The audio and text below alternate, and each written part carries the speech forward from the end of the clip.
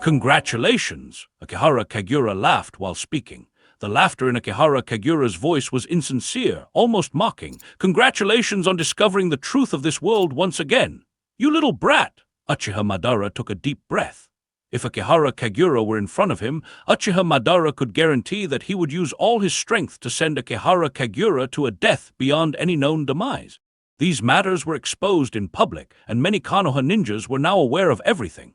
They also knew that a legendary figure had his life toyed with. Today, Uchiha Madara felt a tremendous shock. The truth about Black Zetsu's deceit was revealed, and it was Akihara Kagura's scheme that exposed Black Zetsu's true nature. Is there anything more infuriating than having your life manipulated by someone else? Of course there is. That is, having someone still trying to control your life.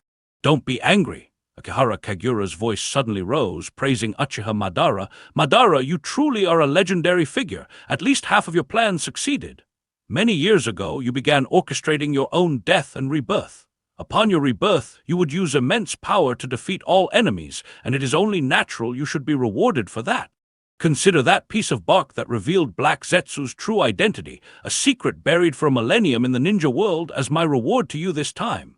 Such arrogance, brat! Uchiha Madara squinted his eyes at the three reanimated Hokage and coldly said to Akihara Kagura, who was controlling them from behind, "Brat, I will show you that not everyone can wield conspiracies as they wish, attempting to control others' lives.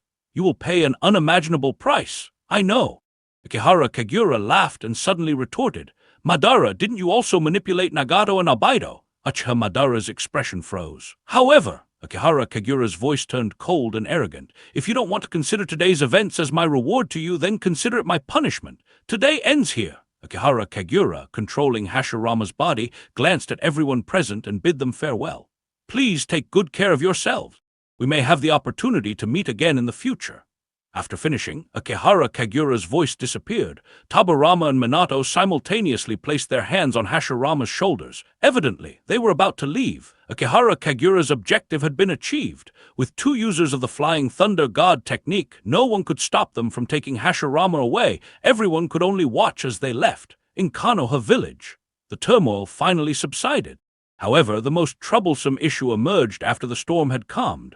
Since Akihara Kagura, the village's strongest ninja and assistant to the Hokage, defected and even attempted to destroy the ninja world, it was impossible to keep this a secret, causing considerable shock within Konoha village. Besides that, there was also the problem of Uchiha Madara. Uchiha Madara was not one to submit easily. In the entire history of the ninja world, Uchiha Madara had only ever submitted to one person, the first Hokage Hashirama, but that was in the past. Tsunade felt extremely troubled, because Konoha had no way to deal with Uchiha Madara. All the Konoha ninjas present witnessed Uchiha Madara's strength, and without Akihara Kagura, Konoha had no means to resist him. Even though Uchiha Madara was once one of the masterminds behind these conspiracies in the ninja world, Konoha had no power to judge him and even needed to rely on his strength to oppose Akihara Kagura. In theory, Uchiha Madara was the only one who could possibly oppose Akihara Kagura. Compared to Tsunade, Uchiha Madara was slightly better. Although his experience today was exceedingly humiliating, he had been resurrected, and in his peak form no less.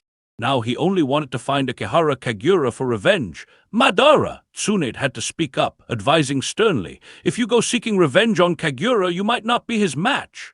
Uchiha Madara frowned. This woman. On what grounds did she say he was no match for Akihara Kagura? Kagura's strength is indeed formidable. Jiraiya stood beside Tsunade and couldn't help but remind Uchiha Madara. He has at least 3 types of Kekkei Genkai: wood release, dust release, and lava release. Perhaps even my great-grandfather is no match for him, Tsunade had to add, hoping Madara would calm down. My great-grandfather's sage art, true several thousand hands, Akihara Kagura can easily perform it too. Based on their known history, Uchiha Madara couldn't even defeat the first Hokage, Hashirama, so how could he possibly contend with someone stronger than Hashirama? That makes me even more interested, Madara responded with a cold smile, ignoring their warnings. Hashirama told me that this kid is even stronger than him, which is exactly why I want to meet him. Perfect, Madara clenched his fist, confident in his own strength improvement. Now I've surpassed Hashirama and need a stronger opponent. Uchiha Madara was an extreme battle enthusiast. Jiraiya and Tsunade's persuasion only fueled his desire to fight Ikehara Kagura, as Madara never shied away from a challenge. "If you want to find Ikehara Kagura," Orochimaru chuckled lightly, reminding Madara, "you might want to check where Uchiha Abido is. You might find him there." "Abido, huh?" Madara nodded thoughtfully. "One more thing," Orochimaru continued with a smile. "Konoha's Nine Tails Jinchuriki is also there, and Ikehara Kagura might want to capture the Nine Tails." "The Nine Tails?" Madara recalled the beast he had once controlled, his gaze falling on the Jido statue lying outside Konoha, frowning slightly. Currently, the Jido statue contains 7-tailed beasts. However, until he uncovered the full truth, until he killed Black Zetsu and Ikehara Kagura, Madara would not continue with the Eye of the Moon plan. He had no intention of doing Black Zetsu's bidding. The Jido statue! Madara touched his Rinnegan, contemplating how to handle the Jido statue, as he could summon it any time with his Rinnegan. But the Jido statue's existence was too mysterious. Madara decided not to use the Jido statue, his Susanoo rising abruptly and tossing the Jido statue outside Konoha. "Chibaku Tensei!" Madara raised his hand, throwing a black sphere towards the Jido statue, sealing it within a Chibaku Tensei. Outside Konoha, a floating stone sphere suddenly appeared. This move shocked all the Konoha ninja present. Though many had seen the Chibaku Tensei before, witnessing Madara casually and effortlessly perform it was astonishing. Now, Madara, having finished his task, walked step by step towards Nagato. "First, I'll reclaim my other Rinnegan." Konan gritted her teeth, standing protectively by Nagato's side. Konan's eyes reflected pain, paper continuously floating around her despite knowing she was no match for Madara. Having performed the Rin rebirth, Nagato was already on the brink of death, his weak body unable to even muster a final burst of energy. "Konan!" Nagato shook his head, indicating for Konan to step aside, even as he struggled to pluck out his Rinnegan, extending his hand. "The most important thing now is to stop Ikehara Kagura. Only he has the power to confront him." "But, Nagato, after what he did to you..." Konan had listened to Ikehara Kagura and Madara's conversation, knowing everything that had happened to Nagato, and the Akatsuki was due to Black Zetsu and Madara. Could they really forgive their enemy just like that? "Konan," Jiraiya, wanting to persuade his disciple, hoped she wouldn't die needlessly, not believing this was the time for internal conflict. "Don't do anything pointless. Madara was manipulated by Black Zetsu." "HMPH!" Madara's figure instantly bypassed Konan, taking the Rinnegan from Nagato's hand and calmly inserting it into his own eye socket. "Don't worry. I won't destroy the ninja world like that extreme kid." Uchiha Madara seemed somewhat satisfied that Nagato voluntarily handed over the Rinnegan, and he explained further. "Everything I have done has been for the sake of a more enduring peace. Peace requires sacrifices. Then, I entrust it to you." Nagato could only respond weakly. "HMPH, since everything began with my eyes, it is only natural that I should end it." With a snort, Uchiha Madara disappeared instantly. After he left, Konan looked at Nagato, who could no longer speak, and silently accompanied him on his final journey. Once Nagato's Rinnegan was completely removed, the 6 paths of pain collapsed to the ground, with the body of Tendo Pain falling beside Nagato, the 3 former members of the Land of Rain. Finally, only Konan remained. "Nagato!" Orochimaru suddenly approached and spoke. "Your power could be crucial in the crises facing the ninja world. I can revive you in your prime after your death." As these words were spoken, the atmosphere suddenly grew somber. Because the battle between Ikehara Kagura and Uchiha Madara was still undecided, they believed that Uchiha Madara was more likely to fail. By then, the ninja world would still face the crisis of Ikehara Kagura, and any additional strength would be an advantage. "I can!" Nagato could not even complete a sentence. "Let me handle it." Kabuto interrupted their conversation, adjusting his glasses, and joined the competition for Nagato's body. "I actually don't fully trust Lord Orochimaru."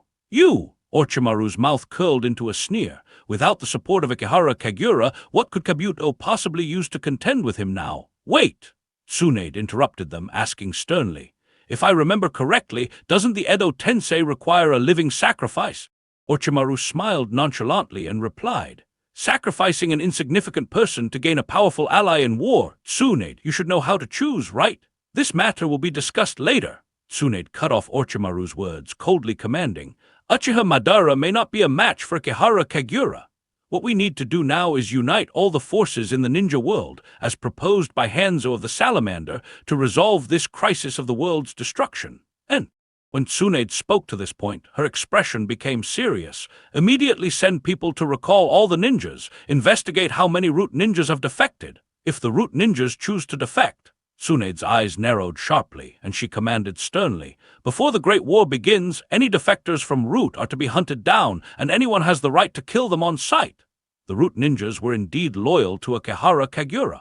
Given Tsunade's impression of Root, it was feared that if Akihara Kagura intended to destroy the ninja world and betray Konoha, the Root ninjas might not be willing to betray him. Root, more than 80 dual Kekkei Genkai ninjas. Most importantly, these dual Kekkei Genkai ninjas all had at least elite Jonin-level combat power. Assembled, they formed a formidable force capable of defeating the ANBU of a great ninja village. And most importantly, Tsunade took a deep breath and said seriously, publicly announced the increase in the bounty level for rogue ninjas, declaring the auxiliary to the Hokage, Akihara Kagura, an SSS-level rogue ninja. On the other hand, the Root ninjas were unaware of all this. Uchiha Sasuke was leading a group of Root ninjas towards the area where Uchiha Obaido was located. Uchiha Obaido was still using his abilities to fight against Team 7 and other squads, while Uchiha Madara was also hurrying in that direction. Valley of the End. Akihara Kagura sat on a small stool with a fishing rod by his side, but his attention was not on fishing. Instead, he was playing with a small toothpick. If not for Tsunade providing him with precise chakra control as the Hokage, Akihara Kagura would not be sure he could even carve on a toothpick. It seems every superior has their uses. Unfortunately, Akihara Kagura's list of superiors was already empty. Karin! Akihara Kagura, while carving the toothpick, felt somewhat frustrated by its small size and had to speak. I remember that Torun has nanometer-sized insects in his body, right? Have him come over and use the insects to help me falsify some history. I will call him. Karin quickly nodded. Burama, Torun, and Yamanaka Fu were Akihara Kagura's personal guards. However, Akihara Kagura never needed them, so most of the time they stayed with Karin, secretly protecting her. Moreover, they didn't really fit in with the Uchiha. And Fu! Have him come over too. Akihara Kagura flipped the toothpick in his hand and lightly ordered, while Torun and I are falsifying history, let him watch the fishing rod for me. I guess a fish will be caught soon. Valley of the End. Yamanaka Fu sat by the lake fishing. As a ninja of the Yamanaka clan, his days were somewhat aimless yet leisurely, always following Aburame Torun. His family had always preferred following intelligent individuals. One must admit, following intelligent people was the right choice, because intelligent people always follow the strong. Aburame Torun sat beside him, holding a stick the size of a toothpick. Tiny nanobugs flowed from his fingertips, crazily accumulating within the stick. What needs to be done? Aburame Torun's expression was calm and steady. Though Aburame Torun was quite young, he had experienced many storms. This young man had witnessed the first root leader being expelled from Konoha and the second root leader defecting from Konoha. Carve a piece of history onto this. Akihara Kagura did not hide his intentions from Aburame Torun, or perhaps, as the end approached, there was no need to hide anything from anyone. Carve a piece.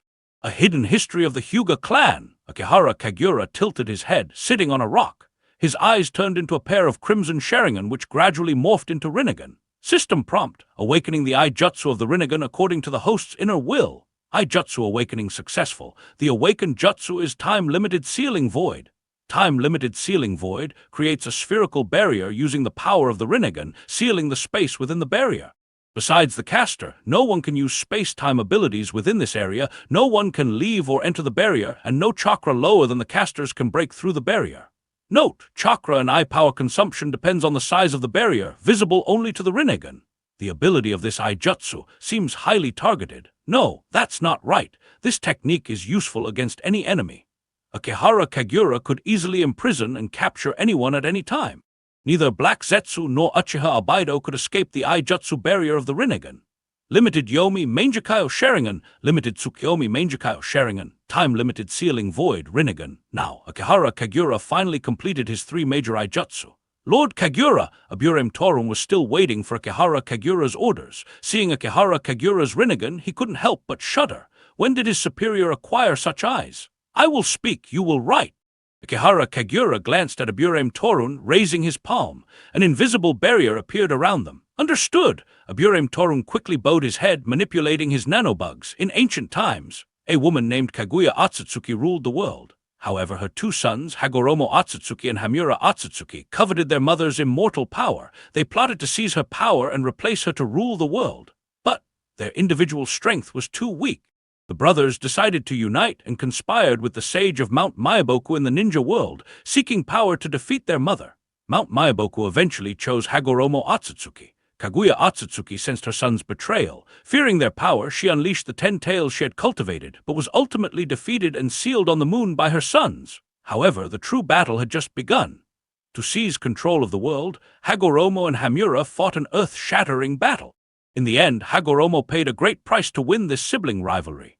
To hide this history, Hagoromo used the 10 tails to kill everyone in the ninja world and created a new world with new ninjas. The new generation called him the Sage of the Six Paths. Hamura, as the loser, fled to the moon, intending to release their mother and seek revenge with her power. Unfortunately, everything was within Hagoromo's expectations.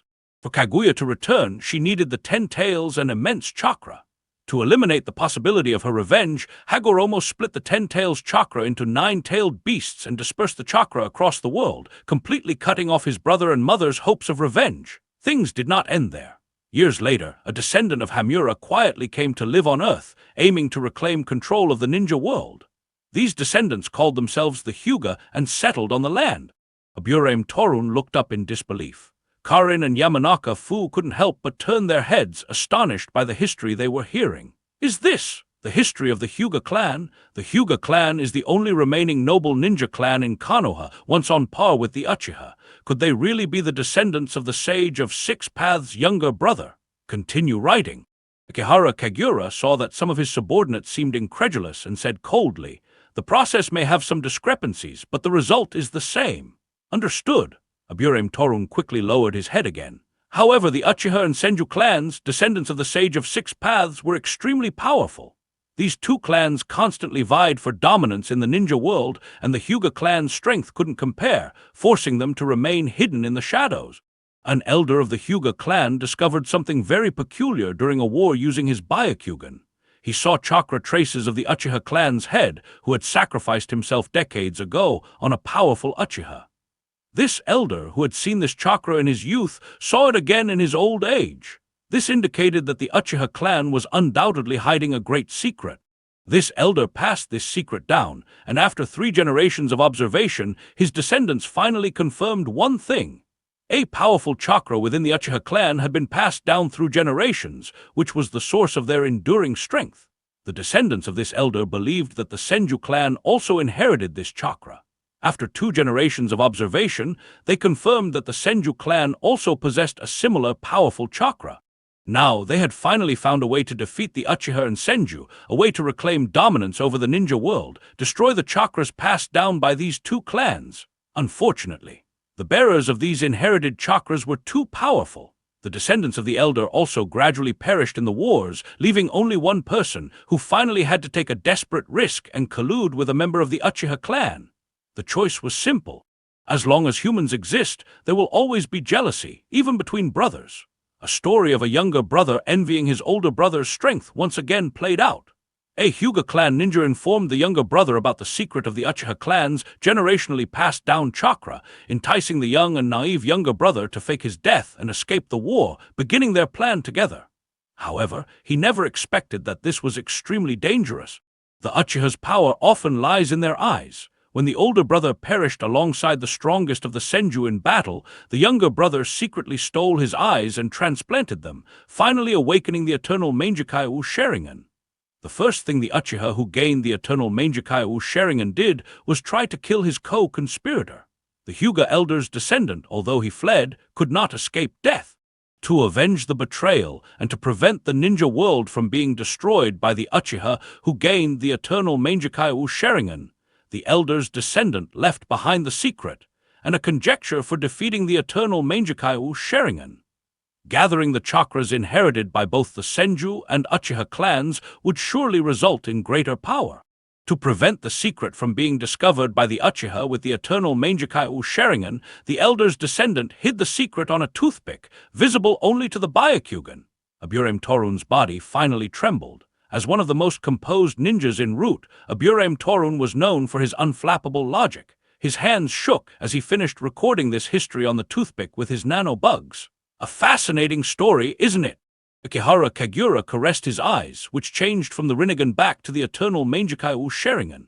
These eyes were passed down from that era. Lord Kagura, are you from the Uchiha clan? Aburame Torun tremulously asked Akihara Kagura. Aburame Torun couldn't discern the truth of the history Akihara Kagura narrated, but the Mangekyo Sharingan in Kagura's eyes was undeniable proof of Uchiha blood. Without a doubt, the content was very likely true. Karin and Yamanaka Fu were also shocked by the history they heard. Do you all believe this? Akihara Kagura smirked slightly, seeing his subordinates believe the forged history. It seems this fabricated history is convincing enough. Next step, we need to find a Hyuga clan ninja to reveal the secret.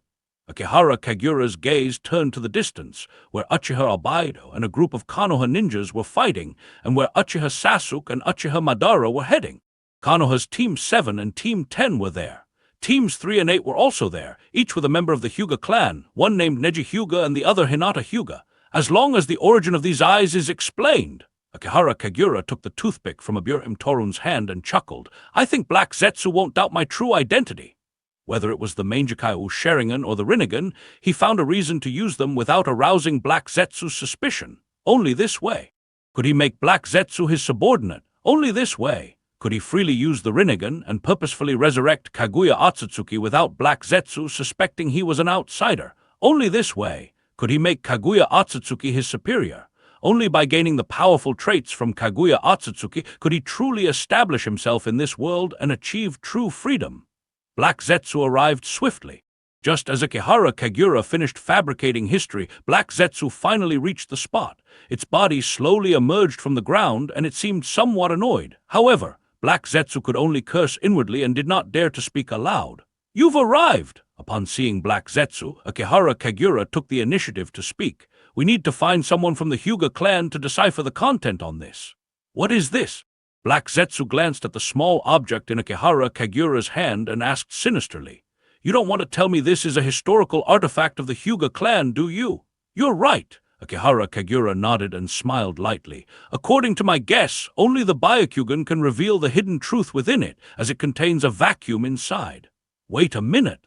Black Zetsu frowned and questioned sternly. Akihara Kagura, didn't you tell me this contains information about the Ten Tails Jinchuriki or something? There should be some. Akihara Kagura raised his eyebrows and continued.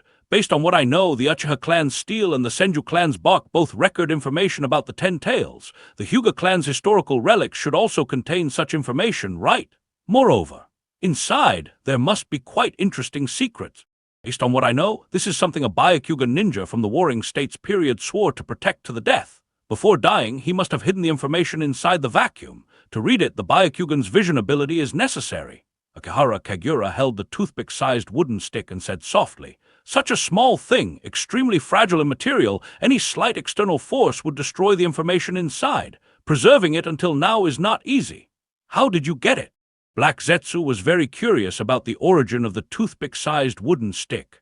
The bark and this came together.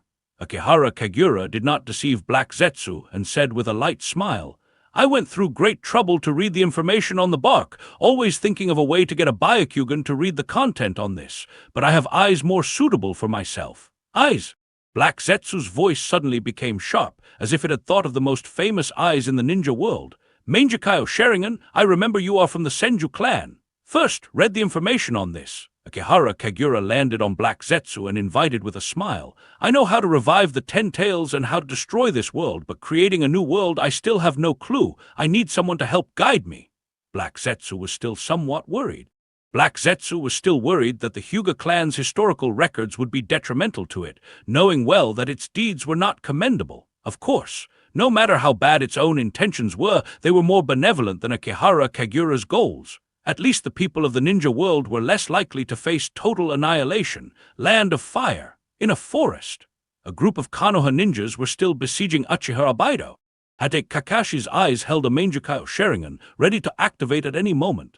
Hade Kakashi had already discovered that his Mangekyo Sharingan and Uchiha Albedo's Mangekyo Sharingan shared a common space. He intended to send the attack into Albedo's Kamui space, thus being able to attack Albedo's body. Give it up, Albedo! Hade Kakashi looked at his old friend and urged him in a solemn tone, "Now you can't even escape. I've seen through your weakness, Abaido. Kakashi." Uchiha Abaido raised his hand and pointed at Hade Kakashi, sneering, "You think you've seen through my weakness, but what can you do now?" Rasengan! Uzumaki Naruto leaped forward, holding a Rasengan. Abaido's body instantly turned intangible. However, Kakashi's eyes tightened, and the power of his Kamui Mangekyo Sharingan activated, absorbing Naruto's Rasengan into the Kamui dimension. In the next moment, Abaido, hiding in the Kamui dimension, was inexplicably hit by the Rasengan, immediately feeling his chakra disrupted. He clenched his teeth in anger. This wasn't the first time such a thing had happened. Nevertheless, Abaido instinctively relied on Kamui over the years, even disdainful of dodging attacks. Fire release, blast wave, wild dance! Abaido suddenly raised his fingers, glaring at Hade Kakashi fiercely. "Then I'll deal with you first." The Kamui Mangekyo Sharingan activated suddenly. A spiral hurricane emerged from the Kamui dimension, enhancing the fire release jutsu released by Abaido. The spiraling fire release jutsu flew towards Kakashi. Wood release, wood locking wall! A figure landed beside Hade Kakashi. Rows of sturdy wooden planks appeared around them, forming a hemispherical barrier that blocked Abaido's fire release. As expected of Captain Yamato, Kiba and Yuzuka from Team 8 praised in awe, "Wood release Kekkei Genkai is indeed reliable, just like the Hokage aides in the village." Yamato, or rather Tenzo, seemed a bit unaccustomed to his name being used outside of ANBU. After leaving the ANBU, Yamato could no longer use the codename Tenzo. He shook his head slightly, somewhat embarrassed, and said modestly, "It's just a basic wood release technique. I'm far behind Lord Kagura." "That's true." Hade Kakashi, well acquainted with both Kagura and Yamato, showed little respect, having spent so much time together. "If that guy were here, we could attack Abaido without holding back." Hearing Kakashi mention Kagura, Abaido's eyes narrowed slightly, and he suddenly thought of an interesting idea. The Konoha Nine-Tails Jinchuriki Uzumaki Naruto was right here. He might as well capture this brat and expose Kagura's true identity to Hade Kakashi, letting him see the harsh reality of the world. Letting Kakashi know just how false this world truly is. Once this thought arose, Abaido found it hard to suppress. He had long grown tired of Kagura always having them cooperate with him in Konoha, and their cooperation was merely to evade Konoha's pursuit and capture the Nine-Tails Jinchuriki. Now, the Akatsuki had already sealed 7-tailed beasts within the Jido statue, leaving only the 8 tails from the cloud and the 9 tails from Konoha. To avoid any mishaps, he might as well capture Uzumaki Naruto, the 9 tails Jinchuriki, right here, preventing Kagura from coercing them into cooperation in the future. This way, he could also cause some trouble for Kagura, whom he had always disliked. Abaido had long been displeased with Kagura. Although that guy had solved many problems for the Akatsuki and him, the source of the troubles was often that guy himself, like being hunted by the 4 Hokage. With this thought, Abaido made up his mind immediately. His eyes flashed, and he lunged towards Uzumaki Naruto, reaching out to grab him. Leaf Whirlwind! Might Guy forced Uchiha Abaido into his intangibility state with a single kick. Leaf Hurricane! Might Guy delivered another spinning kick. Damn it! As Uchiha Abaido watched Might Guy charging at him, an unpleasant memory surfaced. Back in Konoha, he always seemed to be defeated by Might Guy. Now, this taijutsu only Guy dares to obstruct me. Uchiha Abaido leaped onto a high tree, glaring furiously at the well-protected Uzumaki Naruto below. A flicker of anger crossed his face because that eye was in Hade Kakashi's possession.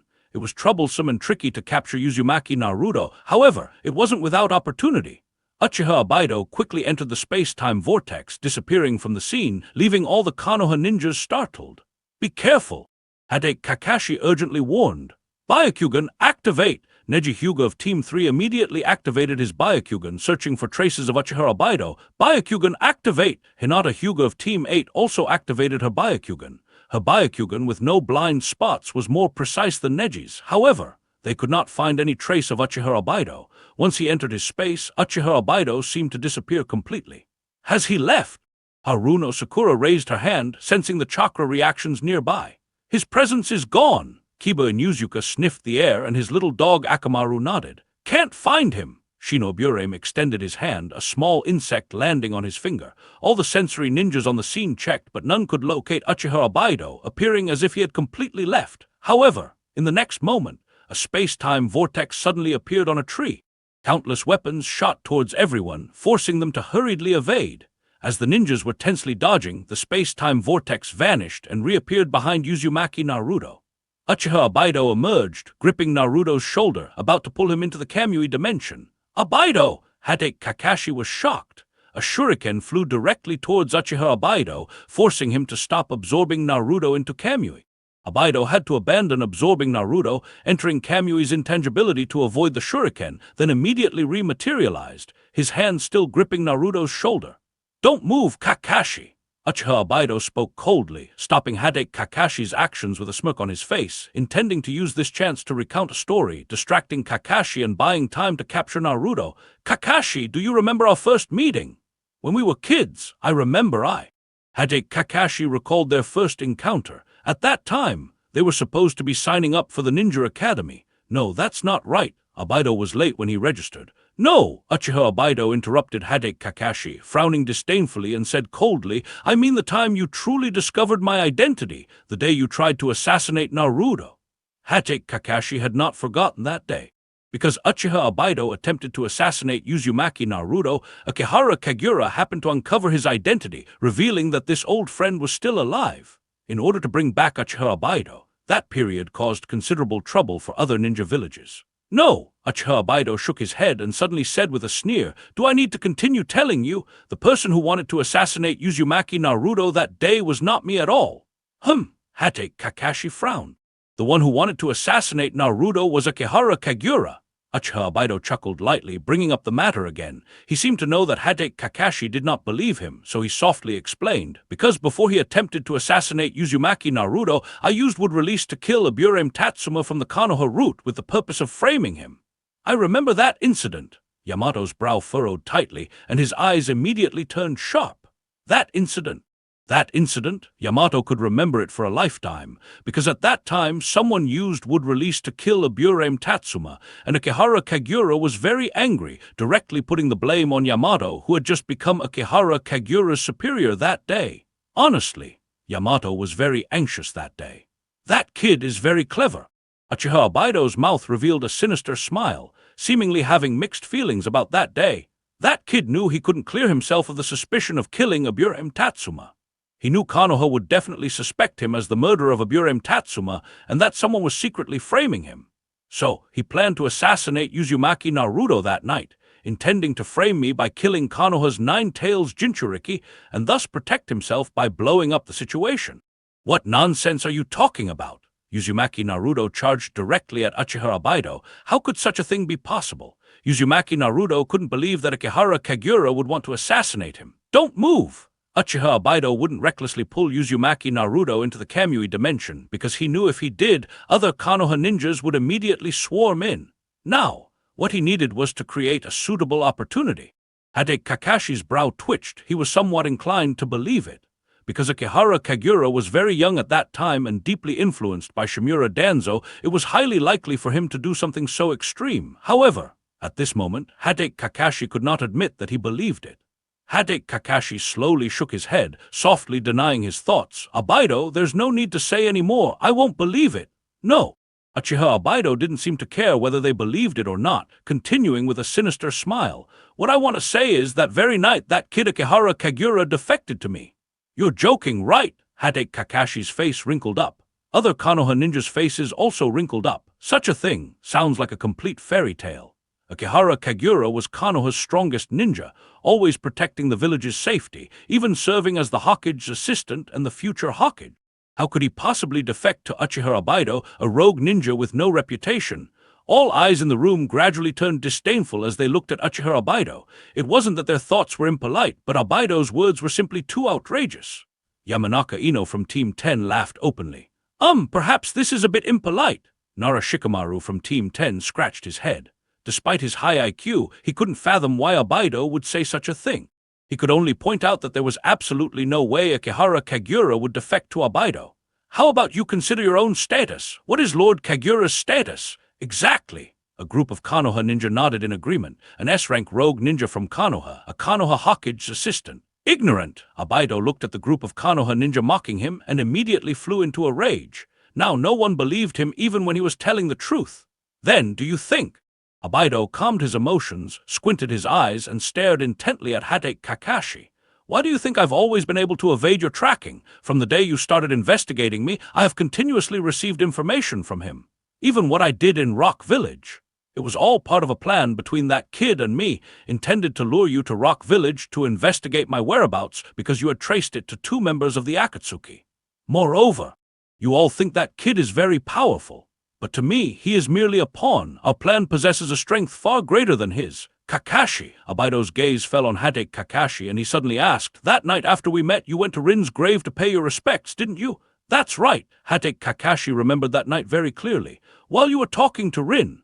A mocking smile appeared on Abido's face, as if he was ridiculing his old friend. "I was in the forest with Akihara Kagura, discussing the plan for him to infiltrate Konoha. From that day on, he became my spy in Konoha.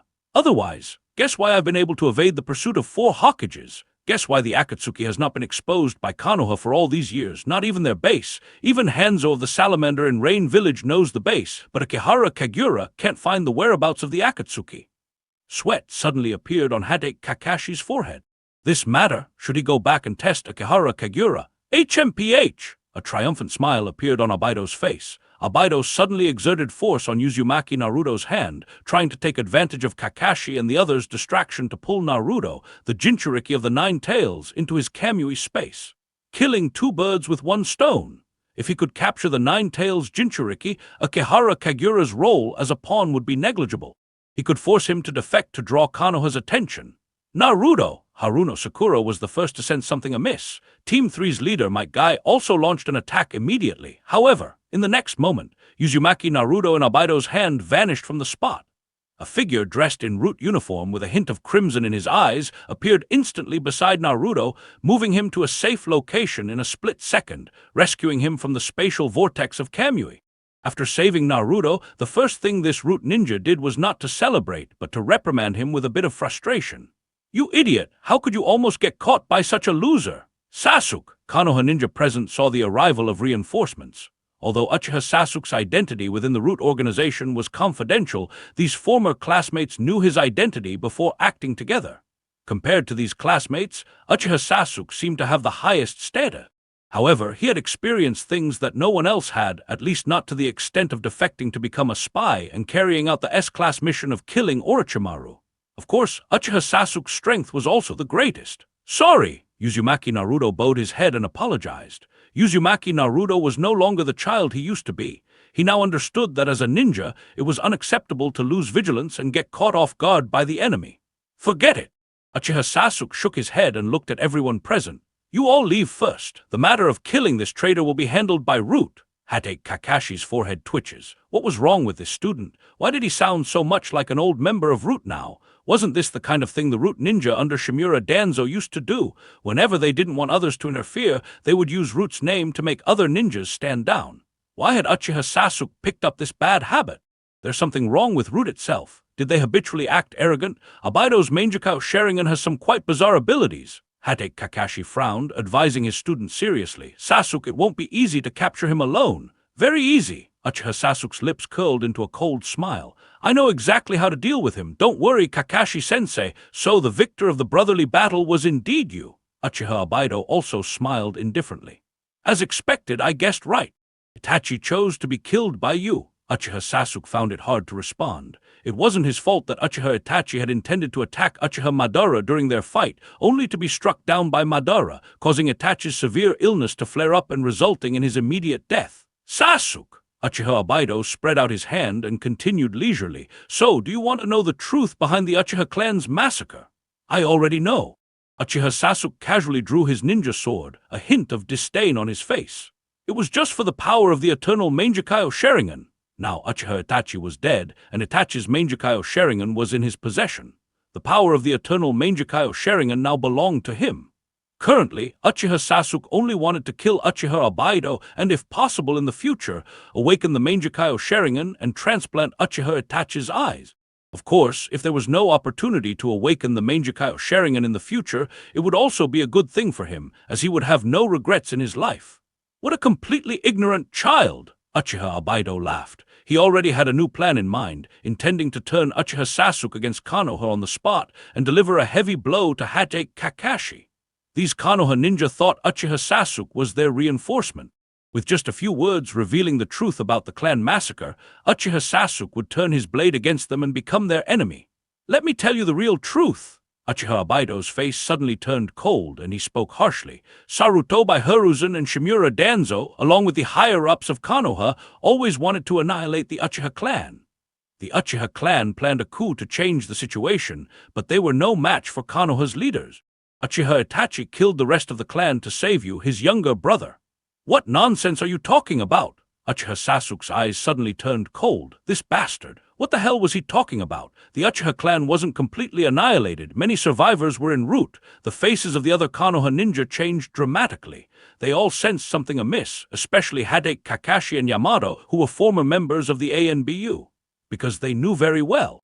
At that time, the relationship between the Uchiha clan and the higher-ups of Konoha was indeed quite tense.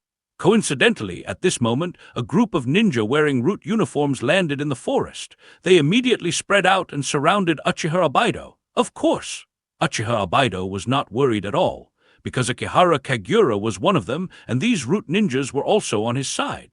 Uchiha Obaido spread his palms and continued coldly. "To ensure your survival, your brother Uchiha Itachi chose to kill all the members of the Uchiha clan. This was a deal between Itachi and Shimura Danzo. By killing all the Uchiha who wanted to overthrow the Konoha higher-ups, they allowed you to live. That day, I personally saw him deliver you to a safe place before using the tailed beast bomb on the Uchiha grounds." Uchiha Sasuke's face immediately showed rage. The other root ninjas exchanged glances, their expressions growing grim. If what Uchiha Obaido said was true, then their relatives were merely sacrifices. "I will kill you." Uchiha Sasuke swung his ninja sword, ready to charge at Uchiha Obaido, cursing coldly. "If you don't know the truth, stop spouting nonsense here. Obaido is partly correct." A voice both unfamiliar and familiar reached Uchiha Sasuke's ears. "Madara!" Uchiha Sasuke turned abruptly to look at the newcomer. It was indeed Uchiha Madara, but he seemed somewhat different. The marks of the reanimation jutsu had disappeared from his face. "Madara!" Uchiha Obaido stared in disbelief at the approaching man. Uchiha Madara ignored Uchiha Obaido, landing in the area and slowly surveying everyone present. His gaze settled on Uzumaki Naruto. Uchiha Madara nodded in satisfaction, feeling reassured upon seeing Uzumaki Naruto still there. "It seems I'm not too late." As long as Uzumaki Naruto hadn't been taken, it wasn't too late for anything. However, while Uchiha Madara felt somewhat relieved upon seeing Uzumaki Naruto, the latter couldn't remain calm. Boom! The moment Uzumaki Naruto saw Uchiha Madara, a layer of red-tailed beast chakra cloaked his body, immediately covering him. The Nine Tails chakra surged out from within, about to break through the seal. Upon seeing Uchiha Madara, the Nine Tails' rage erupted, intending to flood his will and completely transform him into the tailed beast. Inside the sealed space, the sinister and terrifying chakra of the Nine Tails recklessly eroded the seal, continuously invading Uzumaki Naruto's will. "Brat! Hand over your body to me, kill that man!" The hatred from once being controlled. The Nine Tails would never forget, and it wanted to kill Uchiha Madara. "Nine Tails!" Yamato was startled, hastily clasping his hands together.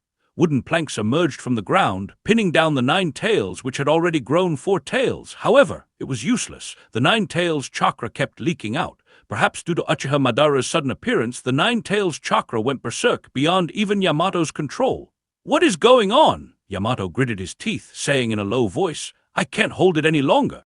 If its tails leak out further, only Lord Kagura can control it." The next second, Yamato's wooden planks shattered. A monstrous beast suddenly emerged from Uzumaki Naruto's body, rapidly growing a 5th, 6th, and 7th tail. Clearly, the Nine Tails was trying to break through the seal completely. The terrifying chakra kept radiating outward. Everyone present could feel the Nine Tails' terror. Uchiha Madara had just appeared, and the Nine Tails went berserk. The Konoha ninjas were at a loss, not knowing what to do. "First, seal the Nine Tails!" Uchiha Sasuke gestured for the root ninjas to help. However, someone more adept at dealing with tailed beasts was present. "Beasts are merely beasts!" Uchiha Madara frowned, completely unconcerned with the rampage of the Nine Tails. His eyes revealed the Sharingan as he calmly glanced at the Nine Tails attempting to break through the seal. Inside Uzumaki Naruto's seal space, Naruto was still resisting the invasion of the Nine Tails chakra, trying to reclaim control of his body. The Nine Tails, imprisoned within the seal, ignored him and continued to erode the seal with its chakra, seeking to seize control.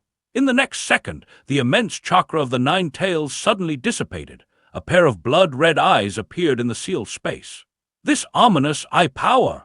The 9 tails within the seal cage immediately became even more enraged, attempting to release its chakra once more. Uchiha Madara, it's you after all! Calm down a bit! Uchiha Madara's voice echoed within the sealed space. You bastard! The 9 tails' body collapsed heavily. In the forest, the chakra of the 9 tails on Uzumaki Naruto vanished without a trace. The 9 tails, which was about to rampage and nearly break the seal, was instantly subdued and calmed down by a mere glance from Uchiha Madara. So strong! A trace of unease flashed across Hatake Kakashi's face. The 9 tails, which once caused immense damage to Konoha, seemed like a mere toy in front of Uchiha Madara. What is this man's true purpose for appearing here? The other Konoha ninjas were also somewhat panicked. They saw Uchiha Madara's eyes and did not even dare to meet his gaze. Only Guy, the Jonin of Team 3, was eager to try, still standing protectively in front of his subordinates, fearing they might be attacked by this unknown enemy.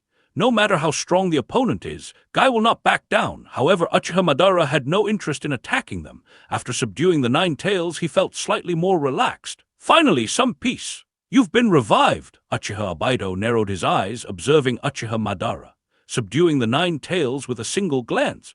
Only Uchiha Madara could achieve this. The Eye of the Moon plan hasn't been completed and the tailed beasts haven't been collected. How has Uchiha Madara been revived, and fully revived at that? Moreover, his eyes, have they been restored too? This guy, I haven't even retrieved the Rinnegan from Nagato, nor experienced becoming the 10 tails Jinchuriki to create an infinite Tsukuyomi world, and he's already revived. Thanks to that kid named Akihara Kagura. Thinking about his revival, Uchiha Madara couldn't help but clench his teeth, his voice cold. To thank him, I'll give him a death like no other before. What exactly is going on? Uchiha Obaido frowned, his voice low. Was it Akihara Kagura who revived you, violating the plan without my consent? Where is Nagato? Since you've revived and reclaimed your eyes, is Nagato already dead? Uchiha Madara glanced at Obaido. Obaido, this guy. What's his situation? Does he still not understand the current state of the ninja world? During the time he was entangled with these Konoha ninjas, how much had that brat accomplished? Moreover, that kid, Akihara Kagura, had already completed his scheme, and you are still entangled here with these Konoha ninjas. At this critical moment, still entangled with these Konoha ninjas, even claiming Akihara Kagura as one of your own. This guy. Why is he still stuck with these Konoha ninjas? If Obaido had put in a little more effort, the plan wouldn't have reached this point. Although I might have ended up as Black Zetsu's pawn. Enough! Uchiha Madara slowly shook his head and turned to walk towards Uchiha Sasuke, having more to say to him. Wait, what do you mean enough? Uchiha Obaido's frown deepened. What does this guy mean? What does he mean by enough? At least explain a bit more clearly about the progress of the plan. Uchiha Obaido didn't quite understand Uchiha Madara's words and questioned coldly. Madara, now that you've been revived, are you planning to kick me out of the Eye of the Moon plan? Uchiha Madara's footsteps involuntarily paused at the mention of the Eye of the Moon plan. He turned back to glance at Obaido, frowning slightly. Obaido! A trace of indifference appeared in Uchiha Madara's eyes as he counter-questioned. Do I need to spell it out more clearly? All thanks to you for recruiting that kid, Akihara Kagura, into our Eye of the Moon plan. Thanks to him, the Eye of the Moon plan is cancelled. What do you mean? The Eye of the Moon plan has been cancelled. Uchiha Obaido's expression froze, as if he hadn't heard clearly for a moment. Since Uchiha Madara was the initiator of the Eye of the Moon plan, Uchiha Obaido had considered many things, but he had never thought that Uchiha Madara would abandon the plan. However, when Uchiha Obaido grasped the literal meaning, his face turned bewildered and angry. Uchiha Madara, what exactly are you talking about? This old guy. What nonsense is he spouting? Does this old guy know what he's talking about? What does he mean the Eye of the Moon plan has been cancelled? Does Uchiha Madara know how much he has sacrificed for the Eye of the Moon plan, how many sleepless nights he endured to make it a reality? For this plan, he buried his past. For this plan, he betrayed the village and killed his own teacher. For this plan, his hands are soaked in blood, living a life worse than a ghost. All of this was to illuminate the world with infinite Tsukuyomi, to recreate a world with Rin. How much he has sacrificed to create a world where Rin could live. And now this guy wants to cancel the plan with just one sentence. What kind of joke are you making? Uchiha Obaido glared angrily at Uchiha Madara. We have already collected 7-tailed beasts. Uzumaki Naruto, the Jinchuriki of the 9 tails, is right here. The plan is about to succeed. I'm still here trying to capture the 9 tails. And now you, having been revived, are saying... Uchiha Obaido clenched his fists, his eyes nearly shooting fire, his anger indescribable. You're telling me that the Eye of the Moon plan has been cancelled. You told me that the Eye of the Moon plan could create a peaceful world. Uchiha Obaido's pupils widened, his eyes almost bleeding. You told me that the Eye of the Moon plan could let me use infinite Tsukuyomi to recreate a world with Rin. I will never allow it. Uchiha Obaido's figure instantly entered the space-time vortex, reappearing before Uchiha Madara as if he had gone completely mad. He didn't care. He would continue the plan. He would use the Eye of the Moon plan to recreate a world with Rin. Uchiha Obaido even reached out to grab Uchiha Madara's eyes, his gaze turning crazy and ferocious. I will not. Never allow the cancellation of the Eye of the Moon plan. If you won't carry it out, then let me continue. Do you want to attack me? Uchiha Madara sneered, raising his finger. Before making Uchiha Obaido his pawn, he had implanted a curse seal in Uchiha Obaido's heart, controlling his life and death at any moment. This guy dared to attack him. The next moment, Uchiha Obaido fell to the ground, clutching his heart in pain. Uchiha Madara looked down at Uchiha Obaido with a grim expression. This Uchiha Obaido in front of him was once his shadow, but now this shadow was of no use. Now let me tell you, Uchiha Madara coldly announced as he stared at Uchiha Obaido. The Eye of the Moon plan is a lie. Infinite Tsukuyomi is a conspiracy. It's all a lie. As Uchiha Madara said this, he continued coldly. The eternal peace we seek is like a flower in a mirror. Our plan has been cancelled. But you told me. Uchiha Obaido's mind was on the verge of collapse, clutching his heart and muttering the same words over and over. You told me, infinite Tsukuyomi could bring everyone into a peaceful dream, could bring back the dead in the dream. Everything is a lie. Uchiha Madara glanced at Uchiha Obaido, who was still maintaining his sanity, and continued disdainfully. We should thank you for bringing Akihara Kagura into our ranks. Our plan was exposed by him. That kid uncovered the conspiracy behind the Eye of the Moon plan. Akihara Kagura. What did he do? Uchiha Obaido, recalling the subordinate he despised the most, struggled to stand up, seemingly going mad. No matter what he did, I will kill him. Madara, let's continue with our plan. Fool! Uchiha Madara narrowed his eyes and coldly responded with dissatisfaction. While you were entangled with these Konoha ninjas, do you realize how much that kid has done? And now you're still fixated on capturing the tailed beasts. As Uchiha Madara and Uchiha Obaido were arguing, Might Guy seemed somewhat confused and quickly approached Hadate Kakashi to ask, Hey, Kakashi! Might Guy cautiously approached Hadate Kakashi and asked, Did you understand what they were saying? I didn't quite get it. It seems like. Hadate Kakashi frowned and, based on the information he knew, cautiously explained, It seems they had a plan and Akihara Kagura destroyed it, thwarting their conspiracy. Something like that. Uchiha Madara's gaze immediately swept over. Naive and foolish kid. Uchiha Madara, having heard Hadate Kakashi's words, mocked Kakashi's ignorance and stupidity. Indeed, our plan failed, but that kid's plan to destroy the ninja world has begun. He deceived everyone. What are you saying? Hadate Kakashi's eyes widened in disbelief. You'll understand when you return to Konoha. Uchiha Madara shook his head helplessly, unwilling to elaborate on their outdated information. He couldn't possibly tell them he had been deceived, could he? Besides, he had been deceived by two people. Although it was the same scam, both of them had used it to trick him. At that moment, several ANBU members hurried over and spoke coldly. Orders from the Hokage. Teams 3, 7, 8, and 10 are to return to Konoha immediately. This, Hadate Kakashi and the Konoha ninjas hesitated. They didn't know the current situation. Why were they suddenly ordered to return to Konoha? Weren't they supposed to capture Uchiha Obaido here? Wait! Hadate Kakashi stepped forward and softly asked, Does Lady Tsunade mean that the task of capturing Obaido is to be handed over to Root? No. However, upon seeing a group of Root ninjas present, the ANBU members continued coldly. Root leader Akihara Kagura has defected and is now an SSS-ranked rogue ninja. All Root members must return to Konoha for investigation immediately. Any disobedience will be met with lethal force. Everyone present was stunned. If Uchiha Madara's appearance had only caused confusion and unease, the news of Akihara Kagura's defection undoubtedly struck terror into their hearts. That's impossible. Uzumaki Naruto's expression changed drastically. This must be a joke. Uchiha Sasuke frowned deeply. For both of them, Akihara Kagura held a high position in their hearts, almost like a parent. They absolutely refused to believe such a thing. A group of Root ninjas looked at each other in confusion. They didn't know their superior's exact situation nor what they should do. Whose orders should they follow at this moment? Surely not the orders of these ANBU members. Don't make such terrifying jokes! Nara Shikamaru of Team 10 couldn't believe this news. As one of the few intelligent people in Konoha, the Nara clan always assesses the situation carefully. They all knew the significance of Akihara Kagura to Konoha. Has something happened in the village? Sweat dripped from Hade Kakashi's forehead as he asked solemnly, "What exactly did Kagura do? Why would Lady Tsunade issue such a warrant without reason?" The strongest force in Konoha defecting. This could only mean one thing: the sky was falling. To my knowledge, the highest level of a warrant should be S-class.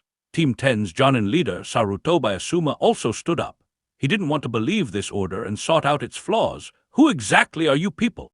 Why are you impersonating the village's Anbu? Are you spies from another ninja village?" The Anbu ninjas felt extremely aggrieved, because when they heard about Akihara Kagura's defection, they had the same thought: could someone be secretly sowing discord? But everything was true.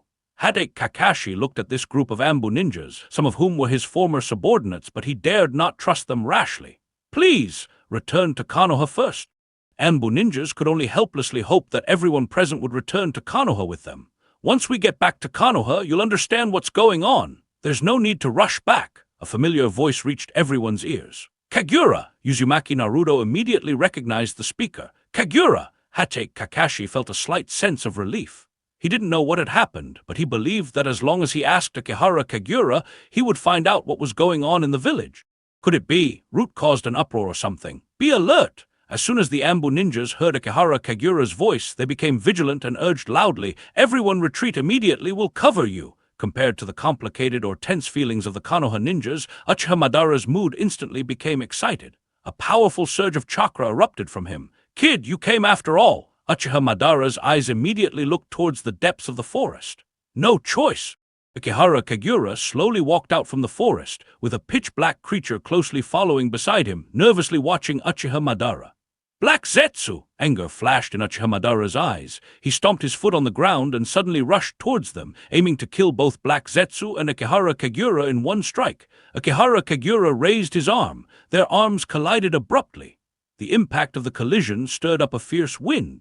Everyone had to cover their faces from the wind, feeling the unbelievable aftermath of the clash between the two. "Don't be hasty." Akihara Kagura's arm blocked Uchiha Madara's. To him, the impact felt like a gentle breeze, and his voice remained calm. "Madara, if you want to fight, could you wait a bit, at least until I read the message from the Hyuga clan's relic? Then let me kill Black Zetsu first." Uchiha Madara's gaze turned coldly towards Black Zetsu. In the moment of his clash with Akihara Kagura, Madara felt the immense power within Kagura. Their battle wouldn't be decided quickly, so he might as well kill Black Zetsu first, to reclaim some of the interest from his deception. That's not going to happen. Akihara Kagura shook his head, rejecting Uchiha Madara's proposal. "At the very least, we should first check if there is any information about Black Zetsu hidden among the historical relics of the Hyuga clan to avoid any errors in my plan." "Akihara Kagura, what on earth is going on here?" Uchiha Abaido clenched his fists and walked step by step towards Akihara Kagura. "What exactly have you been doing? What is the Eye of the Moon plan all about? Black Zetsu, what is going on here?" Currently, Uchiha Abaido still didn't understand the situation. Now, Uchiha Abaido only knew that their Eye of the Moon plan had been cancelled, all because of Akihara Kagura, who was now associated with Black Zetsu. But isn't Black Zetsu supposed to be Uchiha Madara's will? Why does Uchiha Madara want to kill Black Zetsu so badly? Black Zetsu! Uchiha Abaido looked coldly at Black Zetsu, who was standing beside Akihara Kagura, and questioned him. "I remember, aren't you supposed to be Madara's will? That Black Zetsu is the dark will of the Sage of the Six Paths." An ANBU ninja voluntarily answered Uchiha Abaido's question, perhaps because he couldn't stand Uchiha Abaido's severe lack of information. However, another ANBU ninja immediately refuted his companion. "Wait a minute! Isn't Black Zetsu the will of Kaguya?" Yet another ANBU ninja countered. "But according to the historical records of the Senju clan, Black Zetsu is the dark will of the Sage of the Six Paths. What on earth is going on?" Hade Kakashi, usually quick-thinking, couldn't help but rub his forehead in frustration at this moment, unable to figure out what had happened. "I think I have some guesses." Cold sweat suddenly appeared on Nara Shikamaru's face. All the information quickly converged in his mind. This 17-year-old immediately guessed what might have happened, his heart racing as he trembled and spoke. "Uchiha Madara didn't attack us. He even helped Naruto subdue the Nine Tails, which means he might not be our enemy. And the ANBU ninja didn't show any surprise at Uchiha Madara's appearance. So, that creature called Black Zetsu, and Uchiha Madara and Uchiha Abaido, they must have had a plan to overthrow the ninja world, which they kept referring to as the Eye of the Moon plan. Their relationships are unclear, but they must be allies of some sort. But This plan was forcibly cancelled. Nara Shikamaru remembered Uchiha Madara mentioning Akihara Kagura's intent to destroy the ninja world. Speaking of his speculations, his lips become dry, because that creature called Black Zetsu has a special identity and an even more terrifying plan, such as being the so-called will of the Sage of the Six Paths or something. So Black Zetsu chose to betray Uchiha Madara. At this point, Nara Shikamaru's gaze fell on Akihara Kagura, a sense of panic welling up with the facts he had guessed. It chose another person to carry out an even more terrifying plan, and that person it chose is the assistant to our village's Hokage, Akihara Kagura. Everyone present was stunned, as expected of a Nara clan ninja. Even the ANBU ninjas had to praise Nara Shikamaru's wisdom. They had witnessed the upheaval in Konoha firsthand, but couldn't summarize the events as Nara Shikamaru did. Even Uchiha Madara turned to glance at Nara Shikamaru, giving him an appreciative look. That's roughly correct, but the process and outcome are somewhat different. After praising Nara Shikamaru, an ANBU ninja's voice grew heavy. Strictly speaking, the ANBU's gaze fell on Akihara Kagura, who was smiling, remembering that behind that smile lay the darkness controlling the ninja world and the conspiracy to destroy it, causing his heart to race uncontrollably. The former assistant to the Hokage in our village, Akihara Kagura, is the true culprit behind all these conspiracies from the shadows. The information brought by the Anbu was shocking. The Konoha ninjas had already stretched their imaginations as far as possible, thinking of scenarios like Black Zetsu colluding to lure Akihara Kagura into executing an evil plan. In the end, this Anbu ninja informed them that Akihara Kagura was the mastermind behind these conspiracies. The Anbu ninja didn't even hide his fear when he mentioned it. No, impossible. Yamanaka Ino of Team 10 trembled with fear and cautiously asked, "Everyone in the village says that Lord Kagura is the strongest ninja in the village, and he has always been protecting it. How could he possibly?" "Ino," Nara Shikamaru glanced at his companion, feeling uneasy himself. "The way these big figures think is often beyond our comprehension and imagination." Crunch, crunch! Akimichi Choji continued munching on his chips, pondering one question: if it's all true. Crunch, crunch! Naruto would be very upset, wouldn't he? Nara Shikamaru fell silent immediately, because he and Choji had been good friends with Uzumaki Naruto since their school days, and they knew that Uzumaki Naruto had always been cared for by Akihara Kagura like an older brother. Now, how would Uzumaki Naruto be feeling? Team 7. Everyone was somewhat silent. Haruno Sakura looked at Uzumaki Naruto, whose suppressed expression seemed ready to erupt at any moment and couldn't help but feel a bit nervous. "Naruto, are you okay?" "Of course." Uzumaki Naruto was startled, then gave Haruno Sakura a sunny smile. "We don't know anything for sure yet. At the very least, we need to find out the truth." "Indeed." Hachike Kakashi took a deep breath and slowly nodded. At least he didn't have to worry about Naruto's reaction. But regarding Uchiha Sasuke, whether it was the truth about the Uchiha clan's massacre, briefly mentioned by Uchiha Obaido and Uchiha Madara, or the defection of the root leader Akihara Kagura, both could have a significant impact on Uchiha Sasuke's life. However, Uchiha Sasuke's expression remained unchanged, making it impossible to tell what he was thinking, though his tightly gripped ninja sword revealed his inner turmoil. Compared to the others, Uchiha Obaido was undoubtedly the most agitated. "Answer me!" Uchiha Obaido continued to stare intently at Akihara Kagura, his gaze also sweeping over Black Zetsu and Uchiha Madara beside him, roaring in a hoarse voice, "What's going on? Tell me, why did you stop the Eye of the Moon plan?" "Because the Eye of the Moon plan could never bring peace." Uchiha Madara glanced coldly at Uchiha Obaido and continued in a cold voice, "That was Black Zetsu's plan to dominate the ninja world. Isn't it your will?" Uchiha Obaido tactlessly hit the nail on the head. Uchiha Madara felt a murderous urge. "Of course not." Akihara Kagura spread his hands and smiled nonchalantly. "Black Zetsu's identity is quite distinguished. It is the will of the Sage of the Six Paths." "I am the will of Kaguya," Black Zetsu immediately retorted, disliking the identity recorded on the bark. "That's a slander by the Sage of the Six Paths. I am the will born from Kaguya. In any case, Black Zetsu and the Sage of the Six Paths are from the same era." Akihara Kagura promptly corrected Black Zetsu, saying, "Originally, Black Zetsu intended to use you and Madara to implement the Eye of the Moon plan, revive the 10 Tails, and use infinite Tsukiyomi to pull everyone into a dream, thereby achieving eternal peace." "Isn't that good?" Uchiha Obaido frowned. "HMPH." Uchiha Madara snorted disdainfully. "Then their chakra would be drained in the infinite Tsukiyomi, and everyone would turn into those fools like White Zetsu." Uchiha Obaido's eyes twitched, and his mind immediately recalled the White Zetsus who were always curious about what it felt like to defecate. This Is this the consequence of the infinite Tsukuyomi? So, Uchiha Abaido finally had to face a reality. His pupils gradually dilated, even showing a trace of blood. The infinite Tsukuyomi is fake.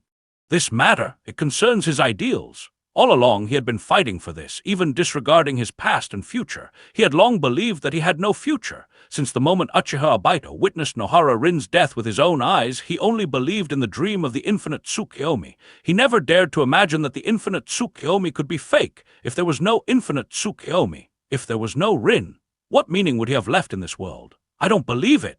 Uchiha Abaido's face twisted with rage, and he pressed his palm tightly against his head. I don't believe the infinite Tsukuyomi is fake. I will create a world with Rin. Uchiha Abaido, he seemed to have truly gone completely mad. His eyes flashed as he looked in Uzumaki Naruto's direction, suddenly rushing towards Uzumaki Naruto, reaching out to grab him. Is this guy crazy? Uchiha Sasuke immediately blocked Uchiha Abaido's path, swinging his sword to stop Abaido, the blade slicing through Abaido's body. Abaido! Hadate Kakashi also rushed over quickly. Only his Mangekyou Sharingan could stop Uchiha Abaido, and only he wanted to stop the crazed Abaido. Kakashi! Might Guy immediately followed. The three of them instantly surrounded Uchiha Abaido.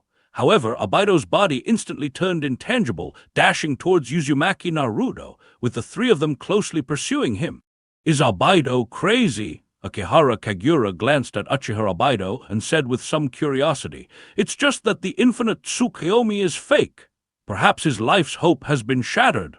Black Zetsu shook his head, seemingly quite emotional about this matter. Back then, it was Madara who manipulated Mist Village to implant the three tails in Nohara Rin's body, framing Hadate Kakashi and forcing him to kill Nohara Rin, pushing Abaido into the fantasy that the infinite Tsukuyomi could save the ninja world. Now, this fantasy has also been shattered. Uchiha Madara's eyes flashed. This bastard actually pushed the blame onto him. Black Zetsu saying this at this time was obviously to make Uchiha Abaido resent him, trying to create trouble for him. Black Zetsu, this bastard, once he betrayed him, he truly became a big problem. Black Zetsu's words reached Hadate Kakashi and Uchiha Abaido's ears. Both of their expressions changed simultaneously, and they looked at Uchiha Madara. Hadate Kakashi immediately turned his head. For a long time, Hadate Kakashi had been immersed in the pain of personally killing Nohara Rin, always hating the blood on his own hands. But it turned out to be someone else's conspiracy, Rin's death. Was it really Uchiha Madara's conspiracy? You killed Rin! In an instant, Uchiha Abaido identified the culprit. Because Uchiha Abaido knew more information than Hadate Kakashi. He knew that Uchiha Madara had once controlled the Mizukage of Mist Village, and he was certain that all of this was done by Uchiha Madara. If in the past, Uchiha Abaido had once pinned his hopes on the Eye of the Moon plan and could turn a blind eye to all of this, now he only wanted to kill Uchiha Madara. Uchiha Abaido's figure flipped again, rushing towards Uchiha Madara, but before he could take a few steps, he suddenly fell to the ground. Uchiha Madara had raised his finger, controlling Uchiha Abaido in place. Madara! Uchiha Abaido glared angrily at Uchiha Madara. If I didn't want to use you as a pawn, I wouldn't have wanted to kill that little girl. Uchiha Madara was completely indifferent to his mistake. He let out a cold snort and threatened Uchiha Abaido. Abaido, you have always been just a pawn to me. Now, with just a slight move of my finger, your heart will explode. Ah! Uchiha Abaido's body convulsed in agony. His shoulders suddenly sprouted pitch-black yin-yang release rods. These rods flowed with yin-yang chakra, firmly controlling Uchiha Abaido's body. This pain of being controlled by an enemy. For Uchiha Abaido, it was worse than death. Even entering his intangibility state could not change the situation, because the yin-yang release curse mark implanted in his body was a control measure long prepared by Uchiha Madara. Uchiha Abaido lay on the ground in pain. Forcing himself to rise, he looked in the direction of Hadate Kakashi and through gritted teeth shouted a name, Kakashi, kill him! Uchiha Abaido clenched his teeth and said harshly, Hurry and kill me, take my eye and use Kamui's power to kill Uchiha Madara. Hadate Kakashi's eyes narrowed. Hadate Kakashi flipped his kunai, catching it in his hand. Kakashi-senpai, an ANBU ninja blocked Hadate Kakashi, speaking in a deep voice. Uchiha Madara is not our enemy yet. The real enemy is the former Hokage's assistant. Lady Hokage's stance is to join forces with Uchiha Madara against Akihara Kagura. Hadate Kakashi's fervent heart suddenly went cold. He had now seen the real culprit behind Nohara Rin's death, yet the ANBU was telling him that Uchiha Madara was a potential ally of Konoha, and that his friend Akihara Kagura was the enemy. What kind of world was this? He knew who his enemy was, but he couldn't take revenge on them. His former comrade lay there. Now that comrade lay on the ground in pain, unable to struggle, only able to painfully shout for him to take his eye and use Kamui's power to avenge Rin. Hatake Kakashi was very aware of Kamui's ability. Uchiha Obaido's other eye had a unique ability. With the simple power to become intangible to evade attacks, it had the potential to avenge Uchiha Madara. Kakashi-senpai, please follow Lady Hokage's orders. The ANBU ninja was afraid of Hatake Kakashi acting impulsively, hoping this senior would follow the Hokage orders and not recklessly make more enemies. I understand. Hatake Kakashi gritted his teeth, his eyes narrowed, and the blade of the kana in his hand sliced his palm. Blood flowed down his palm, but he forced himself to calm down. Kakashi! Might Guy walked over to Hatake Kakashi uneasily, placing a hand on Kakashi's shoulder as if to comfort him. Kakashi-senpai! Yamato approached and gently persuaded Hatake Kakashi. Don't forget, Uchiha Obaido is also an enemy of the village. He caused the deaths of the fourth Hokage and his wife. Sarutobi Asuma sighed. Obaido! Hatake Kakashi tightly grasped his kunai, looking at Uchiha Obaido lying on the ground, pleading and in pain. His heart ached. He couldn't protect Rin. Could he not even avenge her? At least bring Obaido over first. Hatake Kakashi spoke in a low voice as if he couldn't feel the pain. Obaido is a rogue ninja of Konoha anyway. We need to take him back for punishment. Understood. The ANBU ninja could only nod. He seemed to know Hatake Kakashi's past and softly said, Kakashi-senpai, please stay calm. You are not Uchiha Madara's opponent. Do not make a pointless sacrifice. I know. Hatake Kakashi walked step by step towards Uchiha Obaido, reaching out to lift his friend's body, intending to hand him over to his student Haruno Sakura for some medical treatment. However, Uchiha Obaido suddenly grabbed Hatake Kakashi's shoulder, gritting his teeth as he spoke. Take my eye and avenge Rin for me. First, let's treat your wounds. Hatake Kakashi looked at the black rod on Uchiha Obaido's shoulder. I should have died a long time ago. Uchiha Obaido's hand involuntarily dropped, but he still tightly grasped Hatake Kakashi's arm. Uchiha Madara controls my heart. I can't attack him. Take my eye and avenge me. The village's orders forbid any action against Uchiha Madara. Hatake Kakashi spoke in a low voice as if it took all his strength. If Kagura really did something, Konoha needs Uchiha Madara's power. Kagura! Uzumaki Naruto finally broke the oppressive silence, looking at Akihara Kagura and asking a question that many present were concerned about. What exactly did you do? Why do they say you betrayed us? What is going on? I only want to bring true peace to the ninja world. Akihara Kagura smiled and explained his plan.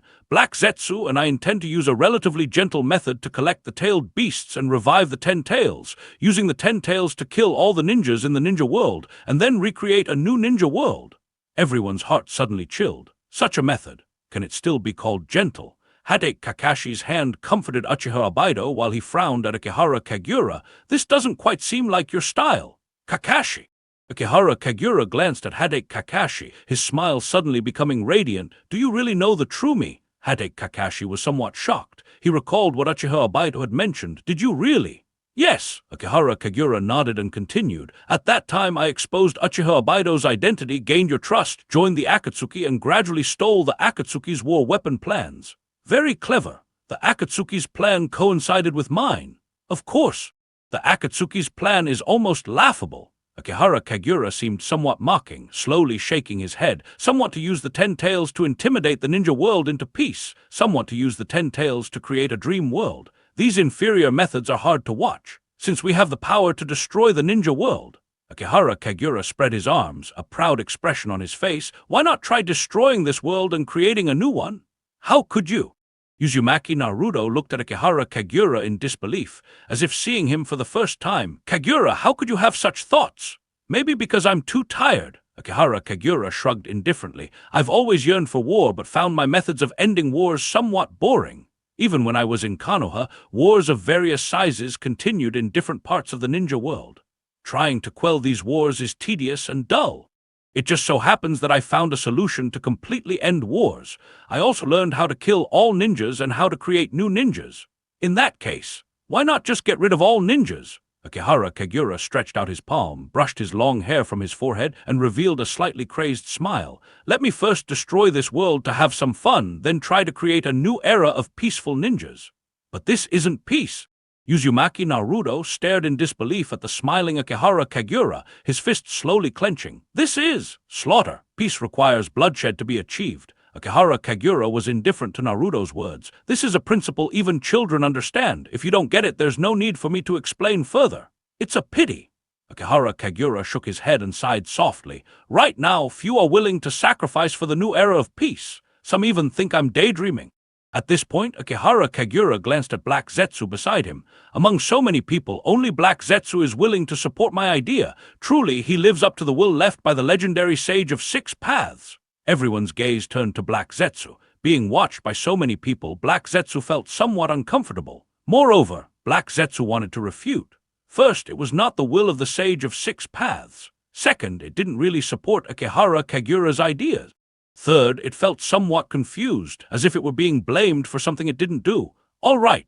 Akihara Kagura clapped his hands, his gaze falling on Hyuga Hinata and Hyuga Neji. Now, let me do something important. Before my plan starts, I want to know a secret about the Hyuga clan.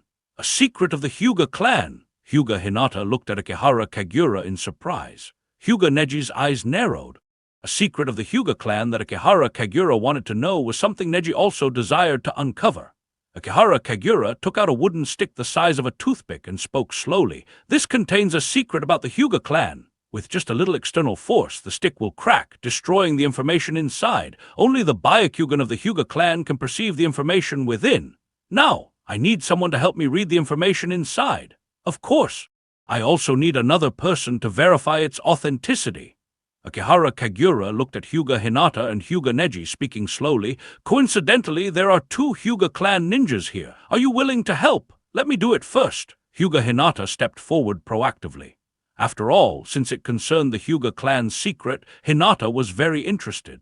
Just as the other Ambu ninjas wanted to intervene, Akihara Kagura raised his hand, and vines emerged from the ground, preventing them from approaching. However, Uchiha Madara remained indifferent, because Uchiha Madara also wanted to know the Hyuga clan's secret. Akihara Kagura handed the wooden stick to Hyuga Hinata, speaking gently. If the information read by the 2 Hyuga ninjas doesn't match, I'll have to ask both of you to die here. Hyuga Hinata was startled. Hyuga Neji's emotions were complicated. At this moment, the fate of a member of the main family and a branch family was intertwined. If Neji wanted to kill Hinata, he only needed to slightly misread the information, ensuring the main family member would accompany him to the afterlife. Kakashi! Might Guy held a pair of nunchaku in his hand and leaped to stand beside Hadate Kakashi, asking in a deep voice, should we stop them? How can we stop them? Hadate Kakashi shook his head, doubting their ability to prevent Akihara Kagura from doing what he intended. Every Konoha ninja present knew how powerful Akihara Kagura was. To stop Akihara Kagura, at least the strength equivalent to the first Hokage would be needed. Among those present, only Uchiha Madara could possibly do it, yet he stood still, making no move, allowing Akihara Kagura to threaten the Konoha ninjas. Hyuga Hinata calmly accepted the wooden tag. Hyuga Neji's ears were immediately sealed to prevent him from eavesdropping. Hyuga Hinata was well aware that her cousin Hyuga Neji had always wanted to kill her. If he wanted to harm her, even a slight misstep in speech could lead to both of their deaths. However, if they both wanted to survive, no matter what, the first person had to read out the true contents of the wooden tag. Byakugan, activate! Hyuga Hinata instantly activated her Byakugan, seeing through the surface of the wooden tag to the dense small characters inside, which she found somewhat strenuous to read. However, the content inside shocked her. The wooden tag detailed the origins of the Hyuga clan, even origins that the clan itself could not find in any records. It recorded in detail who the ancestors of the Hyuga clan were, and why the Hyuga clan appeared in the ninja world. In ancient times, Kaguya Otsutsuki ruled the world. Kaguya Otsutsuki's 2 sons, Hagoromo Otsutsuki and Hamura Otsutsuki, wanted to seize their mother's power for themselves. They joined forces, colluded with the sage of Mayaboku in the ninja world, and ultimately sealed Kaguya on the moon, as expected. The beginning of the story was always about the Otsutsuki family. However, compared to the Uchiha clan's stone tablet and the Senju clan's tree bark, the history recorded on the Hyuga clan's wooden tag seemed slightly different. This is history. Black Zetsu listened to the contents recorded on the wooden tag, feeling somewhat tearful and moved. This is true history, compared to the Senju clan's tree bark. The history recorded on the Hyuga clan's wooden tag was much kinder. Now, it could finally prove its identity. This is true history. Black Zetsu proved what it said was true and could now prove its identity. I am the will of Kaguya, born when Kaguya was sealed. However, After Hyuga Hinata finished reading Kaguya Otsutsuki's story, she continued to read the following story about the brothers Hagoromo Otsutsuki and Hamura Otsutsuki. To seize control of this world, the brothers engaged in an earth-shattering battle. Ultimately, the elder brother Hagoromo Otsutsuki won this brotherly war. Black Zetsu frowned. The history of the Hyuga clan seemed a bit strange. However, this seemed advantageous for itself. Those brothers who sealed their mother deserved to die. But the history of the Hyuga clan grew even stranger. As Hyuga Hinata read the following history, a sense of horror arose in her heart. To cover up the past, Hagoromo Otsutsuki used the 10 tails to kill everyone in the ninja world, recreating a new world and new ninjas. Everyone present was shocked. They all instinctively looked at Akihara Kagura, because what Hagoromo Otsutsuki did was identical to what Akihara Kagura was doing, making some of the Konoha Anbu who had heard of Hagoromo Otsutsuki's name even more uneasy. Because this person named Hagoromo Otsutsuki had another identity recorded on the Senju clan's tree bark. When Hyuga Hinata read about Hagoromo Otsutsuki's identity, her voice suddenly trembled. The new generation of ninjas called the creator Hagoromo Otsutsuki, the Sage of Six Paths. The ninjas present immediately fell silent. Black Zetsu felt uneasy. The history of the Hyuga clan seemed a bit wild as well. Sage of Six Paths! Did he create the world for this reason? Most ninjas have heard stories of the Sage of Six Paths creating the world or founding ninjutsu. As a legendary figure in the ninja world, the Sage of Six Paths seemed omnipotent. However, no one had heard that before the Sage of Six Paths Otsutsuki Hagoromo created the world, he conducted an apocalyptic event to conceal a history of patricide and fratricide. This is a subversion. Who would have thought that the god who created the world, the Sage of Six Paths, was also the one who destroyed the previous era? This revelation left many ninjas who revered the Sage of Six Paths devastated. How is this possible? Uzumaki Naruto widened his eyes in disbelief. In the stories he had heard about the Sage of Six Paths, Jiraiya always told him that the Sage of Six Paths founded ninjutsu and established an ancient era of mutual understanding. But before the Sage of Six Paths created the world, did he conduct an apocalypse to conceal history? The expressions of the other Konoha ninjas were also not looking good.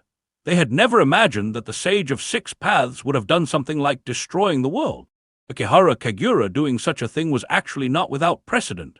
Clap, clap, clap. Suddenly, applause broke out on the scene. Akihara Kagura seemed somewhat excited, and his eyes were filled with joy. The Sage of Six Paths did this, so it seems my chosen path is correct. Is that so? Uchiha Madara's mouth curled into a cold smile as if he had heard a very interesting story. According to this information, the Sage of Six Paths isn't as clean as we thought. Do you want to learn his methods to recreate this world? At least the Sage of Six Paths' actions prove that apocalypse and creation are feasible, right? Akihara Kagura chuckled and glanced at Black Zetsu beside him. Black Zetsu is the will of the Sage of Six Paths. He must be well versed in how the Sage of Six Paths conducted the apocalypse and creation in ancient times, right? I said, I am Kaguya's will. Black Zetsu gritted his teeth in hatred, even taking the opportunity to blacken the Sage of Six Paths. Kaguya didn't destroy the ninja world like that guy. Kaguya is the rabbit goddess who protected the ninja world. HMPH! Uchiha Madara sneered, scoffing at Black Zetsu's words. You always pretend to be someone else's will. Who knows if it's true or not? As Uchiha Madara spoke, he squinted his eyes. The historical relics of the Hyuga clan and the records of the Senju clan and the inscriptions on the Uchiha clan's steel all have some discrepancies. Which is the real history? Just the relationship of the Otsutsuki clan. The Senju clan and the Hyuga clan have huge conflicts. However, in true history, which is the real one? This is the real history. Black Zetsu naturally stood on the side of the Hyuga clan. Although the Hyuga clan's historical relic had issues, the Sage of Six Paths did not conduct an apocalypse and there was no fratricide. But this was a good thing, because this relic destroyed the reputation of the Sage of Six Paths, even though it was fake, but it was beneficial to him. Because it exonerated Otsutsuki Kaguya, severely blackened the Sage of Six Paths Otsutsuki Hagoromo and Otsutsuki Hamura, making Black Zetsu secretly pleased. Moreover, no matter how absurd this record was, it was more reliable than the Senju clan's bark. At least, this wooden sign accurately recorded the relationship between the members of the Otsutsuki family, rather than some nonsense about Otsutsuki Kaguya being the youngest daughter of the Sage of Six Paths. History is like a young girl at the mercy of others. Akihara Kagura squinted his eyes and said in a low voice, Black Zetsu has modified history once, so it's not impossible that he modified the Hyuga clan's relic. Don't randomly slander my innocence, Black Zetsu quickly retorted, saying sternly, there are others in the ninja world secretly modifying history. The Senju clan's bark must have been modified by someone, and I have never seen this Hyuga clan's wooden sign before. Where did this wooden sign come from? It came with the Senju clan's bark. Akihara Kagura turned his palm, looking in the direction of Hyuga Hinata, and said casually, shouldn't there be some other information inside? Yes, Hyuga Hinata could only nod. If she didn't want to cause the death of Hyuga Neji, as someone who had read the Hyuga clan's historical records, she should read out all the contents inside. If she omitted some content and Hyuga Neji did not, both she and Hyuga Neji might die. Hyuga Hinata frowned and continued to read the information on the wooden sign. Because the wooden sign was too small, it became increasingly difficult to read its contents through perspective. As a loser, Otsutsuki Hamura fled to the moon, wanting to release his mother inside the moon, attempting to use his mother's power to seek revenge on his elder brother. Unfortunately, everything was within Otsutsuki Hagoromo's expectations. Kaguya's emergence requires the 10 tails and immense chakra. Otsutsuki Hagoromo, to prevent the possibility of Kaguya's resurrection, divided the chakra of the 10 tails into the 9-tailed beasts and dispersed the chakra throughout the ninja world. This completely cut off the possibility of revenge from his brother and mother. Black Zetsu was suddenly shocked. This document actually recorded Kaguya's story. What stunned Black Zetsu even more was that the history of the Hyuga clan was recorded in such detail and objectivity. The Hyuga clan's wooden tablets are indeed much better than the Senju clan's tree bark records. Uchiha Madara listened silently, nodding to himself. The Sage of 6 Paths divided the tailed beasts and dispersed the chakra to prevent his mother from seeking revenge. Is there more?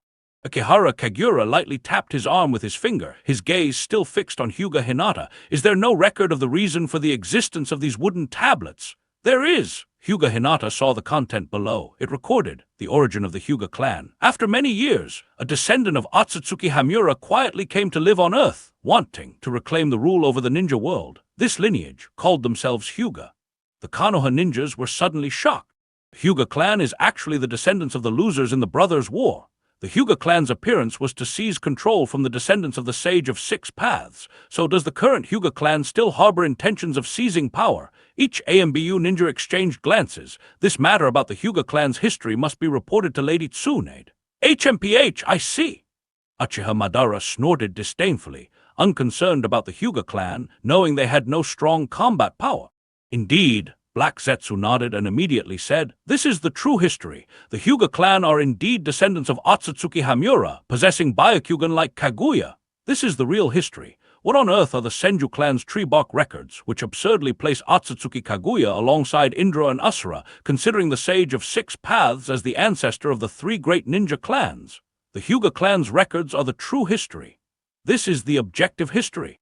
This is the history I want. Although this historical record is also very strange, it is the history I want. Black Zetsu had roughly guessed that this history might have been recorded by the descendants of Otsutsuki Hamura. Those descendants wanted to gain control of the ninja world, so they left this record of the brothers' dispute from the Sage of 6 Paths. Moreover, this history harshly criticized the Sage of 6 Paths. Who else would do this except the descendants of Otsutsuki Hamura who wanted to occupy the ninja world? The Uchiha and Senju clans are extremely powerful. The Hyuga clan lurks in the darkness. An elder of the Hyuga clan observed a type of chakra. After 3 generations of observation, his descendants confirmed one thing: the Uchiha clan possesses an extremely powerful chakra that is passed down through generations. After 2 more generations of observation, within the Senju clan, the same powerful chakra is also passed down through generations. To reclaim the rule, it is necessary to destroy these 2 chakras. Black Zetsu's heart trembled. Such things were recorded here. Even the matter of Indra and Asura's chakra reincarnation was observed by the Hyuga clan. 3 generations observing the Uchiha, 2 generations observing the Senju. When Uchiha Madara talked about these things, he even developed a bit of respect for the Hyuga clan, just for spending several generations' time to confirm one thing. The Hyuga clan indeed lived up to the name of once being a great clan alongside them. Black Zetsu, you seem to know these things, don't you? Akihara Kagura's gaze fell on Black Zetsu, whose figure was slightly trembling, and he smiled. The most important thing for us is to be honest with each other, right? Speak.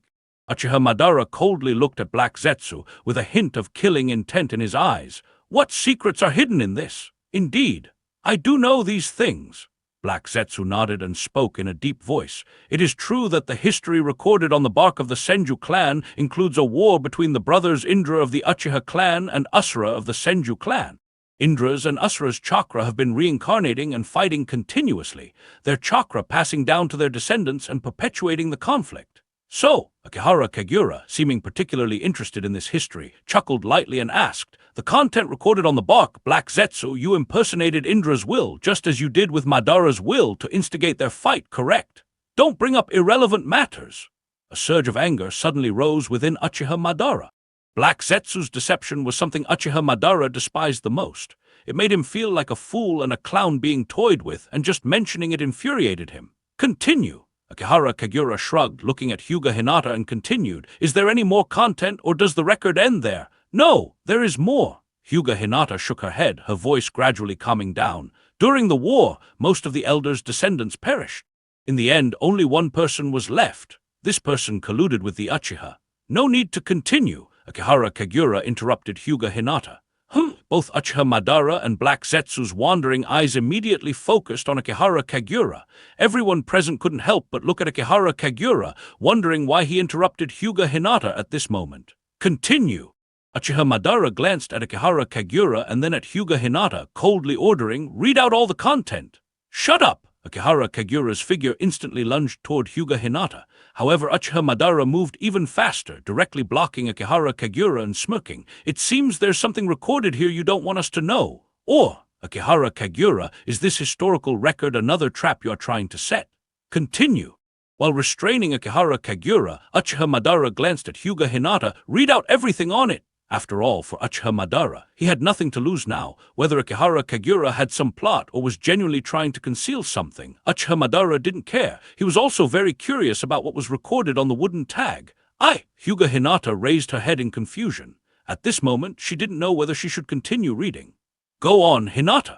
Uzumaki Naruto encouraged Hyuga Hinata, saying in a deep voice, "I also want to know the secret on it. I also want to know what Kagura is trying to hide." "Yes, Naruto." Hyuga Hinata nodded quickly. Akihara Kagura's eyes suddenly turned sharp. However, Uchiha Madara remained unfazed, confronting him with a smile even appearing at the corners of his mouth. "Kid, it seems you really have secrets you don't want us to discover. The history of the Hyuga clan involves the Uchiha, and you don't want the subsequent content to be revealed. It seems you have hidden quite a lot." Nara Shikamaru from Team 10 had been observing the situation, his gaze falling on Hyuga Hinata, revealing a hint of concern. "What's wrong, Shikamaru?" Yamanaka Ino looked curiously at her companion. "Secrets." Nara Shikamaru furrowed his brows, saying in a deep voice, "I suddenly have a bad feeling. This wooden tag was left by an elder of the Hyuga clan. So what was their purpose in leaving this wooden tag?" Quickly, Hyuga Hinata revealed the purpose. Hyuga Hinata kept her head down, looking at the wooden tag, and continued to narrate the hidden story from history in a gentle voice. "The power of the Uchiha clan lies in their eyes. That Uchiha stole the eyes of his older brother, the strongest among the Uchiha, from his corpse and transplanted them into himself, thereby gaining eternal eye power. The first thing that Uchiha, who gained eternal eye power, wanted to do was kill his co-conspirator. The elder's descendant couldn't escape death. To avenge the betrayal by the ninja ally and to prevent the ninja world from being destroyed by the Uchiha with eternal eye power, the elder's descendant left this secret and proposed a theory to defeat the eternal eye power by combining the chakra of the Senju and Uchiha clans. In order to avoid being discovered by the Uchiha with eternal Mangekyou Sharingan, the elder's descendants left the secret in the wooden tag. Only the Byakugan can see this secret. That's all there is." Hyuga Hinata finished reading all the content. "What's so unspeakable about this?" Uchiha Madara sneered, speaking carelessly. "It's just a secret about the eternal Mangekyou Sharingan and the Rinnegan. What's so unspeakable about it? Didn't both he and Akihara Kagura already know about this? In fact, quite a few people in the ninja world knew this secret, so was it necessary for Akihara Kagura to hide it? Not only did Uchiha Madara not understand, but others also found it somewhat puzzling. Akihara Kagura's face remained gloomy. However, he suddenly chuckled, nodded along with Uchiha Madara's words, seemingly intending to brush off the topic. He nodded to himself. "You're right, there's no need to hide these matters." "No, that's not right." Nara Shikamaru was startled, suddenly realizing something. He spoke incredulously. "There is indeed a hidden secret in the last stories. The wooden tag is a secret, and the Uchiha in that story is the secret." The Uchiha in that story, where is he now? Nara Shikamaru stared intently at Hyuga Hinata, questioning her in a deep voice. Hinata, is there any other record about the Uchiha in that story?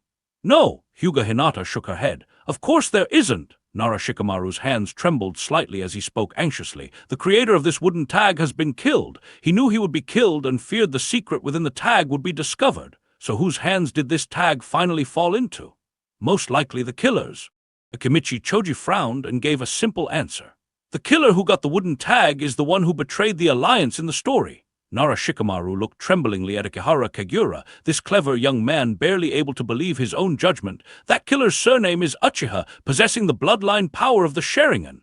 Everyone's gaze turned to Akihara Kagiura, because Akihara Kagiura, who brought the wooden tag this time, was the last owner of it.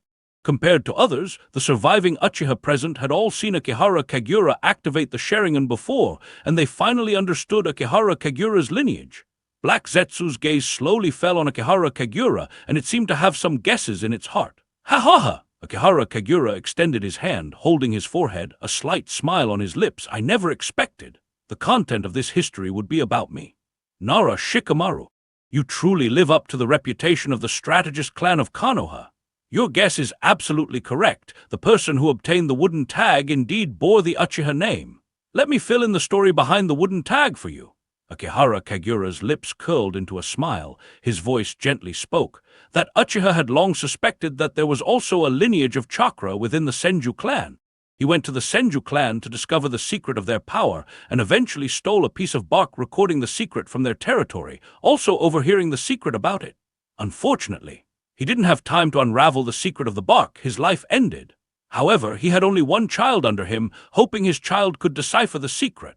But he knew very well that to awaken the eternal Mangekyo Sharingan in his child at least needed a sibling. Perhaps he also needed the chakra inherited by the Uchiha clan for generations. However, there was another way. That was to transplant his own eternal Mangekyo Sharingan to his child. This was the luckiest thing. After him, there had been no more eternal Mangekyo Sharingan born. The Uchiha, who betrayed the Hyuga clan's ally and gained the eternal Mangekyo Sharingan, passed down that pair of eternal Mangekyo Sharingan as the only pair continually inherited within his direct descendants. That pair of eternal Mangekyo Sharingan was passed down this way. Akihara Kagiura smiled broadly, extending his hand to cover his cheek as if to hide his smile. His eyes revealed a glint of Sharingan red through his fingers. Until now, it can still be used. That is, the Sharingan. Everyone present saw Akihara Kagiura's eyes. They could all see that Akihara Kagiura's Sharingan evolved from ordinary eyes, signifying that Akihara Kagiura indeed possesses Uchiha blood. What terrified them the most was, Akihara Kagiura's eyes looked incredibly eerie. Those were Mangekyo Sharingan, even more powerful than typical Mangekyo Sharingan, hiding a long and dreadful history behind them. From the unknown years before the Warring States period, an Uchiha man accidentally learned the Uchiha clan's secret from the Hyuga clan, faked his death during a war to conceal his past, stole his deceased brother's eyes in hiding, and gained immense power. Black Zetsu and Uchiha Madara found this somewhat familiar. It should be said, as expected of the Uchiha clan, everyone loves to fake their death. Of course, that Uchiha was also terrifying, because he didn't attempt to rule the ninja world after gaining the power of the eternal Mangekyo Sharingan. He understood that the power of the eternal Mangekyo Sharingan was not omnipotent, as he sought to grasp the secrets of the Senju clan. That Uchiha also obtained the Senju clan's bark. That Uchiha brought the Senju clan's bark and the Hyuga clan's wooden tag to the end of his life, leaving the eternal Mangekyo Sharingan to his descendants. These descendants passed down the eternal Mangekyo Sharingan from generation to generation, trying to comprehend the secrets within the bark and the wooden tag, living hidden in the ninja world, unknown to outsiders. Until everything was handed down to Akihara Kagiura, this descendant. Akihara Kagiura, like his ancestors, excelled at hiding himself, scheming, and creating plots. Akihara Kagiura had always concealed his identity until this moment when he had to reveal his dark heritage, gradually unveiling his terrifying family history, making people shiver with fear.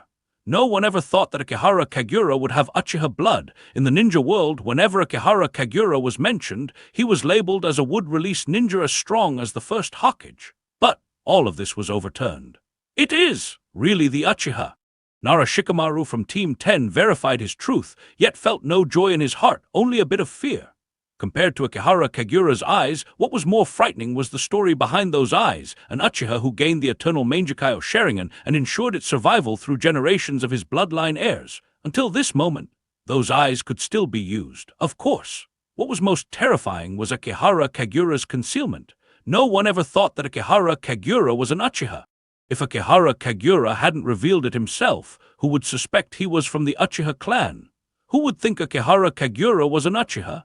Even Hate Kakashi was somewhat shocked because he had known Akihara Kagura for over 10 years and had never seen him use the Sharingan.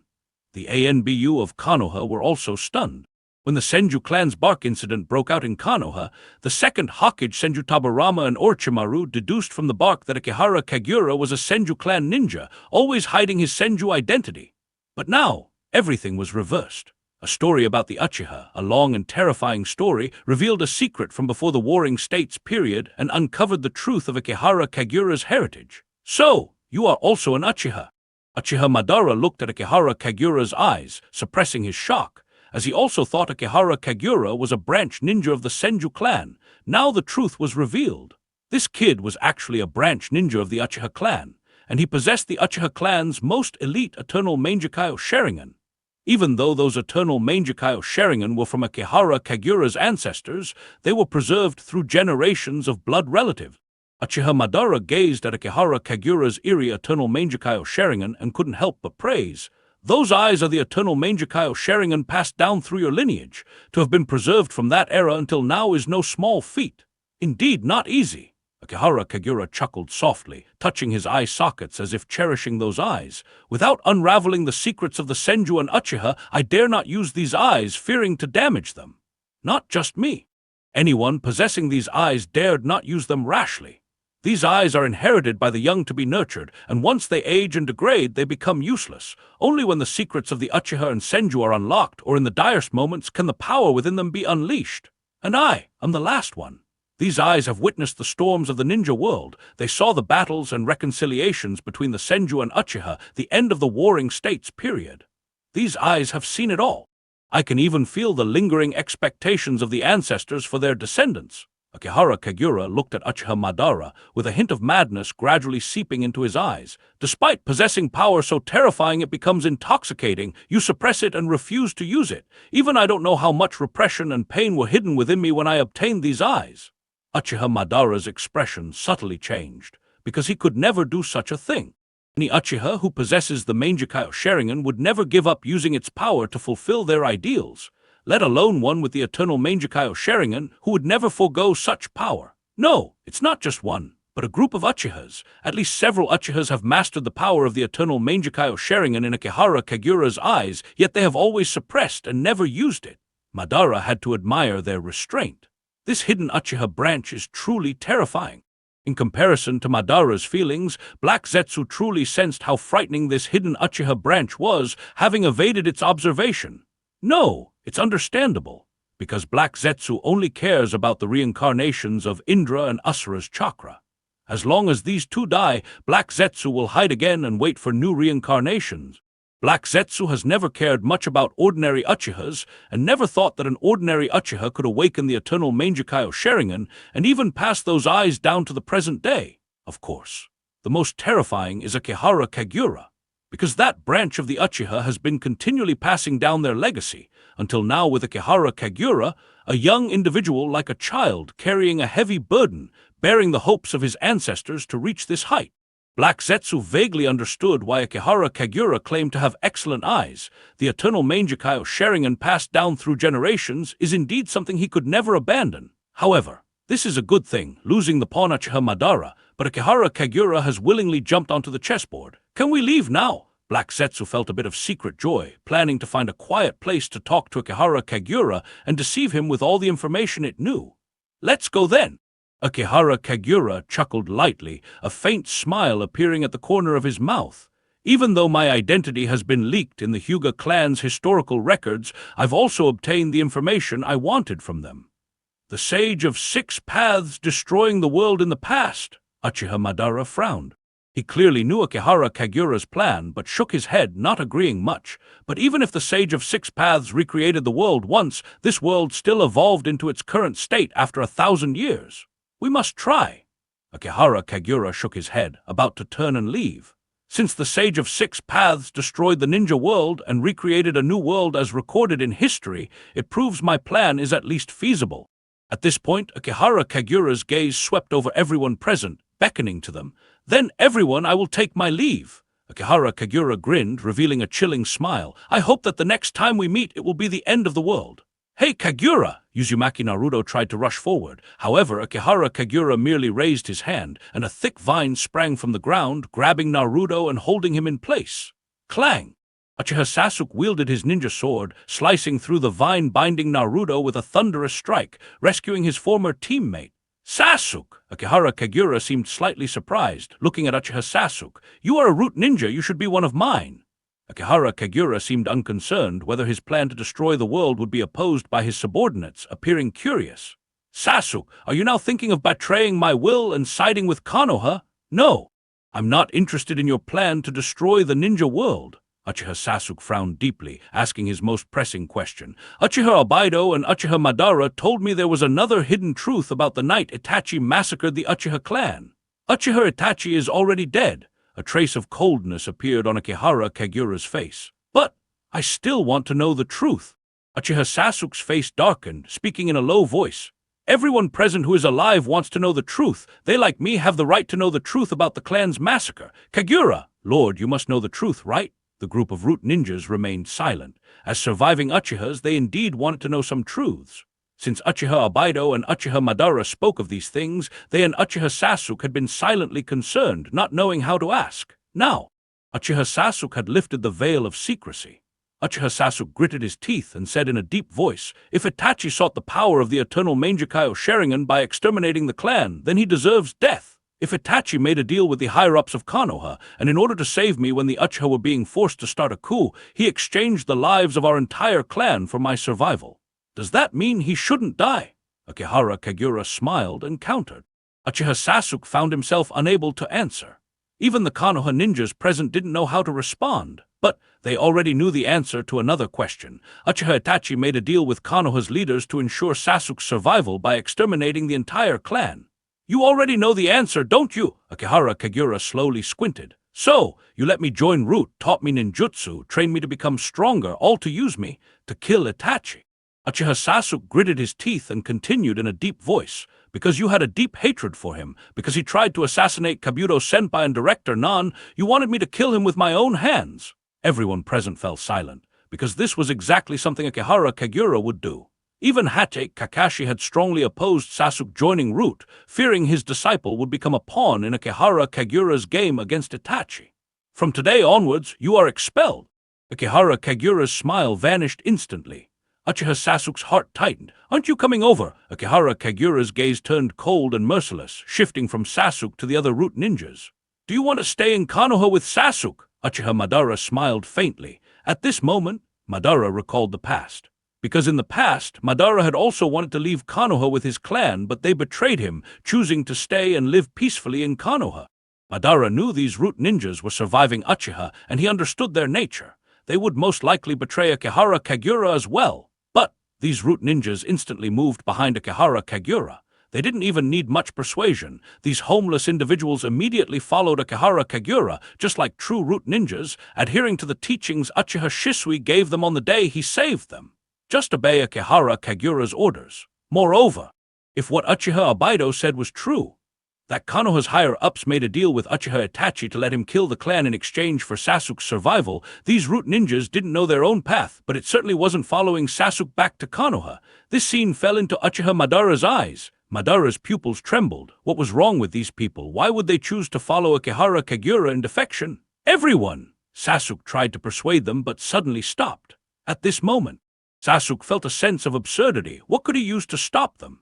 Itachi killed their relatives and clan to save him. How could they possibly follow him? These former clansmen had once again left him. The clan that once gave him hope in life had now completely abandoned him, causing Sasuke to feel dizzy. Because of his brother Itachi, he lost all his clansmen. Because of his brother Itachi, he once again lost all his clansmen. Had he known this, He might as well have died with them back then. A huge pain emerged in Sasuke's mind. He held his forehead tightly, and 2 lines of blood flowed from his eyes. His 3-tamo Sharingan instantly formed a strange shape. Mangekyo Sharingan! Hate Kakashi saw the blood flowing from his disciple's eyes. Sasuke, your eyes! Haruno Sakura looked at Sasuke worriedly.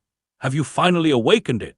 Uchiha Madara smiled faintly, pleased that Sasuke had awakened the Mangekyo Sharingan, which meant he could transplant Itachi's eyes and awaken the eternal Mangekyo Sharingan. Madara didn't care about the root ninjas following Akihara Kagura. He even comforted Sasuke. Kid, don't worry too much. I once hoped the Uchiha clan would follow me out of Konoha, but they chose to leave me. Now you, who is just walking the path I once did? Madara's voice was cold and indifferent, yet full of wisdom. When you truly possess great power, your mind won't be limited to a clan or village. Now everything is just a breeze. Heh heh heh, Black Zetsu laughed, mocking Madara. Madara, shouldn't you reflect on yourself? Why didn't your clan choose to follow you out of Konoha, but instead followed Akihara Kagura? Madara's expression turned icy, and he instantly charged at Black Zetsu, unleashing his killing intent without mercy. Black Zetsu, you talk too much. Uchiha Madara's figure charged towards Black Zetsu. This time, Akihara Kagura intercepted him, blocking Madara's attack with unwavering determination to protect Black Zetsu. Brat, move aside! Madara raised an eyebrow and said coldly, out of appreciation for your clan, I can forgive your scheme using the bark of the Senju clan against me. I can even overlook your ambitions of world destruction. But hand over Black Zetsu first. Madara's chakra was overwhelming, and his crimson eyes locked fiercely on Black Zetsu beside Kagura. He shouted sternly, I must kill Black Zetsu first. That's not happening. Kagura's eyes were also crimson. Uchiha Madara and Akihara Kagura, both wielders of the eternal Mangekyo Sharingan, finally clashed, their gazes fixed intently on each other's movements. However, Madara did not only possess the eternal Mangekyo Sharingan. Brat! Madara's eyes flashed, slowly transforming into the Rinnegan. Don't think that just because you have the eternal Mangekyo Sharingan, you can stand against the Rinnegan. Although you surely know the secret of how the eternal Mangekyo Sharingan evolves into the Rinnegan and have successfully transplanted Hashirama's cells to gain his chakra. It takes an extremely long time for the eternal Mangekyo Sharingan to evolve into the Rinnegan. A brat is still just a brat. Madara knew this well. Kagura surely knew how to awaken the Rinnegan. However, even after transplanting Hashirama's cells, Madara himself didn't awaken the Rinnegan until he was old and frail, to the point where he could no longer walk without using his old weapon as a cane. Awakening the Rinnegan is a long and solitary process. Kagura was still too young. It was far too early for him to awaken the Rinnegan. Madara kicked Kagura's arm and used the momentum to land on the ground. His Rinnegan glared at Kagura. Limbo, border jail! Madara retracted his Rinnegan, regaining his power. With both eyes back, his Limbo, border jail became significantly stronger. Limbo, border jail could originally release only one invisible clone. With both eyes, he could now release 4 clones. In the next moment, 4 Limbo clones charged at Kagura. In the real world, however, these clones were invisible, as if they existed in another dimension, yet they could still attack people in the real world. Theoretically, it does take a long time to evolve the Rinnegan. Kagura nodded nonchalantly, his expression becoming serious. He said softly, but there's a big difference between us. In the next moment, Kagura's eyes changed dramatically, revealing a pair of Rinnegan, each with 6 black tamo. That's the Rinnegan! Madara's expression changed, momentarily stunned, and even his Limbo clones paused. How is this possible? How could this brat have awakened the Rinnegan? Not only Madara, but even Black Zetsu was shocked. Everyone present looked in disbelief at Kagura's Rinnegan. They had been surprised enough to learn he possessed the Sharingan. But Kagura actually had the Rinnegan. What other secrets was this man hiding? The moment Kagura awakened the Rinnegan, he saw through Madara's Limbo clones. His expression remained serious and calm. This is only natural. Kagura's Rinnegan gazed at Madara as he spoke softly. To awaken the Rinnegan requires the chakra of the eternal Mangekyo Sharingan and the first Hokage cells. Madara, you merely transplanted part of the first Hokage cells to gain his chakra. But I used his cells to awaken the sage body. The sage body? Madara's eyes narrowed. Black Zetsu, however, had anticipated this, because it also believed that Akihara Kagura had activated the sage body. At one time, Black Zetsu thought Akihara Kagura's sage body was merely an adaptation to the sage mode. However, after witnessing the true several thousand hands, Black Zetsu was convinced that Akihara Kagura possessed the sage body, but unexpectedly, the sage body could actually promote the evolution of the eternal Mangekyo Sharingan. No, Indeed, it is so. The chakra of the sage body does push the eternal Mangekyo Sharingan to evolve into the Rinnegan. If one could also obtain the chakra of the Ten Tails Resurrection or the Otsutsuki's chakra, it could even instantly evolve the eternal Mangekyo Sharingan into the Rinnegan. This must be the reward for the brave. The mortality rate for the first Hokage cell transplantation experiments is nearly 100%. I was prepared for death before undergoing the transplant. On one hand, I needed wood release to unlock the secrets of the Senju clan. On the other hand, the power of those eternal Mangekyo Sharingan could malfunction at any time, and I can't predict when its power might reach its limit. Akihara Kagura's expression gradually became heavier, as if recalling the hardships he endured under the burden. What I bear is the expectation of generations. The eternal Mangekyo Sharingan has never been the end, but rather the starting point I need to explore. The predecessors once speculated.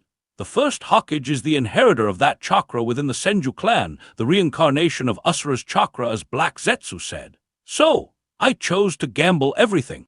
After making all my judgments, I risked exposure at a young age to be adopted by the Konoha orphanage, hoping to find an opportunity to obtain the cells of the first Hokage.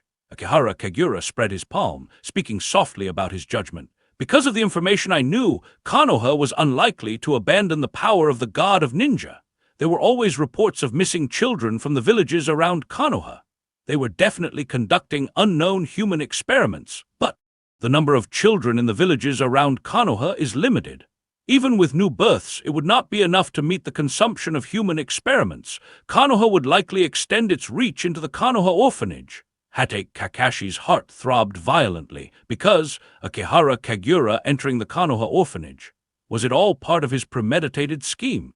Hatake Kakashi took a deep breath, finally unable to contain himself, and softly questioned, "What did you take Yakashi Kabuto and Yakashi Nano for?" Akihara Kagura seemed to frown with some disdain, showing a hint of contempt on his face. "They were just tools I needed to use. After all, I also needed to use the feelings toward them to gain the trust of the third Hokage, Kakashi-senpai." An ANBU ninja quickly reported to Hatake Kakashi. Yakashi Kabuto wanted to report Akihara Kagura's defection to Lady Tsunade and even handed over a piece of evidence, but it became a part of Akihara Kagura's scheme. The Senju clan's tree bark incident. All the ANBU ninjas who knew the details realized how pitiful Yakashi Kabuto was. Everything he did was in vain, all part of Akihara Kagura's scheme. This was the most terrifying part. Because Yakashi Kabuto wanted to protect the Konoha orphanage and director Yakashi Nano, he mistakenly believed the Senju clan's tree bark was the secret to stopping Akihara Kagura's plan and handed it over to Tsunade, which turned out to be part of Akihara Kagura's scheme. Unfortunately, the Konoha orphanage did not fulfill my plan. Akihara Kagura shook his head and sighed. Lord Orochimaru, who was secretly conducting the first Hokage cell transplantation experiments, defected and was expelled from Konoha by the third Hokage. In order to transplant the first Hokage cells, I had to risk leaving Konoha and voluntarily became Lord Orochimaru's test subject. It was at that time I got a chance to transplant the first Hokage cells.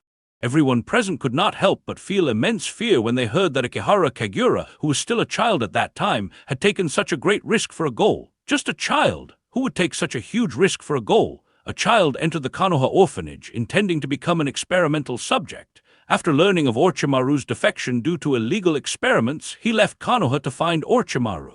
At that time, the cigarette in Sarutobi Asuma's mouth had burned out. He thought of something. Akihara Kagura is still of school age, isn't he? While other Konoha ninjas were still in school. This guy named Akihara Kagura was already thinking about sacrificing his life, risking his life to fulfill the legacy left by their predecessors. Moreover, with such meticulous and terrifying thought processes, to be honest, with Akihara Kagura, such a schemer, taking the position of Hokage's assistant and holding Konoha's power, it's no wonder Konoha lost. Just the strategies Akihara Kagura laid out for himself, who could keep up with his mind. Even Nara Shikamaru was somewhat shocked. Obviously, Nara Shikamaru couldn't believe anyone could achieve this level. This guy, maybe he did have the help of the Uchiha clan, but how much effort and hard work did he put in to finally get to where he is today? I bet my life, betting on the hopes of several generations. Akihara Kagura closed his eyes, a trace of relief appearing on his face. When I transplanted the first Hokage cells, I was rewarded with bravery.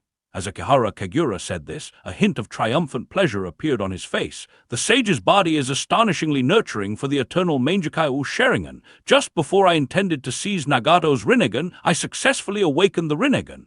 In other words, it was at that moment. A smile finally appeared at the corner of Akihara Kagura's mouth, a smile showing he had everything under control. When I confirmed that no one in this ninja world could be my opponent, I finally decided to start my plan. Everyone's hearts beat violently like war drums. Our former Hokage's assistant, Nara Shikamaru, showed a bitter smile on his face, feeling somewhat powerless in his own mind. He truly is beyond anyone's expectations, flawless in his planning. This guy must be the greatest disaster in the ninja world, must be the most terrifying enemy in the history of Konoha and the ninja world. His strategies and his power are unimaginably terrifying. To be honest, Nara Shikamaru couldn't see any hope for victory, because Nara Shikamaru had personally witnessed the power of the true several thousand hands, and now he had also seen Akihara Kagura's scheming. How could such an enemy be defeated? However, no one present wanted to admit defeat. A smile of pure joy appeared on Uchiha Madara's face, laughing heartily as if he had met a worthy opponent. Ha ha ha ha ha! Kid! A glint of battle intent appeared in Uchiha Madara's eyes, and his smile was somewhat crazed. Aside from Hashirama, I haven't encountered such a strong opponent in a long time. Just at this moment, when I was resurrected at my peak, when I thought Hashirama's challenge value was declining, this kid, appeared. Uchiha Madara raised his hand, slowly clenching it into a fist. This belligerent man showed no fear of Akihara Kagura. You have a higher challenge value than Hashirama. You are a more suitable opponent than Hashirama is now. Substantial chakra suddenly surged from Uchiha Madara, and he swiftly rushed towards Akihara Kagura, a trace of madness flashing in his eyes. Then with your life, Uchiha Madara swiftly charged at Akihara Kagura. As he passed a Konoha Anbu, he snatched his ninja sword and swung it at Akihara Kagura. Let me dance to my heart's content and experience my peak power again. Hopefully, your performance will live up to your reputation in the ninja world. Akihara Kagura calmly extended his hand, taking a ninja sword handed to him by a root ninja, as if the victory of this battle was destined to be his. Wind! Suddenly it arose. Uchiha Madara charged forward, waving his ninja sword. The man in red armor moved as swiftly as a hurricane, poised to destroy the approaching Akihara Kagura in an instant. Akihara Kagura raised his sword to meet him. In the next moment, the two ninja swords clashed. The flashing blades moved so fast it was hard to see their forms clearly. In the Warring States period, ninjas lived for training and war, mastering the swiftest and most precise ways to kill and exploit the enemy's weaknesses for a fatal blow. These skills seemed ingrained in their very bones, and among them, Uchiha Madara, who ruled the Uchiha clan, was a standout. Akihara Kagura was not without his own abilities. After obtaining wood release, Akihara Kagura trained relentlessly in taijutsu for over a decade. Coupled with the sword techniques he acquired from Orochimaru and the powerful battle experiences excavated from the first Hokage Senju Hashirama, it was only natural that Uchiha Madara's eyes began to show signs of excitement. Clang, clang! The continuous clash of metal rang out. Uchiha Madara's sword moved like a dragon, sometimes nimble and sometimes heavy, pressing forward step by step, attempting to push Akihara Kagura back. However, Akihara Kagura always managed to block his attacks. Both Akihara Kagura and Uchiha Madara's eyes had transformed back into Sharingan, enabling them to better capture each other's movements in this evenly matched taijutsu battle, minimizing any lapse in judgment. Only in this way could they identify their opponent's weaknesses. Only in this way could they minimize their own vulnerabilities. Any slight mistake could result in a decisive strike from the opponent. Uchiha Madara felt a familiar sense of thrill. Watching Akihara Kagura in battle was like seeing a Sharingan-wielding Senju Hashirama. Uchiha Madara swung his sword at Akihara Kagura's neck, his blood stirred by the heat of battle. Akihara Kagura raised his sword to block. Crack! Both swords broke simultaneously. The standardized equipment of the ANBU and Root could not withstand their combined power. Uchiha Madara let go of his broken sword and reached directly for Akihara Kagura's neck, his battle spirit surging even more. Bang! Akihara Kagura knocked his arm aside and kicked Uchiha Madara hard in the chest, sending both of them flying. The sheer force was unstoppable. Blood spurted from Uchiha Madara's mouth, yet his face showed even more excitement, and the madness in his eyes grew more terrifying, his voice becoming more fervent. Kid, that's it! This is what a battle should be. Not some child's play. This kind of battle, like in our era, where anyone can lose their life at any moment, where every fight is a gamble with one's life. Uchiha Madara's fingers quickly formed two seals, and he spewed a massive wave of fire. Fire release! Great fire annihilation! Akihara Kagura also unleashed a massive wave of fire. The intensity and scale of Akihara Kagura's flames surpassed even Uchiha Madara's, and the two fire waves collided and intertwined instantly. Retreat to the sides! The Konoha ninjas quickly withdrew. The range and power of Uchiha Madara and Akihara Kagura's fire techniques were too great. They couldn't participate, and even getting slightly caught in the flames could result in death. Too terrifying. Inuzuka Kiba and his ninja dog shivered at the sight. This level of fire technique! Hatake Kakashi's eyes were frozen in astonishment. Sasuke, are you all right? Naruto Uzumaki paid no attention to the battlefield. Instead, he looked worriedly at a despondent Uchiha Sasuke. Sasuke, are you all right? I'm fine. Uchiha Sasuke touched his eye sockets. The pain of having to leave his clan still spread through Uchiha Sasuke's mind, but the Mangekyo Sharingan in his eyes made him feel unprecedented power. Speaking of which, an ANBU ninja glanced at the root ninjas standing in the distance and whispered, "Should we attack those root ninjas? They are accomplices of Akihara Kagura, and Lady Tsunede's order is to eliminate those traitors without mercy." Uchiha Sasuke's eyes suddenly tightened. Although he was no longer a root ninja, the surviving Uchiha in root were his clansmen, victims of his brother Uchiha Itachi's blade. What should I do? Should I kill those former clansmen like my brother Uchiha Itachi? A pang of sorrow suddenly arose in Sasuke's heart. He did not want to do such a thing. Then, should I defect like those clansmen? In what capacity could I join them now? I was expelled from root for questioning Akihara Kagura, and those clansmen's relatives died because of me. Return to Konoha. If I stay in Konoha, I will have to fight against my defected clansmen, and the relationship between the Uchiha and Konoha's higher-ups is delicate. According to Uchiha Abido, if the Uchiha clan wanted to stage a coup, Uchiha Itachi protected me by killing the other clansmen through a deal, so can I, a descendant of a coup plotter, really stay in Konoha if Root still existed? This thought suddenly appeared in Uchiha Sasuke's mind. Root was my home, the only home where I could still find solace, but now I've lost a home once again. As Uchiha Sasuke was lost in thought, he heard his teacher Hadake Kakashi say, "Those from Root are not our concern." Hadake Kakashi looked at Haruno Sakura helping to treat Uchiha Abido and said, "Kagura is the root of all this. Even if we deal with those people, we can't resolve Kagura's plans, which are our biggest problem." But Sarutobi Asuma looked at the intense heat wave in the distance and murmured, "This level of ninjutsu, this level of battle, it doesn't seem like something we can participate in." Sarutobi Asuma, from the Sarutobi clan and highly skilled in fire-release ninjutsu, felt that the firepower of these two was ridiculously overwhelming. "Ha ha ha ha!" Uchiha Madara, seeing his fire release being suppressed by Akihara Kagura's fire release, showed no sign of retreat and even laughed more arrogantly. "Boy, I always thought I was the strongest fire-release ninja, but now I see a ninja who can suppress me. Truly worthy of the Uchiha bloodline. You're just like another Hashirama but skilled in fire release. Among fire-release ninjas, I, Madara, am willing to call you the strongest." Uchiha Madara, facing the rolling waves of fire, showed no fear and did not hesitate to express his admiration for this young side branch member. In the next moment, Uchiha Madara's eyes seemed to grow more frenzied, but his mind became increasingly clear in analyzing the battle. Suddenly, his body was enveloped by the half-body Susanoo. The second form of Susanoo raised its blue ninja blade and slashed directly at the approaching wave of fire, splitting the flames in an instant. In the next second, another pair of arms grew from Susanoo's back, each holding a blue glowing ninja blade, slashing towards Akihara Kagura. A vine grabbed Susanoo's arm. Akihara Kagura's chakra surged as he swung his fist, landing a punch on Susanoo's ninja blade, causing a clear crack. Crack! Susanoo's ninja blade shattered with a single punch, a strength rivaling Hashirama's. Uchiha Madara's lips curled into a satisfied smile, but his hands did not falter, and Susanoo's remaining arms were raised simultaneously. One after another, Yasaka Magatama appeared in Susanoo's arms, being thrown continuously at Akihara Kagura on the ground, relentlessly pursuing him. This is the ranged capability of the second form of Susanoo. Each Magatama has immense destructive power. Other Uchiha might only be able to control a single Magatama in this form, but Uchiha Madara could easily manipulate several Magatama for attacks, mastering each form of Susanoo to the fullest during the Warring States period. Earth Release! Earth-style Rampart! Akihara Kagura raised his palm and slammed it heavily onto the ground. A colossal wall, as tall as a mountain, rose from the earth.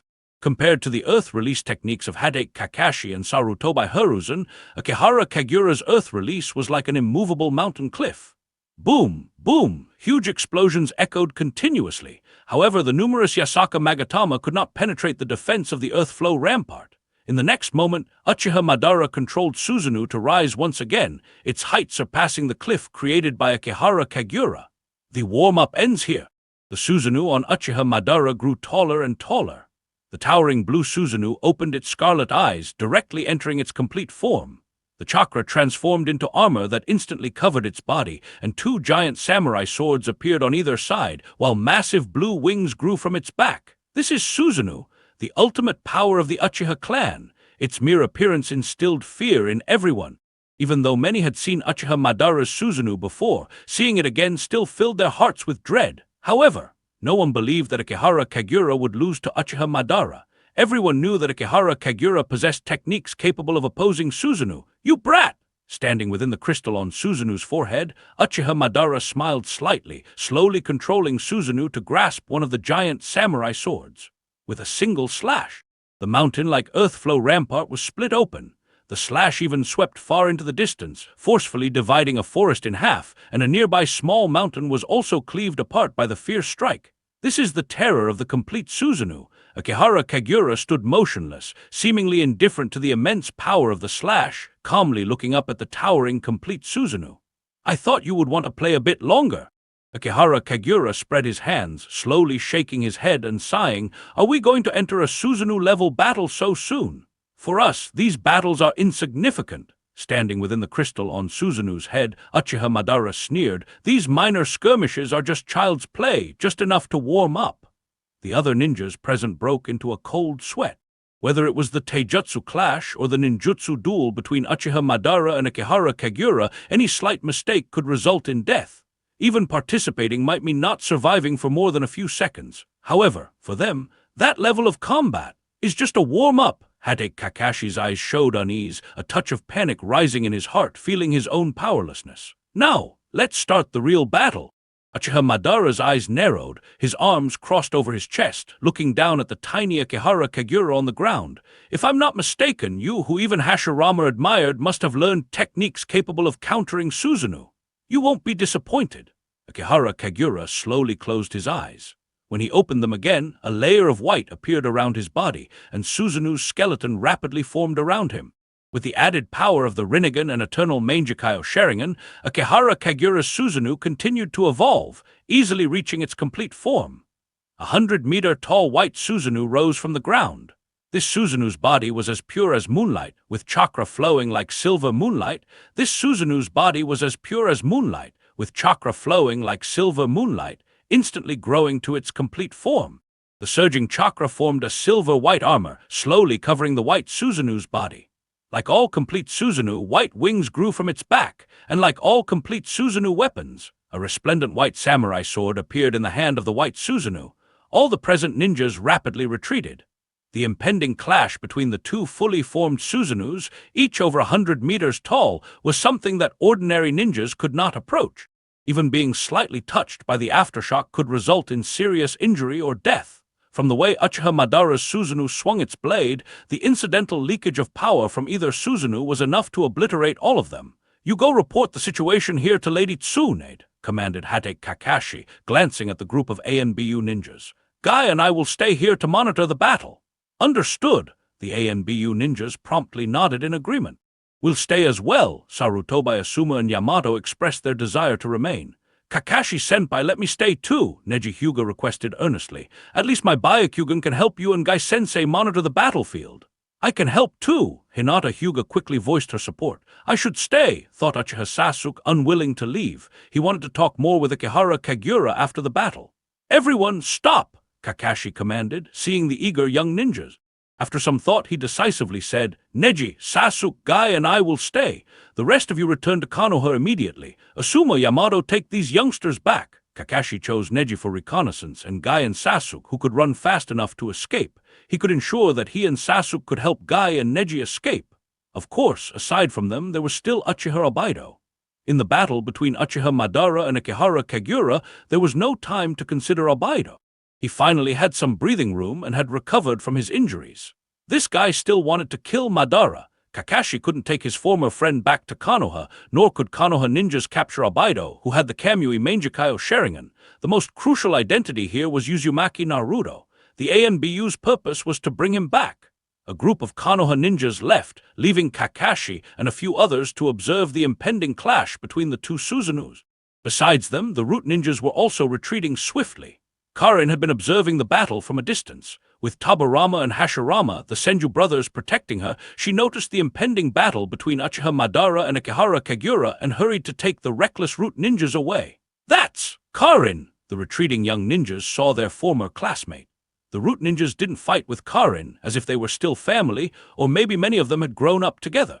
"Karin must have defected to Akihara Kagura," Shikamaru Nara whispered, fully aware of Karin's choice. "Akihara Kagura saved her life, gave her a new one, and always kept her by his side. She would never betray him." Anyone might betray Akihara Kagura, but not Karin. No one was surprised by her loyalty.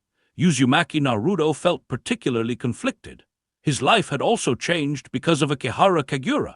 Now Naruto was aware of the darkness within Konoha, but he hadn't thought of defecting. He hadn't forgotten his dream of becoming Hokage. "I will bring Kagura back," Naruto declared, looking at the towering white Susanoo in the distance. "I will bring him back to the village." "Let's head back and gather more information first," Shikamaru sighed.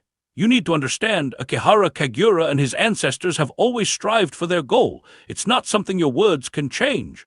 Besides, he was never a Konoha ninja to begin with," Shikamaru reminded his friend to face reality.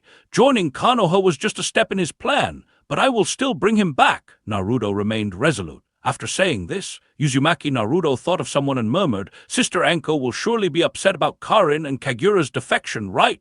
Let's go quickly." An ANBU ninja hurriedly tried to lead them away. This ANBU ninja also knew some stories about Special Jonin Anko Mitarashi. Her teacher, Orochimaru, had also defected. However, fate had some differences. Back then, when Orochimaru defected, he did not take Anko with him, and Anko did not defect either. But when Akihara Kagura defected, he chose to take Karin with him, or rather, Karin followed him in defection. On the other hand, a group of Root ninjas followed behind Karin. Karin learned quite a bit of good news from these Root ninjas, such as Uchiha Sasuke being expelled by Akihara Kagura and Uchiha Sasuke being expelled by Akihara Kagura. Some other news, such as the background of their leader, Akihara Kagura. Karin was not interested in that. However, the Senju brothers, Tobirama and Hashirama, who were protecting Karin, exploded in anger upon hearing this news. "That kid is from the Uchiha clan." Tobirama had originally thought that Akihara Kagura was from the Senju clan, but upon learning that he was a branch member of the Uchiha clan, his face immediately turned furious. "I knew it! That kid acts treacherously and schemes in the dark, not at all like a Senju ninja." Tobirama immediately blamed everything on the Uchiha clan, indiscriminately discriminating against all Uchiha. As expected, the Uchiha are innately evil. A group of surviving Uchiha looked at each other in dismay. If it weren't for the fact that they were all old acquaintances and knew Tobirama's personality, they would have long wanted to show him just how evil the Uchiha could be. "It's about to start." Hashirama focused solely on the distant battlefield. The first Hokage's gaze was extremely grave and serious. In the current ninja world, only the first Hokage, Hashirama, could judge the upcoming battle between the two perfect Susanoo, because only he had experience fighting and defeating a perfect Susanoo. In the distance, the forest looked as tiny as weeds under the feet of the Susanoo. Two Susanoo, over 100 meters tall, faced off. Uchiha Madara's blue Susanoo resembled a terrifying demon god, while Akihara Kagura's white Susanoo looked like a divine war god. "A white Susanoo, huh?" A slight smile played at the corner of Uchiha Madara's mouth. He controlled his Susanoo to draw a giant katana and launched the first attack on Akihara Kagura. The ground began to tremble instantly. Each step of the perfect Susanoo made the earth shake, and the tall trees in the forest fell one by one. The blue Susanoo, like a demon god, raised its katana, which glowed with blue light, and slashed down at the white Susanoo with a powerful strike. In the next moment, a bright white light burst forth. Akihara Kagura controlled his Susanoo to raise a magnificent weapon, as radiant as moonlight. The two colossal weapons clashed. The two giant Susanoo began their battle in an instant. Powerful shockwave erupted from the point where the weapons collided, sweeping everything around like a passing hurricane, making one's heart tremble. The two giant Susanoo separated for a moment, then clashed again, their katanas white and blue lights intermingling. "So strong!" Might Guy's face showed a hint of amazement. "Is this the power of Susanoo?" Uchiha Sasuke furrowed his brows lightly, his hand gently touching a small vial in his ninja tool pouch, which contained Uchiha Itachi's Mangekyo Sharingan. Based on known information, Sasuke had already awakened his Mangekyo Sharingan and could unlock the eternal Mangekyo Sharingan by transplanting Itachi's eyes. By further implanting cells from the first Hokage, Hashirama, he could achieve the Rinnegan that those two possessed. This was an incredibly powerful strength. Once Uchiha Sasuke had been desperate for power to seek revenge, but now that he had a ladder to the heavens, his life felt somewhat aimless. Susanoo! Uchiha Obaido squinted his eyes. Even though he had the Mangekyo Sharingan, he could not attain this power because he only had one eye. Get down! Hatake Kakashi hurriedly reminded everyone to duck. As they lay flat on the ground, a powerful sword wind swept overhead, splitting a small mountain, a casual strike from the battle between the two Susanoo. It won't be easy to determine the victor in a short time. Uchiha Madara raised his fingers sharply, and wings grew from the blue Susanoo's back, sprouting an extra pair of arms with a giant katana in one of them. The katana was drawn directly. Two blue glowing katanas were held by the blue Susanoo, slashing simultaneously at the white Susanoo in front of it. Even, aside from the two katanas, two additional arms have extended from the waist and abdomen of the blue Susanoo. This is the strength of Uchiha Madara. This man has a thorough mastery of Susanoo. The 6 arms of the blue Susanoo attacked relentlessly. The 2 arms on its shoulders wielded blue samurai swords, forcing the white Susanoo to continuously retreat. One arm on its wing grabbed the white Susanoo's ornate weapon, another wing arm grabbed its wrist, and the 2 arms on its waist and abdomen seized the white Susanoo's waist and abdomen. At this moment, the white Susanoo was immobilized. At this moment, the blue Susanoo seemed to have secured its victory. The next moment, Uchiha Madara manipulated the blue Susanoo to raise 2 massive samurai swords, merging them into one, and struck down heavily. The white Susanoo staggered and fell. Indeed, the strongest man in the Uchiha clan. Akihara Kagura raised his eyebrows, manipulating the white Susanoo to maintain its form with great effort, and praised Uchiha Madara. Even after a millennium in the Uchiha clan's history, this title still belongs to you. This is not an exaggeration, because ever since the emergence of the Uchiha clan, there has never been a ninja as powerful as Uchiha Madara. He has even surpassed his ancestor Indra. Uchiha Madara's strength lies not only in his power, but also in his inner fortitude. No matter how many times he fails, he can stand up without fear. Ha ha ha ha! Uchiha Madara laughed arrogantly and began to instruct Akihara Kagura. Susanoo is the ultimate ocular jutsu of the Mangekyo Sharingan. Only through long-term training and use can you continually develop Susanoo's power and discover more ways to utilize it. In this aspect, he indeed has the upper hand. Because Akihara Kagura has probably not used Susanoo much, nor does he have an equal opponent like Senju Hashirama to spar with, naturally, he has not devoted himself to developing Susanoo. His ocular power has just reached this level. Blame it on being born in a peaceful era. Uchiha Madara looked at Akihara Kagura inside the white Susanoo's forehead crystal and said proudly, "A sapling that only experiences gentle breezes and light rain can never grow into a towering tree. Being born in this peaceful era, where war feels like child's play, is a blessing for the weak but a cage that corrodes the minds of the strong. Moreover, you have other attachments." Uchiha Madara spread his palm and continued to teach this junior. "Kid, your fondness for using schemes can accomplish anything. Your methods are the sharpest I've ever seen, even surpassing that naturally sinister guy Senju Tabarama. But the gap in power cannot be filled by schemes. Your strength is indeed formidable, perhaps only below mine and Hashirama's, but it's still not enough to entertain me like fighting Hashirama." "I understand." Akihara Kagura nodded thoughtfully, seemingly a bit ashamed. "It seems relying solely on Susanoo would indeed disappoint you." Uchiha Madara raised an eyebrow at him. Then, Akihara Kagura suddenly raised his fingers, a sharp glint flashing in his eyes. "Let me excite you a bit more." The next moment, the white Susanoo suddenly disintegrated. Silver-white moonlight scattered in the air like feathers. "Sage mode, activate!" Akihara Kagura clasped his hands together again, and natural energy frantically surged into his body, instantly putting him into sage mode. Just as Uchiha Madara was somewhat surprised, he saw a wooden figure rising from the ground, growing in an instant to a height comparable to the blue Susanoo. White armor quickly spread across the wooden figure, transforming into a white armor that tightly adhered to the wooden figure's body. This white armor, compared to the original white Susanoo, was even whiter and gleamed like flowing water, seemingly enhanced in texture by the infusion of Senjutsu chakra. A wooden figure, clad in a layer of glowing white armor, opened its eyes, which emitted a white light as if it were truly alive. A wooden dragon, also clad in white armor, grew from the back of the wooden figure, coiling around its body, with its head extending over the wooden figure's shoulder, glaring menacingly at Uchiha Madara.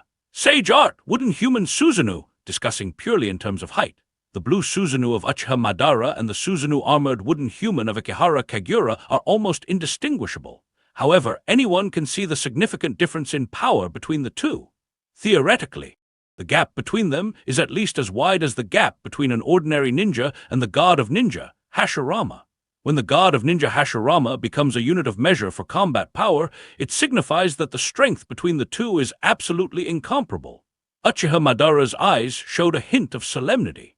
He could sense the immense power of the Susanoo armored wooden human before him, a power that surpassed anything he had ever witnessed. Even Uchiha Madara had to admit that the Susanoo armored wooden human standing before him was far stronger than the Susanoo enhanced 9 tails he once controlled. Madara's eyes narrowed as he tightly focused on the fully armored Susanoo armored wooden human in front of him, his voice lowering. To think that one could merge the power of Susanoo with that of Hashirama and even integrate Senjutsu into it.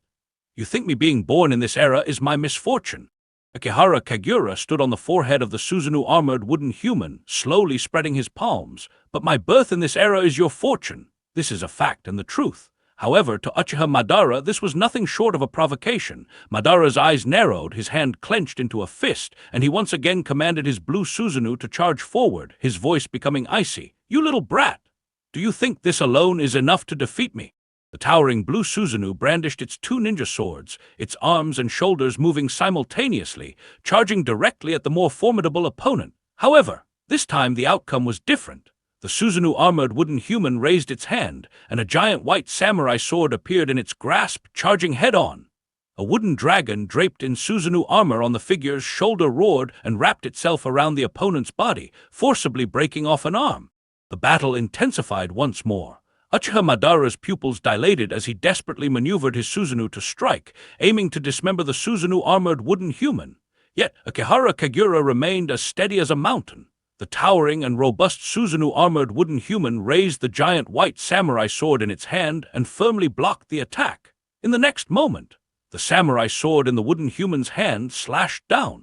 The immense power created a gust of wind, slicing through the 2 ninja swords in the blue Susanoo's hands, leaving a long gash on its body with blue chakra flowing like blood.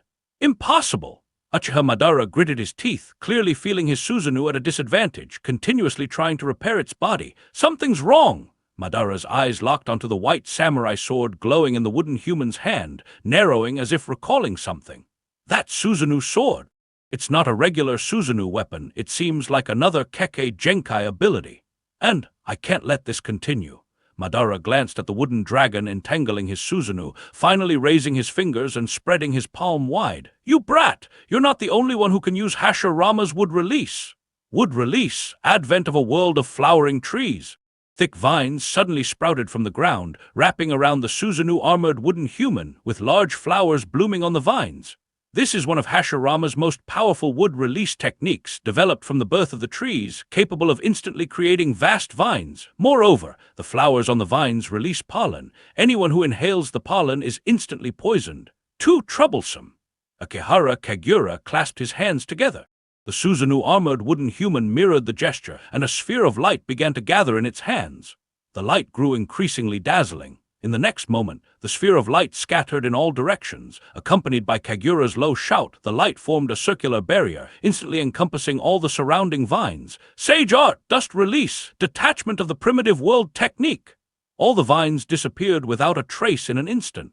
Uchiha Madara immediately realized the terror of that light, hurriedly maneuvering his complete Susanoo to retreat, but still couldn't avoid the impact on its arm. The moment the blue Susanoo made contact with the white light, its arm vanished without a trace. The dust release of Rock Village. Uchiha Madara looked at Ikehara Kagura in disbelief, a hint of amazement flashing across his face. To think you can unleash the power of dust release to such an extent. This is a level that even the generations of Tsuchikage in Rock Village could never reach. However, it wasn't over yet. The white wooden human raised its palm towards its opponent. A beam of oval light suddenly struck the chest and abdomen of the blue Susanoo, creating a circular hole that looked particularly terrifying. The blue Susanoo involuntarily kneeled on one knee. I have always yearned for a fierce and exhilarating battle. Akihara Kagura controlled the wooden Susanoo armor to step forward, his voice gradually rising. A battle to defeat the strongest person in the ninja world, whether it's you or the first Hokage, Hashirama, to put a comma in the years of planning by my predecessors and me. A comma? Uchiha Madara narrowed his eyes. Because this is not the end I aim to reach. Akihara Kagura looked up at the sky, then looked down at Uchiha Madara again. For the coming end of the ninja world, this battle is just the beginning. It seems my efforts over the years haven't been in vain. Akihara Kagura controlled the wooden human to raise its palm again, aiming at the blue Susanoo's head. At least for now, this beginning looks promising. Brat! Uchiha Madara's chakra surged violently, and the Sharingan in his eye sockets transformed into the Rinnegan. A look of madness appeared in his eyes. For me, this battle has just begun. The next moment, Uchiha Madara raised his fingers. The clouds in the sky suddenly dispersed, and a meteor descended from the sky. Tengai Shinsei, Uchiha Madara mercilessly unleashed his ocular jutsu. With Uchiha Madara's action, the blue Susanoo also clasped its fingers together. At the edge of the battlefield, Neji Hyuga had cold sweat on his forehead. The faces of Hideki Kakashi and Uchiha Sasuke were also grim, while Might Guy and Uchiha Obaido remained relatively calm. In the sky, Neji Hyuga looked up at the sky. A massive meteor was rapidly falling from the sky, even causing friction with the air, igniting flames at its tail. This technique, Akihara Kagura looked up at the descending meteor, a technique that even the first Hokage could stop, and you want to use it against me? It sounds like you're not giving Hashirama enough credit. Uchiha Madara looked at Akihara Kagura, a mocking smile on his lips. Maybe I should find a way to fully revive Hashirama so you can witness his power in life. Akihara Kagura shook his head and raised his palm towards the sky. With Akihara Kagura's action, the wooden Susanoo armor also raised its palm, and a dazzling white light shot into the sky, instantly piercing through the meteor. Boom! The entire meteor shattered. When the meteor shattered, it revealed a second meteor behind it, descending even faster and twice as large. Boom! The dazzling white light of the dust release pierced through the second meteor again. Countless fragments fell from the sky like meteors. However, this was just a prelude to another technique. Uchiha Madara raised his palm, and a black sphere resembling a black hole flew into the sky, its massive gravitational force pulling Akihara Kagura's wooden Susanoo armor into the air. Planetary devastation. Uchiha Madara effortlessly unleashed his planetary devastation. Compared to Nagato's sealing technique, Uchiha Madara's planetary devastation had stronger gravitational force, directly pulling Akihara Kagura's wooden Susanoo armor into the air, along with the fragments of the previously shattered meteor. Uchiha Madara never expected his Tengai Shinsei to achieve victory. The purpose of the two meteors was to facilitate the use of planetary devastation for sealing. In an instant, Akihara Kagura and the wooden Susanoo armor were sealed. Uchiha Madara looked at the giant stone sphere in the sky and finally felt a temporary sense of relief as the blue full-body Susanoo gradually disintegrated. For a ninja with the Rinnegan, using planetary devastation for sealing felt as easy as moving an arm. This sealing technique could easily seal powerful beings. However, this seal might not be permanently effective. Even Uchiha Madara did not believe that the seal of planetary devastation could completely seal Akihara Kagura. He just wanted to bring the battle back to his area of expertise. Next, Uchiha Madara flexed his fingers, his eyes gradually turning cold. So it's a battle between wielders of the Rinnegan. At the edge of the battlefield, Karin could barely restrain herself from charging in. However, Hashirama and Tobirama simultaneously blocked her path. I need to save Lord Kagura. Karin struggled desperately to break free from their grasp. It's useless for you to go. Tobirama pressed down on Karin's shoulder, speaking in a deep voice. You don't need to worry about that guy. Although Uchiha Madara is a dark-hearted scoundrel, he is not nearly as insidious and treacherous as Akihara Kagura. That little devil would never allow himself to be at a disadvantage in a fight. The group of root ninjas glared at each other, their eyes red with anger. In one sentence, Tobirama had insulted two Uchiha, truly worthy of being the second Hokage. Hashirama wanted to defend his friend, but Tobirama shut him up with a single command. Tobirama knew Akihara Kagura well. When he saw Kagura with the Rinnegan, he realized that Kagura must have long prepared for combat against another Rinnegan user. Meanwhile, beneath the ground, two creatures, one black and one white, emerged. One of them, White Zetsuoi, appeared worried. "Do we really not need to save the boy? We are powerless," Black Zetsu rasped, shaking his head slowly. "The planetary devastation seal is said to be unbreakable, but since Kagura also has the Rinnegan, he might have a way to undo it." "Oi!" Black Zetsu turned to White Zetsuoi. "You've been by Kagura's side all this time. Haven't you noticed anything unusual about him? Have you ever seen him tamper with bark or wooden tags?" "I can't remember." White Zetsuoi furrowed his brows, pondering. "Let me think. I feel like I saw something somewhere at some point." He hadn't figured it out yet, as Kagura hadn't discussed it with him. While everyone pondered whether Kagura could break the planetary devastation, the battlefield situation had changed. Suddenly, a crack appeared in the stone sphere in the sky. A bright white light shot out, illuminating the sky. In an instant, numerous fissures spread across the sphere, and countless beams of white light burst forth, causing the planetary devastation seal to crumble and disintegrate into fragments. So quickly! Uchiha Madara glanced at the disintegrating stone sphere, and the man slowly descended from it. "Has he already broken free of the planetary devastation seal?" "For a Rinnegan user, that's to be expected," Akihara Kagura replied, gracefully floating down. Despite the recent imprisonment, he appeared serene. Kagura's Susanoo armored wooden human had dissipated. The upcoming battle was the real fight. No matter how powerful the Susanoo armored wooden human was, it could still become a mere plaything for planetary devastation. "Limbo!" Uchiha Madara released his four shadows. Looking up at the descending Kagura, his fighting spirit rekindled. He crouched into a battle stance, a bloodthirsty smile spreading across his face. "The next battle will be the final bloody clash. We will use every means until one of us falls here." "I see." Akihara Kagura continued to float, forming hand signs to release a wind jutsu, seemingly to dissipate the tension. "It seems a bit stifling. Let's cool the battlefield down a bit." A breeze began to blow. A cloud drifted over, casting a shadow over the battlefield as it blocked the sun. Akihara Kagura finished this, slowly descending to the ground, his eyes already transformed into the Rinnegan, able to see all of Madara's limbo shadows. Clearly, these limbo clones would be formidable allies for Madara in the fight. Even if the Rinnegan could see through these shadows, it couldn't prevent them from participating in the battle, and they could exert Madara's full power. "Now then!" Akihara Kagura looked at the shadow on the ground, slowly clasping his hands together, and then raised his head towards Madara. "Before the battle begins, I have one last question. Are you really not considering planning your escape?" Uchiha Madara had to admit. Akihara Kagura indeed possessed enough power to be proud.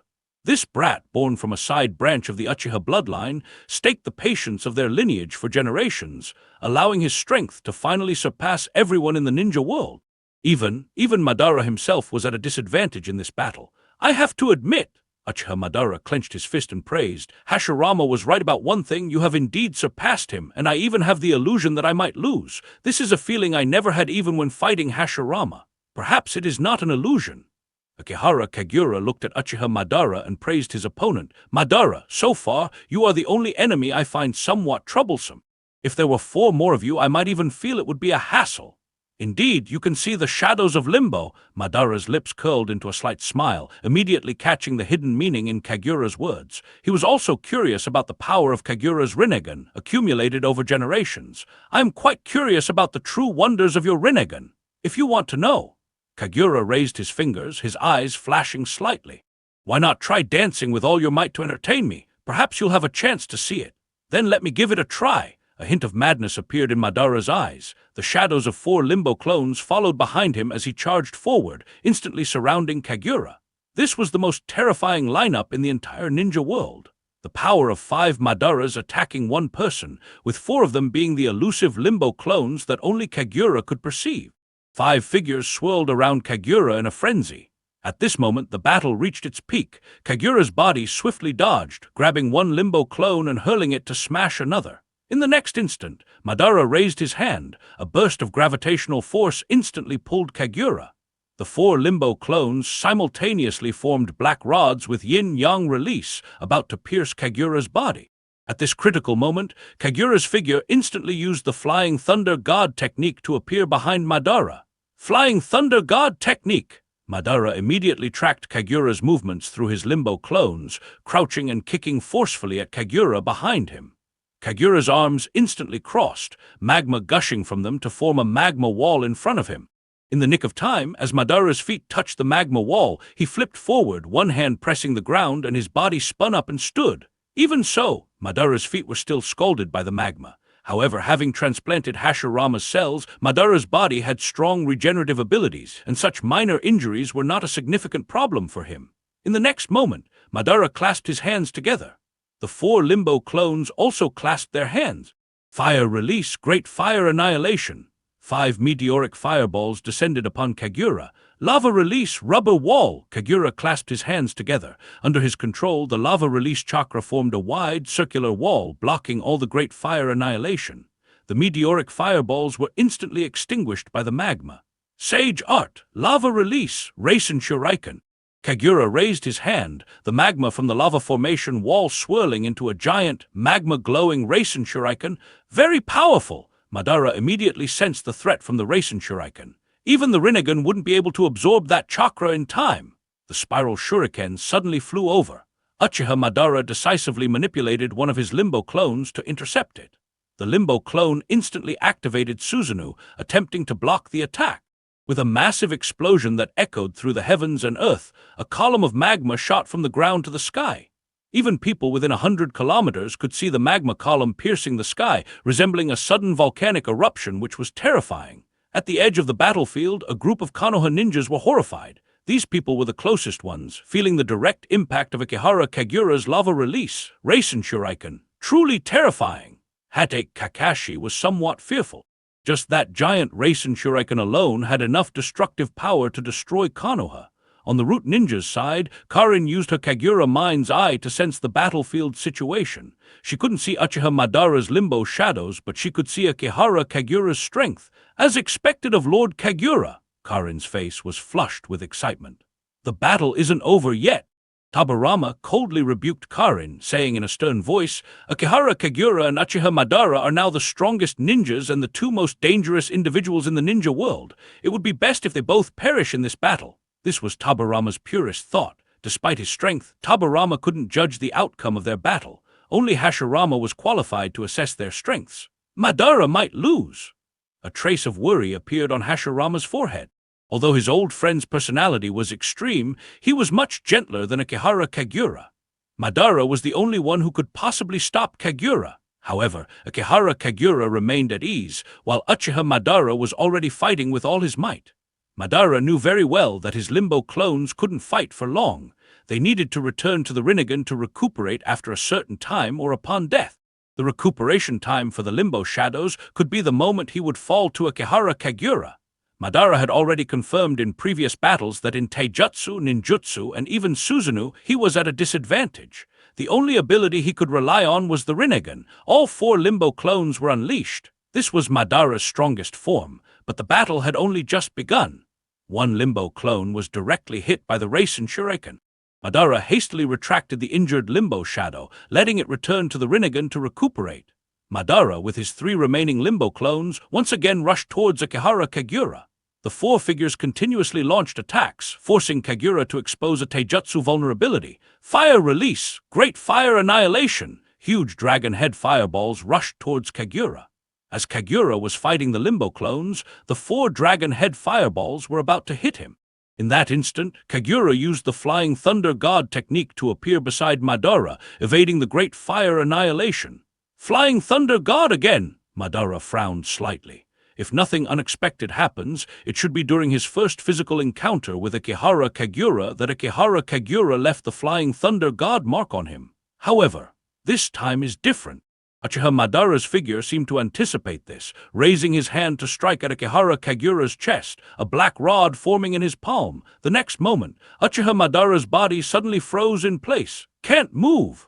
Uchiha Madara looked at the black rod in his palm, his body unable to move, inexplicably stiff and frozen in place. This is the shadow imitation technique. Uchiha Madara's eyes narrowed instantly, immediately recognizing this technique, realizing that the Nara clan's shadow could control a ninja of his level. When light is born, shadows follow. Akihara Kagura raised his hand, and the shadow on the ground came to life like flowing water, the huge shadow cast by the clouds in the sky acting as if it were a living creature. Everything present had already been controlled by Akihara Kagura through the shadows. This is Akihara Kagura's trait of light and shadow upon ascending to Jonin. The Nara clan's shadow imitation technique had been mastered to perfection by Akihara Kagura.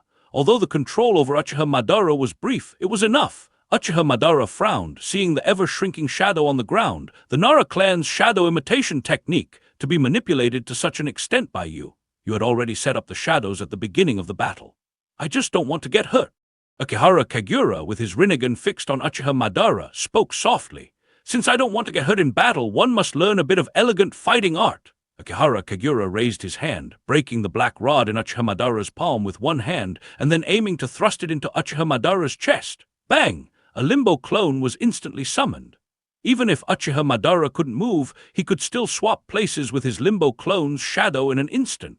In that instant, the limbo clone that swapped positions was pierced by the black rod in Akihara Kagura's hand and had to return to Uchiha Madara's Rinnegan to recuperate. This time was enough for Uchiha Madara to break free from the shadow's restraint. Uchiha Madara, upon breaking free, took a deep breath with only two of his limbo clones left to use standing in front of him. However, Akihara Kagura did not give him any time to breathe. Sage Art, Lightning Release, Chidori. Sage Art, Dust Release, Rasengan. Akihara Kagura extended both hands, with one hand forming a ball of silver lightning, the Sage Art form of Chidori, and the other forming a white Rasengan, a combination of Dust Release and Sage Art Chakra. The next moment, Akihara Kagura's body turned into a beam of golden light, charging straight at Uchiha Madara's two limbo clones, instantly destroying them with the two Sage Arts. This guy! Uchiha Madara watched as his limbo clones were destroyed, a look of shock and disbelief appearing in his eyes, feeling that this moment was beyond his comprehension. To simultaneously use two different ninjutsus, condensing different chakras in the body and both techniques having equally terrifying power. Of course, the most terrifying thing is, these two techniques, enough to threaten anyone and even Uchiha Madara didn't dare confront, were merely casual attacks from Akihara Kagura. This guy has even more terrifying cards up his sleeve. Uchiha Madara fully realized that his Rinnegan abilities had been completely countered, his trump cards torn apart by Akihara Kagura. Madara! Akihara Kagura gently opened his hand, lightly curling his fingers as if controlling everything in his palm. Now you can start running! Now, Akihara Kagura has completely secured victory. In all previous battles, Uchiha Madara had not a shred of hope for victory. This final battle was his only chance to turn the tide. Even in this ruthless battle between Rinnegan users, Akihara Kagura continued to suppress Uchiha Madara, who wielded the Rinnegan and mercilessly defeated all of his limbo clones. He would lose, and this was no illusion. Uchiha Madara frowned deeply. He wanted to first kill Black Zetsu, who was hiding behind Akihara Kagura, to avenge the humiliation of being deceived by Black Zetsu. Then he could use the information he had to think about how to achieve peace in the ninja world.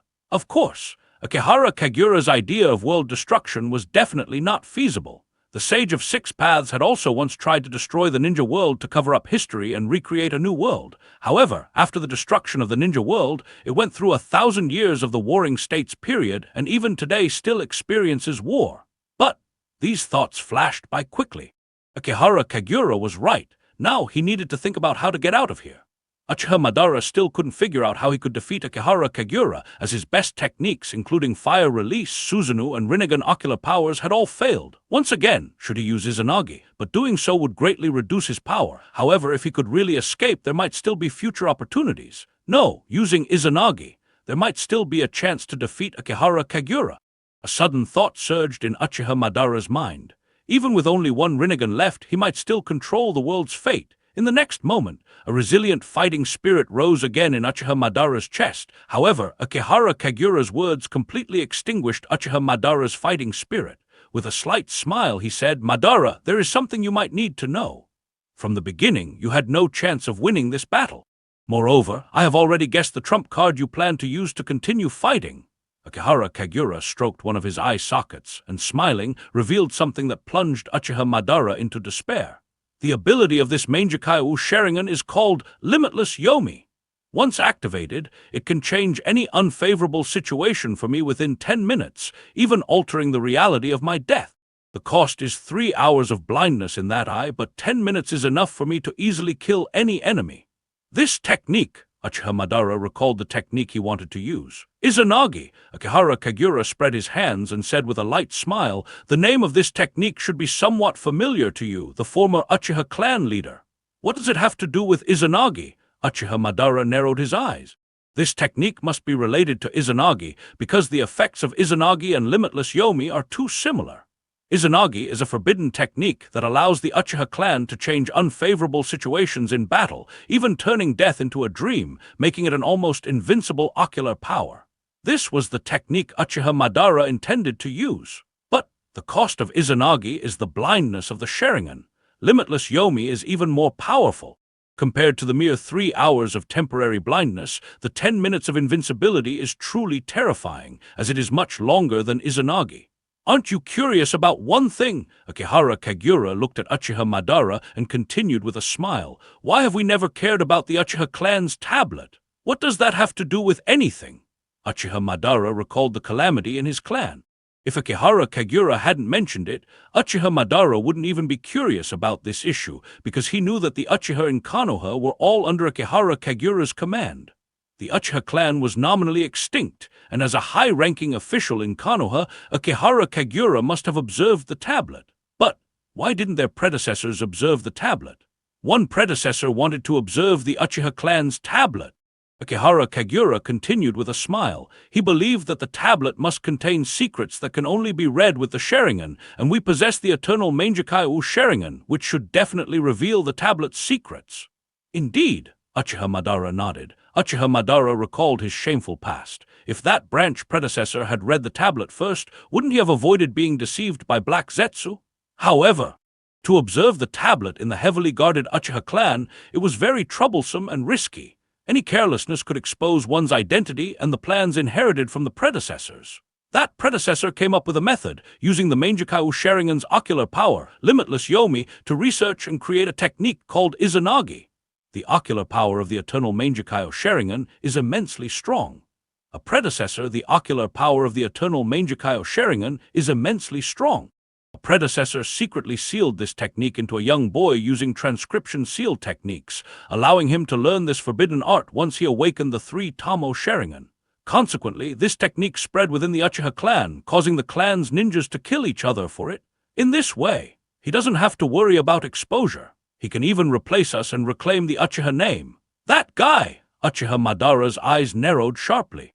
That catastrophe in the Uchiha clan was indeed terrifying. All the powerful Uchiha wanted to use Izanagi to kill their clansmen and seize their Sharingan. However, Izanagi was indeed powerful. Unfortunately, Akihara Kagura shook his head, seemingly regretful. This plan was ultimately thwarted by someone who created Izanami. Uchiha Nyori! Uchiha Madara nodded slowly, recalling the woman who invented Izanami and stopped the Uchiha clan's destruction. Wait, something's wrong. If that's the case, how could he defeat Akihara Kagura? Uchiha Madara suddenly realized something extremely terrifying. Even using Izanagi, he might not be able to defeat Akihara Kagura and might not even be able to escape. Don't worry, just try to escape. Akihara Kagura looked at Uchiha Madara's increasingly heavy expression, seemingly guessing his thoughts. I won't kill you here. This is mercy for the defeated. I just don't want an Uchiha who could nearly rival me to feel greater despair. Akihara Kagura's body slowly floated up, arrogantly overlooking Uchiha Madara below. I will allow all the ninjas of this world to continue enjoying the remaining time of their lives before the end comes. At this moment, Akihara Kagura seemed like a god showing his last mercy before the world's end. Uchiha Madara looked at Akihara Kagura, his fingers cracking as he clenched his fist. He knew he couldn't do anything now. Akihara Kagura looked at Uchiha Madara, his expression softening. You are also one of those who will witness the end of the world. Naturally, you have the duty to die for this world and the right to have the same thoughts. HMPH, as expected of an Uchiha. A cold smile finally appeared on Uchiha Madara's face. This guy, he really is one of his kin. They both have the same arrogance towards this world. Does this kid really think he can't deal with him? If it comes to that, he still has one last resort, trying to revive the 10 Tails and become its Jinchuriki. When Uchiha Madara thought of this, his eyes narrowed slightly. He recalled the history recorded on the wooden tag of the Hyuga clan, mentioning the 10 Tails and Kaguya. The record stated, the defeated Otsutsuki Hamura wanted to revive Kaguya, but Kaguya's resurrection required the 10 Tails and a large amount of chakra, both indispensable. What if he just became the 10 Tails Jinchuriki? To be honest, this would be a huge gamble. However, Uchiha Madara had no other choice in his heart. He absolutely couldn't let Black Zetsu, the guy who deceived him, go. He also had to try to change the ninja world himself. instead of being destroyed along with the old era when Akihara Kagura ended the world. Akihara Kagura only won the bet after generations of effort. He was just betting his life. Which battle between him and Hashirama in the Warring States period didn't bet their lives, of course. Even if he became the Ten Tails Jinchuriki, he had to be careful because Akihara Kagura had the invincible ocular technique of the limitless Yomi, which was even more terrifying than Kamui of Uchiha Abaido. Moreover, reviving the Ten Tails couldn't be delayed.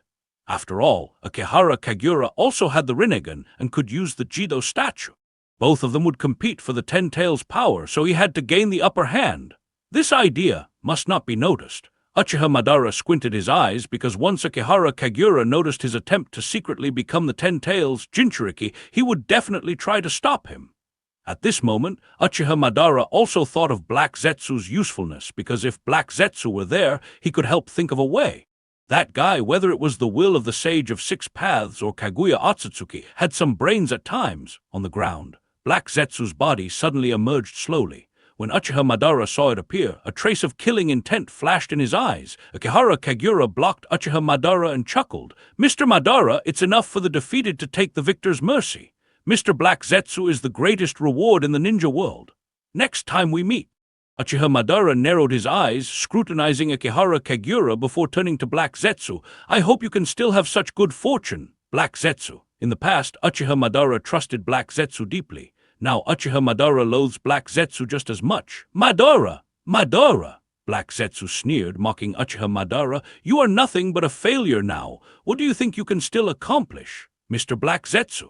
Akihara Kagura stopped Black Zetsu from continuing his taunts, smiling as he spoke. "We have more important matters to discuss. I am very curious about one thing. How did the Sage of Six Paths create the world, and what about Kaguya?" Black Zetsu's heart skipped a beat. Could it be that the Sage of Six Paths never really destroyed the world? He merely dispersed the chakra among ordinary people, so he didn't actually recreate the world. This answer, most likely, it won't satisfy Akihara Kagura. Moreover, there's Kaguya. That's the biggest problem. He must come up with an excuse to make Akihara Kagura revive the Ten Tails, gathering all the chakra of the ninja world.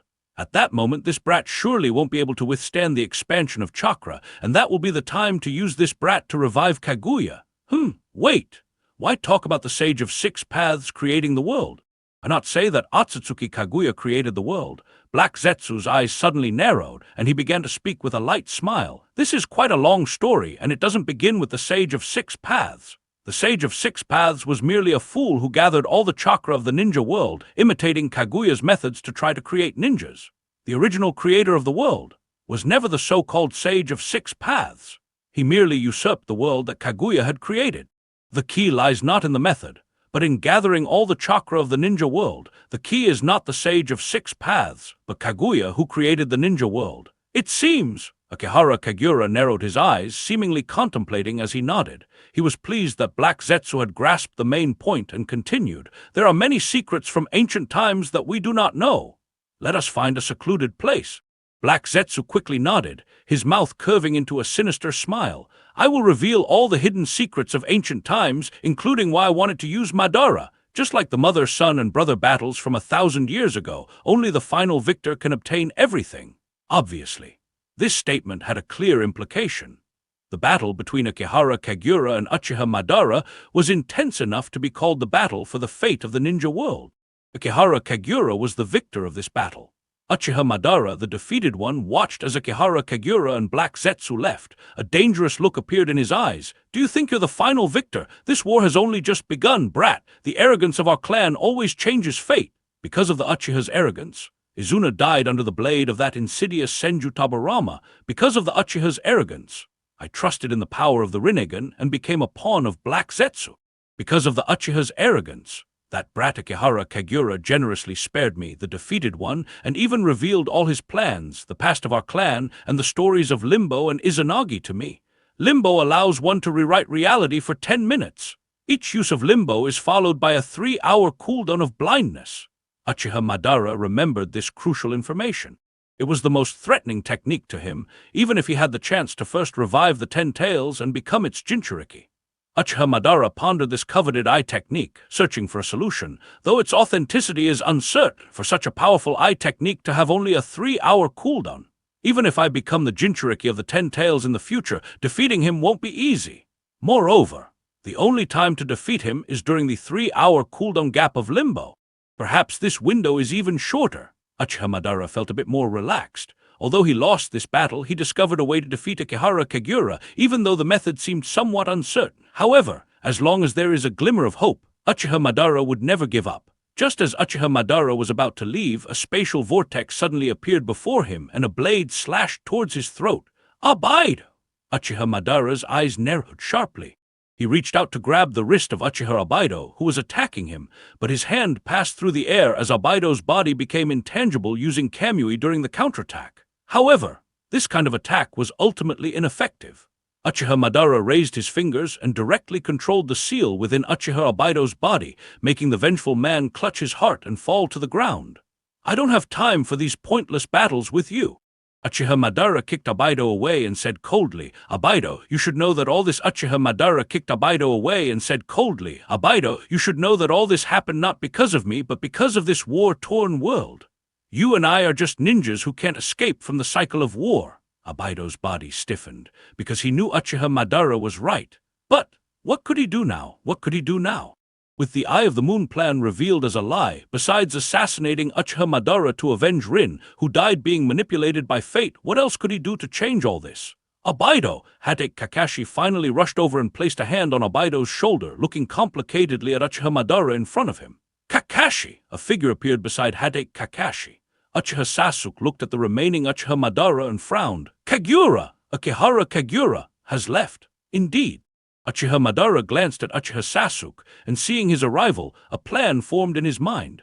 While there's still time, go and awaken your eternal Mangekyo Sharingan. Perhaps in the battle where that guy wants to destroy the ninja world, the Flying Thunder God and a pair of eternal Mangekyo Sharingan might come in handy. Space-time techniques are a problem. Akihara Kagura is also skilled in the Flying Thunder God space-time technique. Uchiha Madara was acutely aware of how short the time was for him to defeat Akihara Kagura in the future, especially since Kagura could escape using the Flying Thunder God if the battle turned against him.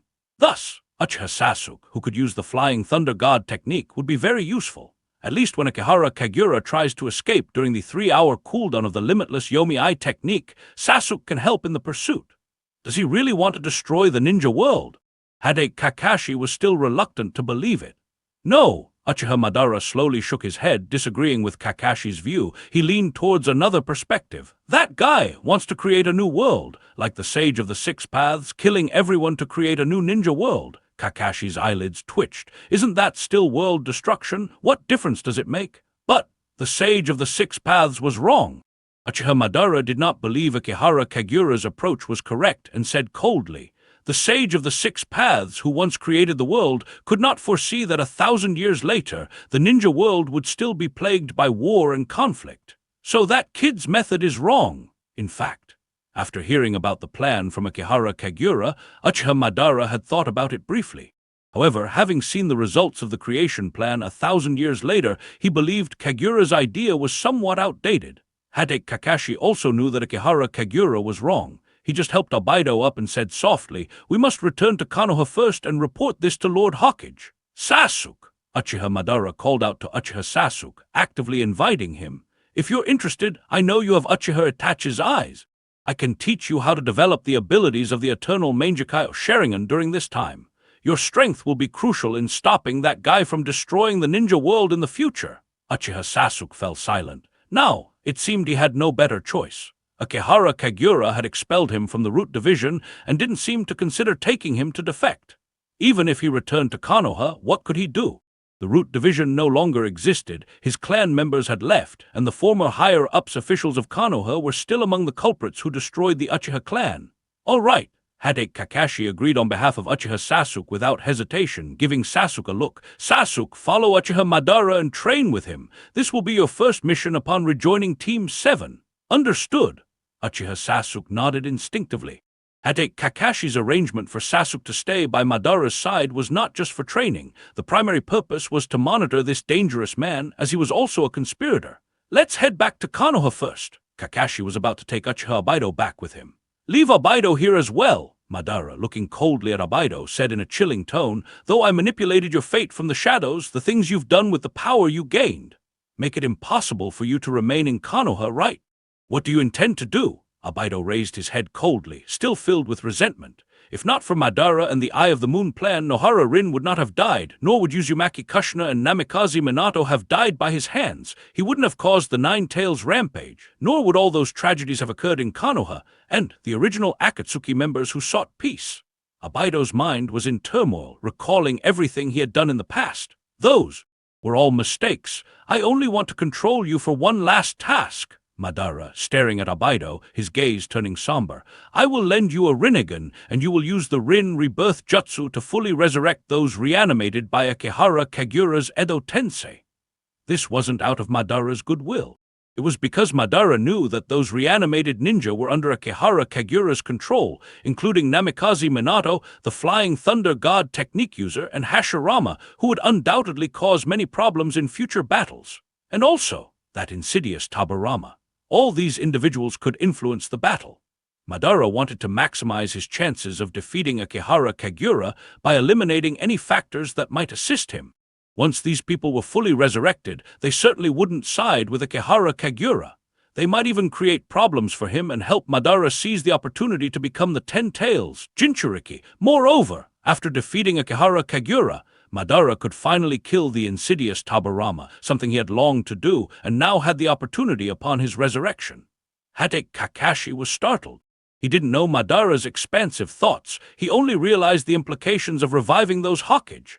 Uchiha Abido's heart trembled, not due to the curse mark in his heart, but because he knew among those reanimated by Akihara Kagura, there was someone extremely important to his life, the fourth Hokage, Namikaze Minato. If he did this now, could it be considered a small redemption for his past? Using the Rin Rebirth Jutsu would undoubtedly lead to his death.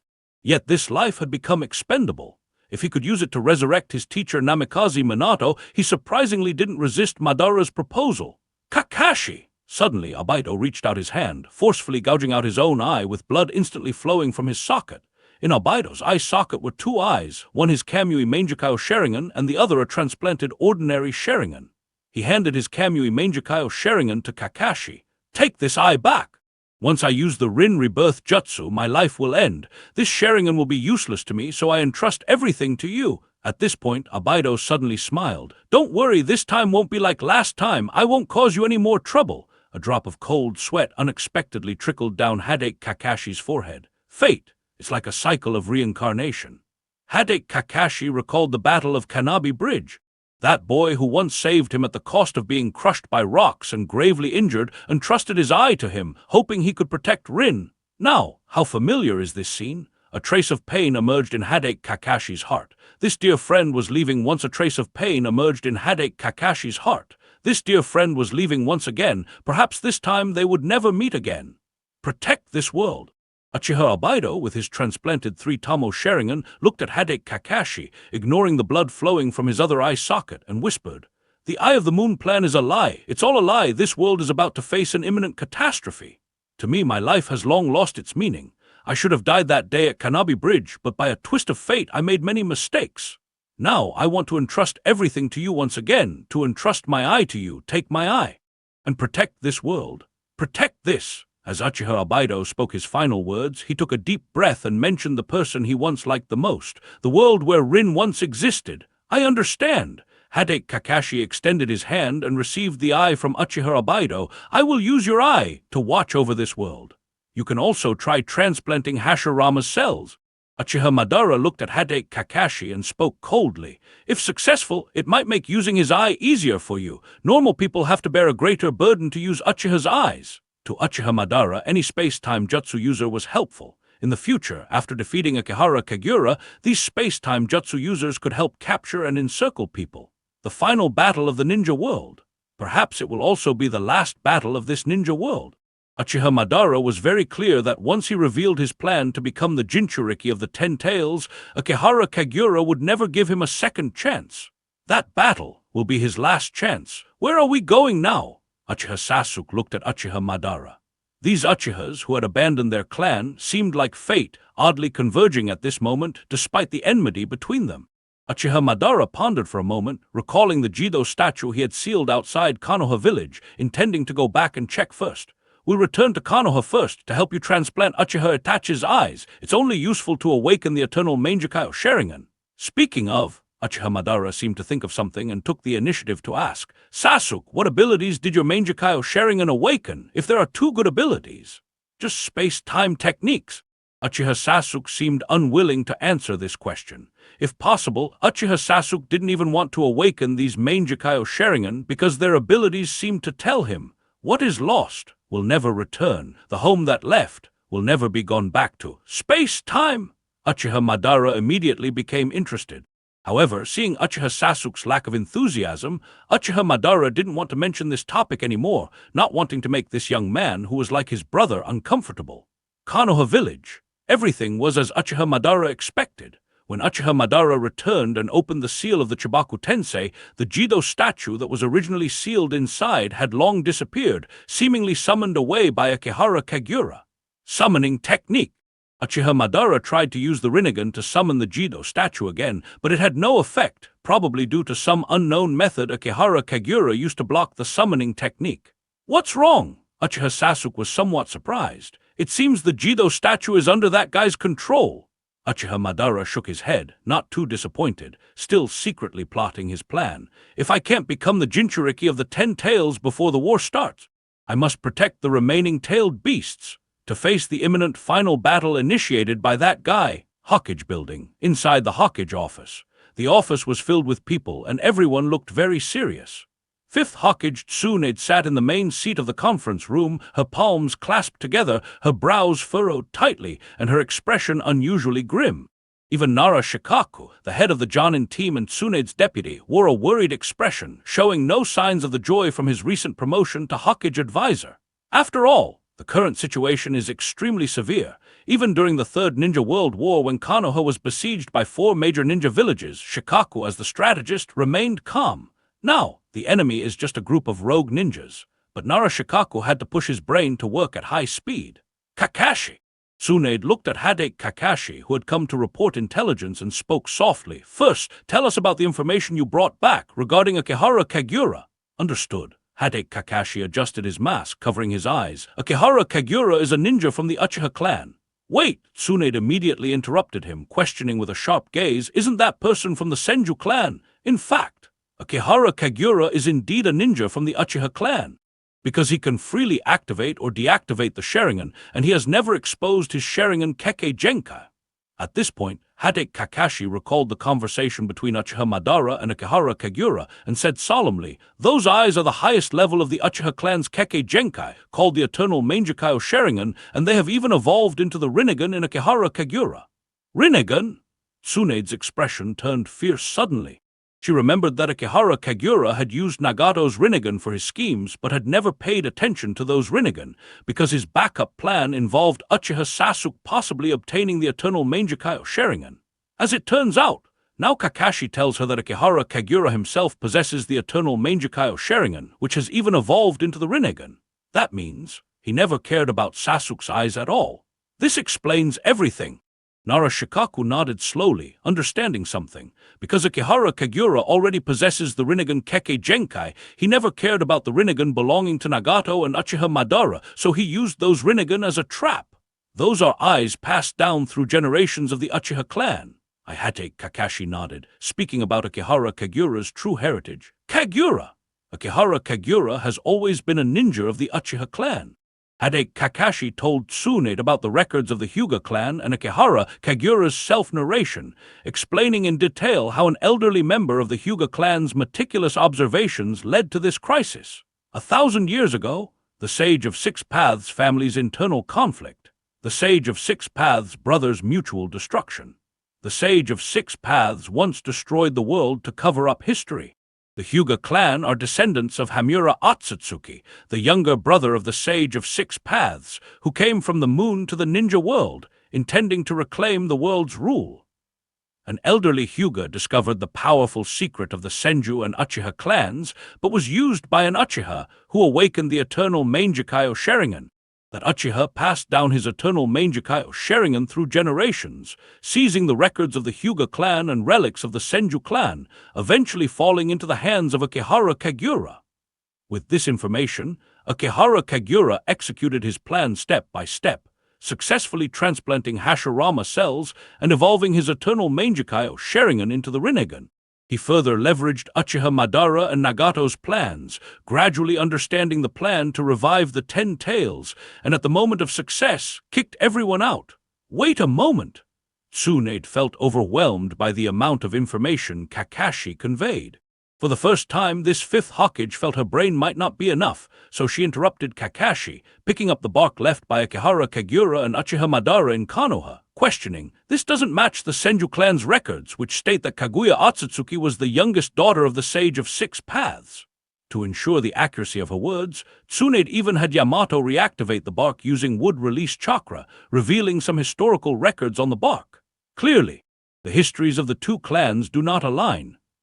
Black Zetsu refuted the records on the bark, Narashikaku reminded the Hokage, hoping she wouldn't assume the Senju clan's records were accurate. Moreover, Black Zetsu could alter the Uchiha clan's stone tablet, so it's not surprising that the Sage of Six Paths rewrote the Senju clan's history.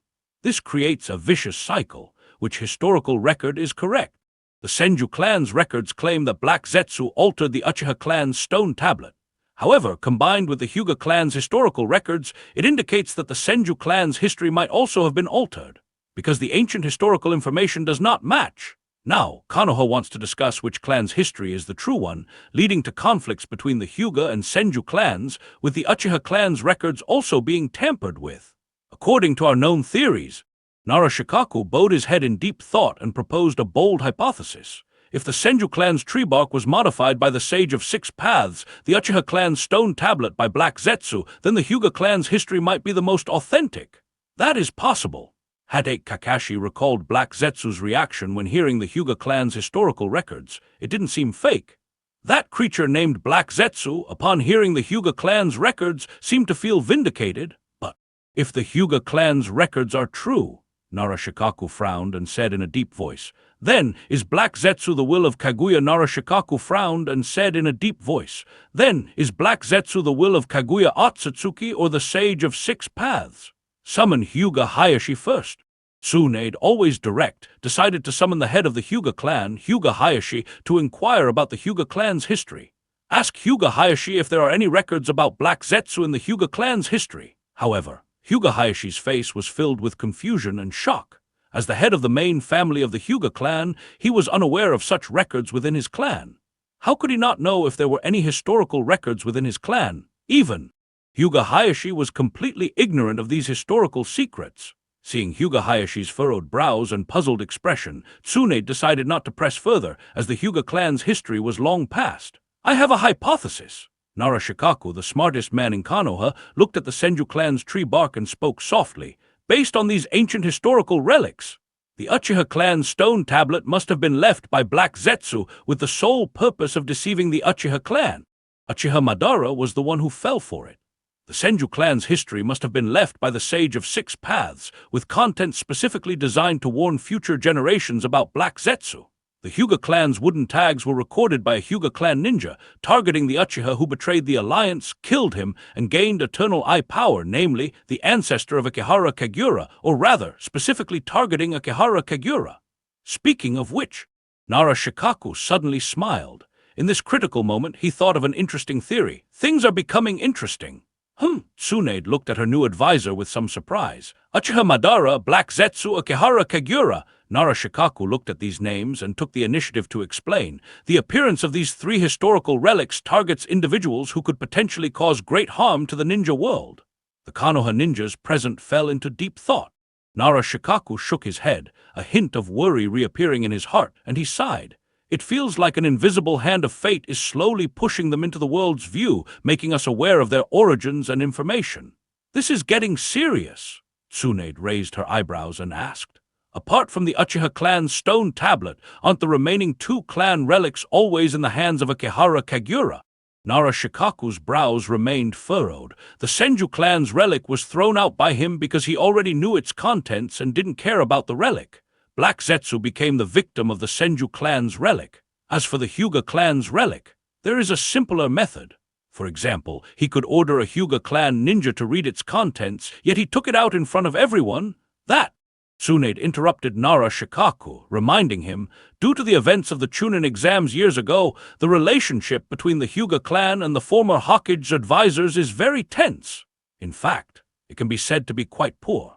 After she assumed office as Hokage, Hyuga Hayashi visited her, hoping Tsunade would continue to uphold the Hyuga clan's system of the main and branch families. If Akihara Kagura wanted to order a Hyuga clan ninja to help him read relics, this would likely not be hidden from the Hyuga main family. Over the years, the Hyuga clan's ninjas have indeed had almost no contact with the root. Nara Shikaku could only slowly nod, reluctantly agreeing with Tsunade's viewpoint, though he couldn't help but feel some doubts and unease. Maybe it's been suppressed for too long. Unable to find an answer, Shikaku explained to himself, Akihara Kagura has been in Konoha for at least over 10 years, and despite having the Uchiha clan's Sharingan, he has never been able to use it. In any case, they at least knew Akihara Kamura's background and why he could obtain such great power. Generations of patience, Akihara Kagura had been planning since he was young. Finally, he obtained his current formidable power. Summon all Jonin! To the meeting room for a meeting. Tsunade slammed her fist heavily on the table. The Jonin of Konoha didn't dare to delay and quickly gathered for the meeting. They all knew exactly what was going to be discussed. We are facing a very troublesome enemy. Obviously, everyone here knows that the village's advisor Akihara Kagura has defected. We have information that this first SSS-class rogue ninja in Konoha's history is about to launch a plan to destroy the ninja world and recreate it. Nara Shikaku had to get straight to the point, speaking in a deep voice. Although Hanzo of the Salamander, the leader of Rain Village, has contacted allies to join forces against Akihara Kamura, we still need to assess the enemies we face, based on our current intelligence. These are the enemies we need to confront. Black Zetsu, the former advisor Akihara Kagura, and his root ninjas. According to some reports, these root ninjas were saved Uchiha members from the night of the clan's annihilation. An unknown number of Edo Tensei resurrected individuals, including at least the first, second, and fourth Hokage, with the third Hokage currently sealed. Firstly, Black Zetsu. Black Zetsu is suspected to be the dark will of the Sage of Six Paths, or Kaguya Otsutsuki. Its true purpose is unclear.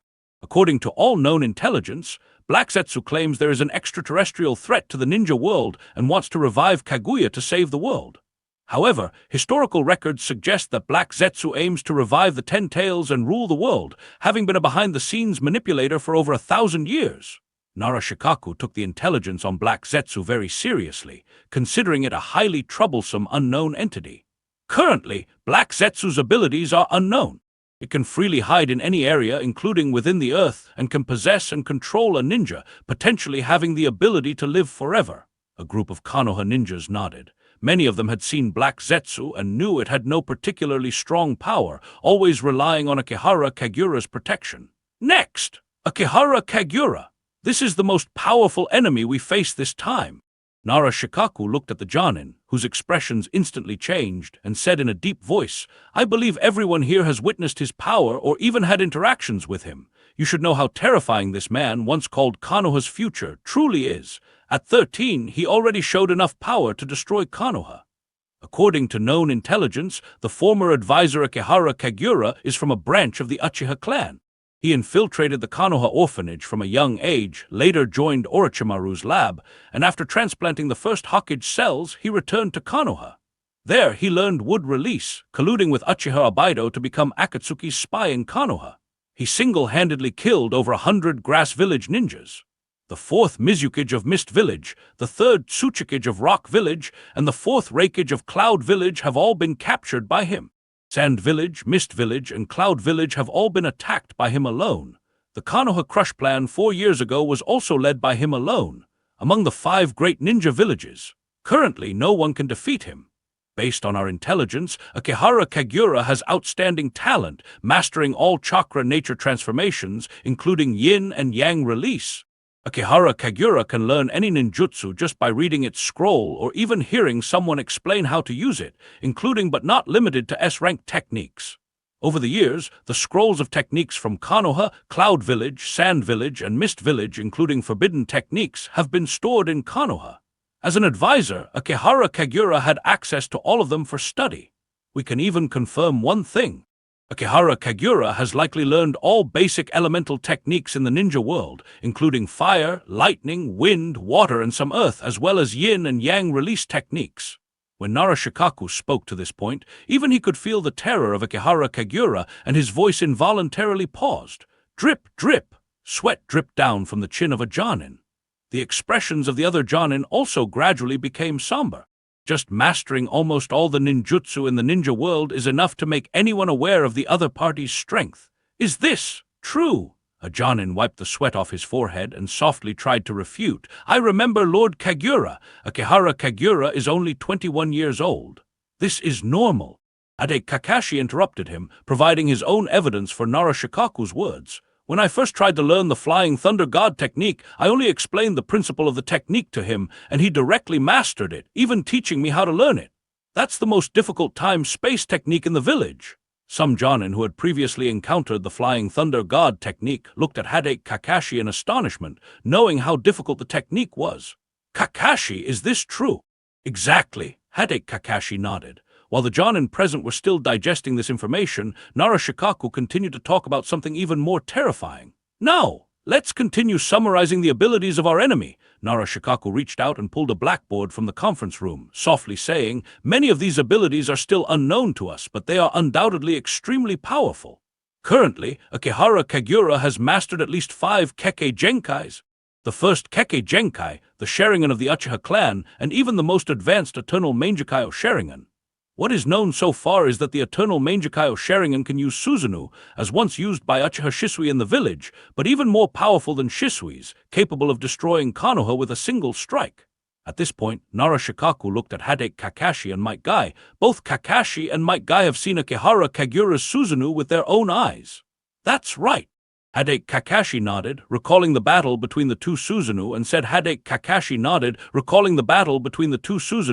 solemnly, a single strike can destroy Konoha. This, a jonin wanted to question this. Please be quiet.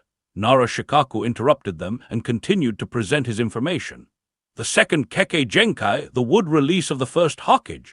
Those present should have also seen Akihara Kagura use wood release, which has the power to destroy Konoha and easily conquer any of the great ninja villages. Mist Village, Sand Village, and Cloud Village have all been taken by him using wood release. The third Kekkei Genkai, the Rinnegan, the Sage's Eye. Its specific abilities are currently unknown, as Akihara Kagura has not demonstrated them to anyone. Based on what we know, even the basic Dojutsu of the Rinnegan possesses the power to destroy Konoha. Everyone present broke out in a cold sweat. Although they already knew Akihara Kagura was extremely powerful, what was wrong with Narashikaku? Why did he always use Konoha as an example? The fourth Kekkei Genkai, Dust Release. This Kekkei Genkai likely originated when he captured the third Tsuchikage, Anoki.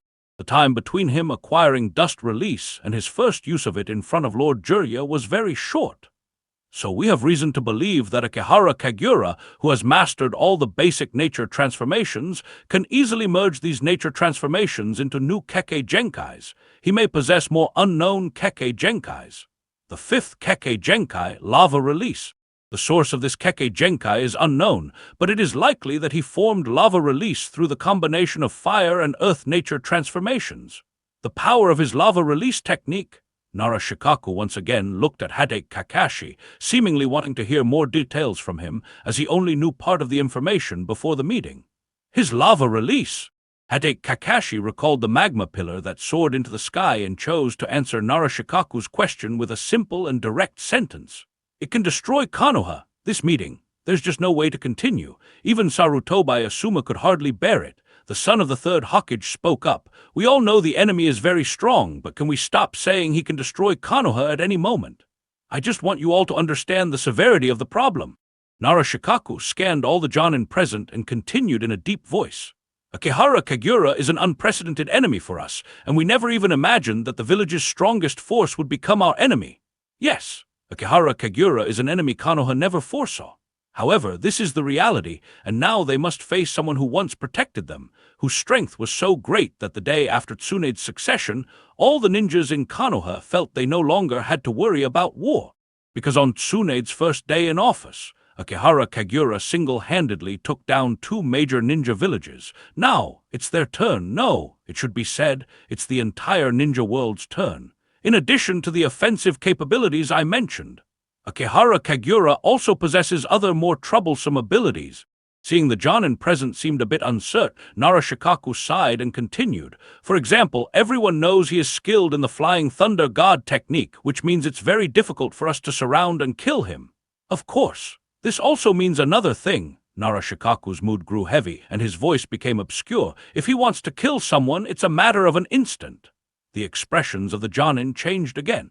This meant that the enemy they were facing could not be dealt with simply by surrounding him.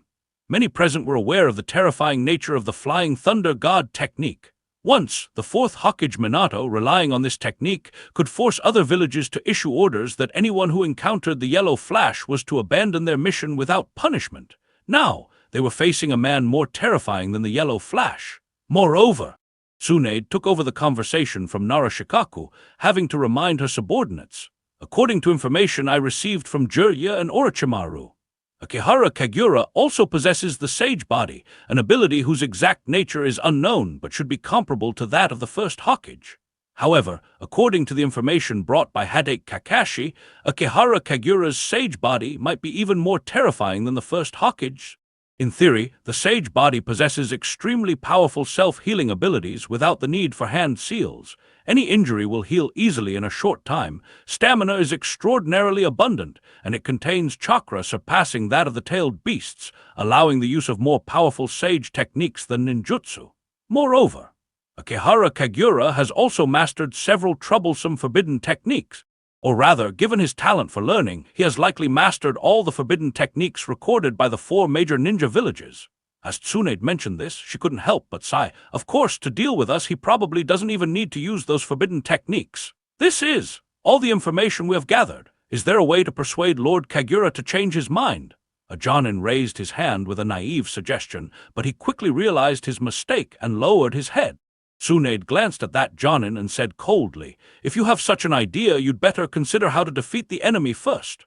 This is beyond our ability to change." Narashikaku shook his head and reminded them, Akihara Kagura has spent his entire life to reach this point. To achieve his plan, he has laid out many schemes unimaginable to ordinary people. He won't easily abandon his plan.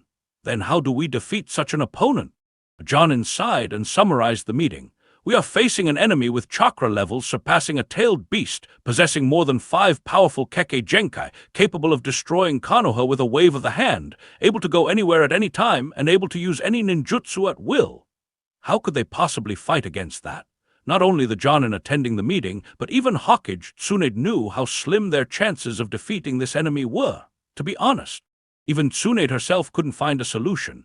Determination, willpower! A voice suddenly echoed in the meeting room. Might Guy, the instructor of Konoha's Team 3, stood up, raised his fist, and encouraged with a determined expression. We must rely on our resolve to protect the village and the world, and on our unyielding will to fight on forever. The Jonin felt that their colleague was somewhat ridiculous. At a time like this, what kind of joke was this? Even though Tsunade and Narashikaku knew that Might Guy's words were correct, and that this indeed was the weapon to defeat Akihara Kagura, it still seemed a bit naive at this moment. Shall we continue? Narashikaku glanced at Tsunade, seeking her input on whether to continue discussing Akihara Kagura's reanimated ninjas and those defected subordinates, compared to Akihara Kagura. The rest were also quite dangerous to the ninja world. Just the 3 reanimated Hokage alone could destroy Konoha, not to mention over 80 elite Jonin-level dual Kekkei Genkai ninjas. Tsunade could only gesture for Narashikaku to continue. Narashikaku described as best he could the trouble posed by over 80 dual Kekkei Genkai ninjas from the root and the danger of the 3 reanimated Hokage. However, the Jonin were already numb, because it was merely a question of whether the enemy wanted to destroy Konoha once or twice. Enough! Tsunade looked at her distressed subordinates and said solemnly, "From now on, Konoha will enter a full state of war preparedness. I will hold a 5-cage summit with the other great nations to discuss how to stop Akihara Kagura and mobilize our elite ninjas to participate. If nothing unexpected happens, based on Akihara Kagura's past actions, the 5-cage will most likely join forces to stop him from destroying the ninja world. After all, every major ninja village had suffered from Akihara Kagura's attacks. Almost all the current cage had been captured by Akihara Kagura. Moreover, there was also Hanzo of the Salamander, a veteran in the ninja world. The 5 Cage and the 5 Great Nations ninja villages united in battle should pose no significant issue in stopping Akihara Kagura. Meanwhile, Akihara Kagura was contemplating how to escalate this war. If the 5 Great Nations thought they could defeat him with only a small group, that wouldn't work. He wouldn't be able to absorb enough chakra. Therefore, he needed the ninja world to understand that everyone must participate in this war as much as possible. After all, he wasn't that powerful yet. Akihara Kagura was not yet capable of performing the strongest wood release to absorb chakra from the entire ninja world, nor could he absorb too much chakra in advance to prevent the 10-tailed shell within him from reviving prematurely, which might even deter Black Zetsu from resurrecting Kaguya Otsutsuki. In that case, he would lose the superior he desired the most. Currently, even Black Zetsu was somewhat sly, not fully trusting Akihara Kagura. It was still pondering if there was something else behind Akihara Kagura. Primarily, all historical records were fake, but Black Zetsu did not doubt the age of historical relics. Black Zetsu didn't doubt the wooden tags of the Hyuga clan or the bark of the Senju clan, all considered ancient relics. These relics contained the secret stories of various great clans. When pieced together, they revealed the ancient history of the ninja world, which people of this era could not know. There must be some secret behind this. However, Black Zetsu did not believe Akihara Kagura was some alien enemy, because Black Zetsu had seen him since he was 10, watching him grow from 10 to 21. Now, it was an opportunity to test. Black Zetsu wanted to find an opportunity to test if there was someone behind Akihara Kagura, or if Akihara Kagura was deceived like Madara Uchiha. Valley of the End. This place had become the new base of the route. The perimeter of the Valley of the End was filled with patrolling route ninjas. The enormous stone statues of Hashirama and Uchiha Madara still stand tall here, but now there is an additional colossal Jido statue quietly lying in the water of the Valley of the End. 3 reanimated Hokage are also standing outside, monitoring for anyone who might be spying. Hashirama gazes at the statues of himself and Uchiha Madara, still reminiscing about their battle many years ago. As for the innermost area, only Akihara Kagura and Black Zetsu are present. Akihara Kagura is sitting there, leisurely fishing with a rod. Black Zetsu stands beside him, staring intently at the man who had both disrupted its plans and given it new hope, pondering what kind of story to fabricate. Black Zetsu! Akihara Kagura lifted his fishing rod, saw the bait still intact, and slowly lowered the hook back into the water, proactively asking, "Why are you not speaking? Weren't you going to tell me all the secrets of ancient times? I'm very curious about the history I have obtained and also about how to create a new world." "Yes," Black Zetsu hurriedly nodded. Now it had completely fallen out with Uchiha Madara, and Uchiha Madara was no match for Akihara Kagura. The future resurrection of the 10 Tails also depended on Akihara Kagura. But where should it begin? Making up a story is an art. The story must be convincing enough to deceive Akihara Kagura, and even if it cannot probe the truth, it must guide Akihara Kagura to resurrect the 10 Tails and gather the chakra of the ninja world according to the predetermined plan. Let's start with the history of ancient times. Black Zetsu looked at Akihara Kagura's expression and directly debunked one thing. First of all the records of the Senju clan's bark are false. Of course. Black Zetsu did not entirely debunk it and continued with a story that was beneficial to itself. The historical records of the Hyuga clan are true. Akihara Kagura frowned, then suddenly smiled and said, "Black Zetsu always likes to lie. Should I listen in reverse?" "No, the Senju clan's records are false." Black Zetsu shook its head hurriedly and said in a hoarse voice, "The Hyuga clan's records are indeed true, but they are merely the records of the descendants of Hamura Otsutsuki. They did not accurately record the story of Kaguya. Let me tell you the real story." Black Zetsu's voice gradually deepened as it prepared to tell a very long story. A long time ago, there was a race in this world called Otsutsuki. This race was born with long lifespans and powerful chakra. They lived by plundering the resources of other planets and even enjoyed the thrill of destroying life. However, a compassionate woman was born among this race. This woman was named Kaguya. She possessed a motherly nature and compassion that the Otsutsuki did not have. During her life of conquest with her clan, Kaguya realized that the emergence of life on each planet was a great miracle and that they should not be treated as mere playthings. So Kaguya chose to show mercy to humanity, hoping that the life on other planets could have the power to protect themselves. She dispersed her chakra. But This was absolutely intolerable to the Otsutsuki clan. This clan would even kill weaker kin to gain stronger chakra and would never allow Kaguya to distribute her chakra. Kaguya began to flee, until Kaguya arrived in this world. To resist enemies from beyond, Kaguya dispersed her chakra, creating new humans in this world and even giving birth to 2 children, hoping they would grow to protect this world together. Some of the humans who received chakra, just like the ninjas of today, began to fight each other. Kaguya was never good at ruling the world, so she had to use the infinite Tsukiyomi to stop the wars, punishing those ninjas to live their lives in beautiful dreams. When they woke up, they would become white Zetsu. However, Kaguya never anticipated that her 2 children, inheriting her powerful strength, would also awaken the Otsutsuki clan's inner savagery and greed. They sought to seize Kaguya's rule and her power, believing they could defeat the unknown enemies from beyond. After all, the 2 were her own children. Kaguya was always poor with words and could not make her 2 children understand her good intentions. In the end, she had to concede defeat in regret and grievance, being sealed by her children, just as recorded in the history of the Hyuga clan. To prevent their mother, Kaguya, from resurrecting and seeking revenge, the Sage of 6 Paths divided the chakra of the 10 tails, thoroughly dispersing the chakra Kaguya left behind. However, how could a mother blame her children? Kaguya never cared about being sealed by her 2 children. She was just saddened by their greed and savagery. A mother is the person who understands her children the best in the world. Before being sealed, Kaguya gave birth to me. If she could not be resurrected, then I would guide the ninja world to a new savior. However, the Sage of 6 Paths killed all those in the ninja world who knew the true history, using his power to create new ninja and alter the history of the ninja world. He left this altered history on the Uchiha clan's stone tablet to prevent his mother's resurrection. Akihara Kagura widened his eyes, seemingly deeply shocked by the story Black Zetsu had told. His brows furrowed tightly, and he raised a question that even Black Zetsu wanted to ask, throwing his own dilemma to Black Zetsu. Wait, if that is the case, the Sage of 6 Paths killed all who knew the true history and recorded his fabricated history on the stone tablet, then what was the original history he intended to leave on the stone tablet? Could it be the history recorded on the Senju clan's bark? This is a good question. Black Zetsu also wanted to ask this question. Who left behind the bark of the Senju clan, who altered the content on it, and why is the record on the bark so absurd? Black Zetsu actually knows the answer. The Sage of 6 Paths, Hagoromo Otsutsuki, indeed was not a good son, nor was he a good father. However, no matter how unfilial that rebel was, he would not have left such ridiculous historical records on the Senju clan's bark. Honestly, Black Zetsu would really like to admit that the history recorded on the Senju clan's bark is the same as that on the Uchiha clan's stone tablet. This way, it would save him a lot of effort. But why does Akihara Kagura seem completely unaware of these things? Black Zetsu is filled with uncertainty.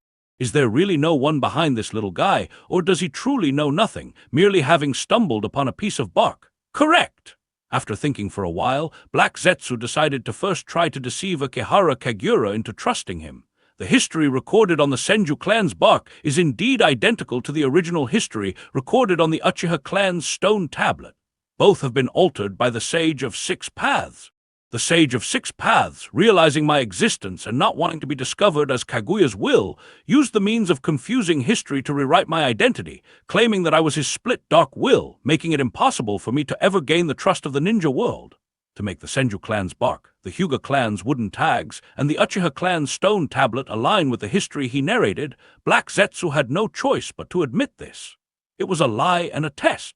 However, as Black Zetsu used these deceitful words to test Akihara Kagura, he suddenly felt that what he said made perfect sense.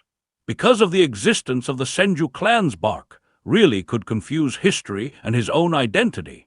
That piece of Senju clan's bark was deliberately aimed at him. That false and absurd history made him the dark will of the Sage of 6 Paths, ensuring that no one in the ninja world would trust him, but would also keep a close watch on him as the Sage of 6 Paths' dark will. The records on the bark, indeed, could make the ninja world vigilant about the resurrection of the 10 tails, because the records on the bark constantly reminded that the Sage of 6 Paths' dark will intended to use the 10 tails to rule the ninja world. It would certainly alert anyone who read it. That piece of bark, indeed, could completely erase the reality of Kaguya's resurrection. Black Zetsu suddenly remembered the Sage of 6 Paths, that guy whose power was indeed formidable, who indeed possessed considerable wisdom, and who would not be constrained by his personality. The Sage of Six Paths would only do what he believed was right. He would not care about ruining his reputation for any reason.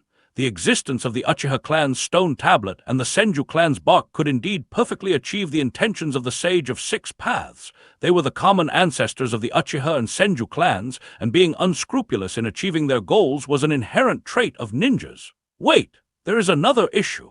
The timing doesn't match up. I altered the stone tablet after the Sage of Six Paths died. Even if he noticed my existence during his lifetime, he couldn't have predicted I would alter the stone tablet, right? Or could the possibility of me altering the stone tablet also be part of the Sage of Six Paths' plan? Just as Black Zetsu was filled with suspicion and almost deceiving himself, Akihara Kagura's words gave Black Zetsu a direction and even earned his trust. Black Zetsu! The content on the bark was fabricated by me. Akihara Kagura's words almost made Black Zetsu's brain shut down, but without caring about Black Zetsu's reaction, he continued. The history on the bark was indeed altered by me. The story it tells is about the Sage of Six Paths sealing Kaguya. Black Zetsu's body started to tremble. He was almost deceived by his own lies. But then Akihara Kagura, this bastard, told him that he had been deceiving him too, and that this bastard had also altered the history left by the Sage of Six Paths, while Black Zetsu was busy wondering if someone was behind this bastard. I saw the original content on the bark. Akihara Kagura glanced at Black Zetsu and calmly said, "It recorded the ancient stories. The Sage of Six Paths indeed noticed you, left by Kaguya, and knew that you had once deceived his son Indra. That piece of bark was his countermeasure." After saying this, Akihara Kagura picked up the fishing rod by the lake and casually continued, "But I noticed your existence, so I deliberately altered the story, wanting to completely separate you and Uchiha Madara, making you abandoned by the whole world." Why? Why? Black Zetsu's inner world was on the verge of collapse. This bastard! How dare he say such things? My millennia-long plan has been ruined, and the Uchiha Madara I managed to deceive has turned against me. This is all part of that bastard's scheme. Damn it! Why is there a bastard like Akihara Kagura in the ninja world? If Kaguya Otsutsuki had not given birth to the Sage of Six Paths, the ninja world would not have produced a bastard like Akihara Kagura. Why does the ninja world have such a person? Human schemes are too deep. Black Zetsu felt that, despite living for 1,000 years and witnessing countless plots, nothing compared to the insidious and despicable nature of Akihara Kagura. I had tied up all my lies. I even finished weaving the entire story. I even convinced myself that the conspiracy belonged to the Sage of Six Paths, that it was all his scheme, and now this bastard tells me that it was all fake. Is this even human? Can a human do such a thing? Even if my mother, Kaguya Otsutsuki, was evil, she was far less despicable and insidious than Akihara Kagura. This bastard's deceitfulness is enough to break one's mind. Why? Black Zetsu felt immense pain, even more than when it was wrongfully accused of being the dark will of the Sage of Six Paths in Konoha. The reason? Akihara Kagura glanced at the fishing rod, lowered his head, and said, "When we resurrect the 10 tails, I will tell you the real secret hidden on the bark. I dare not say it now, as the one who left the mark on the bark is always watching the ninja world.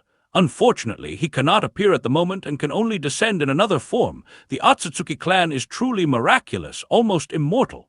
Perhaps he is already watching us here. That person is closely related to the Kaguya you mentioned, and only Kaguya can deal with him." This was the final test before Kaguya's resurrection. The Sage of Six Paths chakra still exists.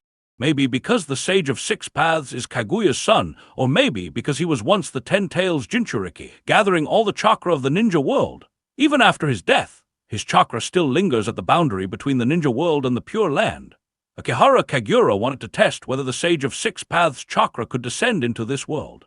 If it could, he could immediately defect and let the Sage of Six Paths become his superior, helping to seal Black Zetsu. Of course, if the Sage of Six Paths chakra could still take action, he might have to use his Mangekyo Sharingan to escape into the Tsukuyomi world.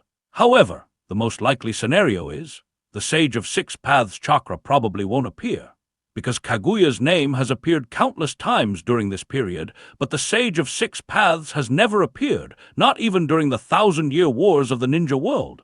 The Sage of Six Paths chakra might need to sense a specific presence as an anchor to descend, or perhaps there isn't much chakra left, needing to be saved for the most dangerous moment in the ninja world, allowing his children to possess the power to seal Kaguya.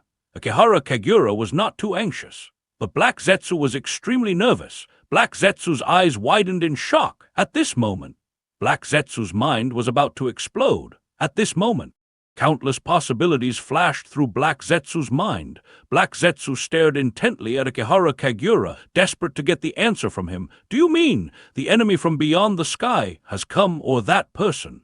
Is it the enemy from beyond the heavens? Or has the Sage of Six Paths not died at all, exactly as you guessed?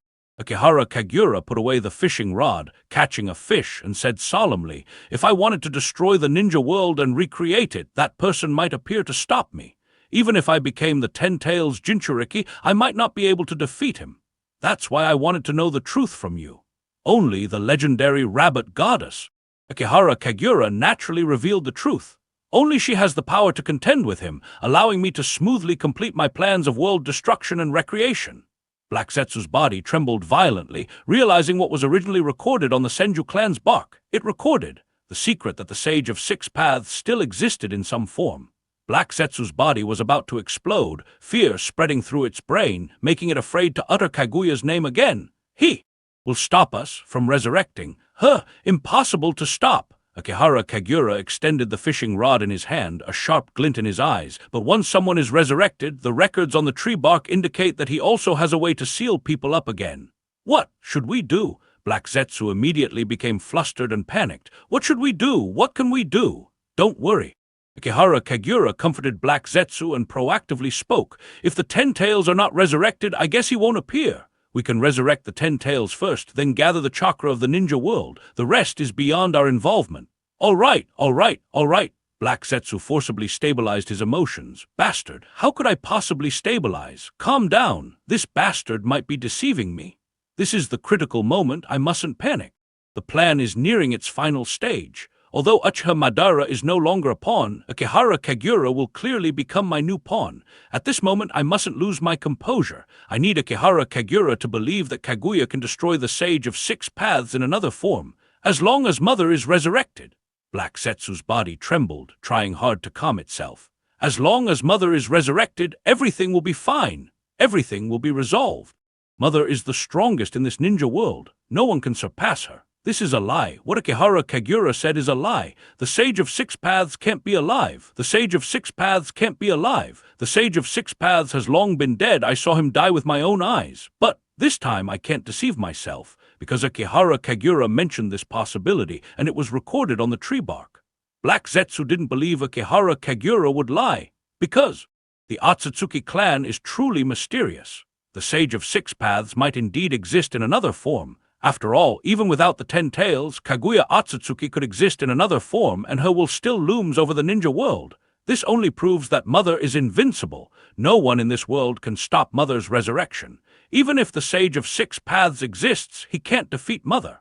As long as Mother can be resurrected, everything will be fine.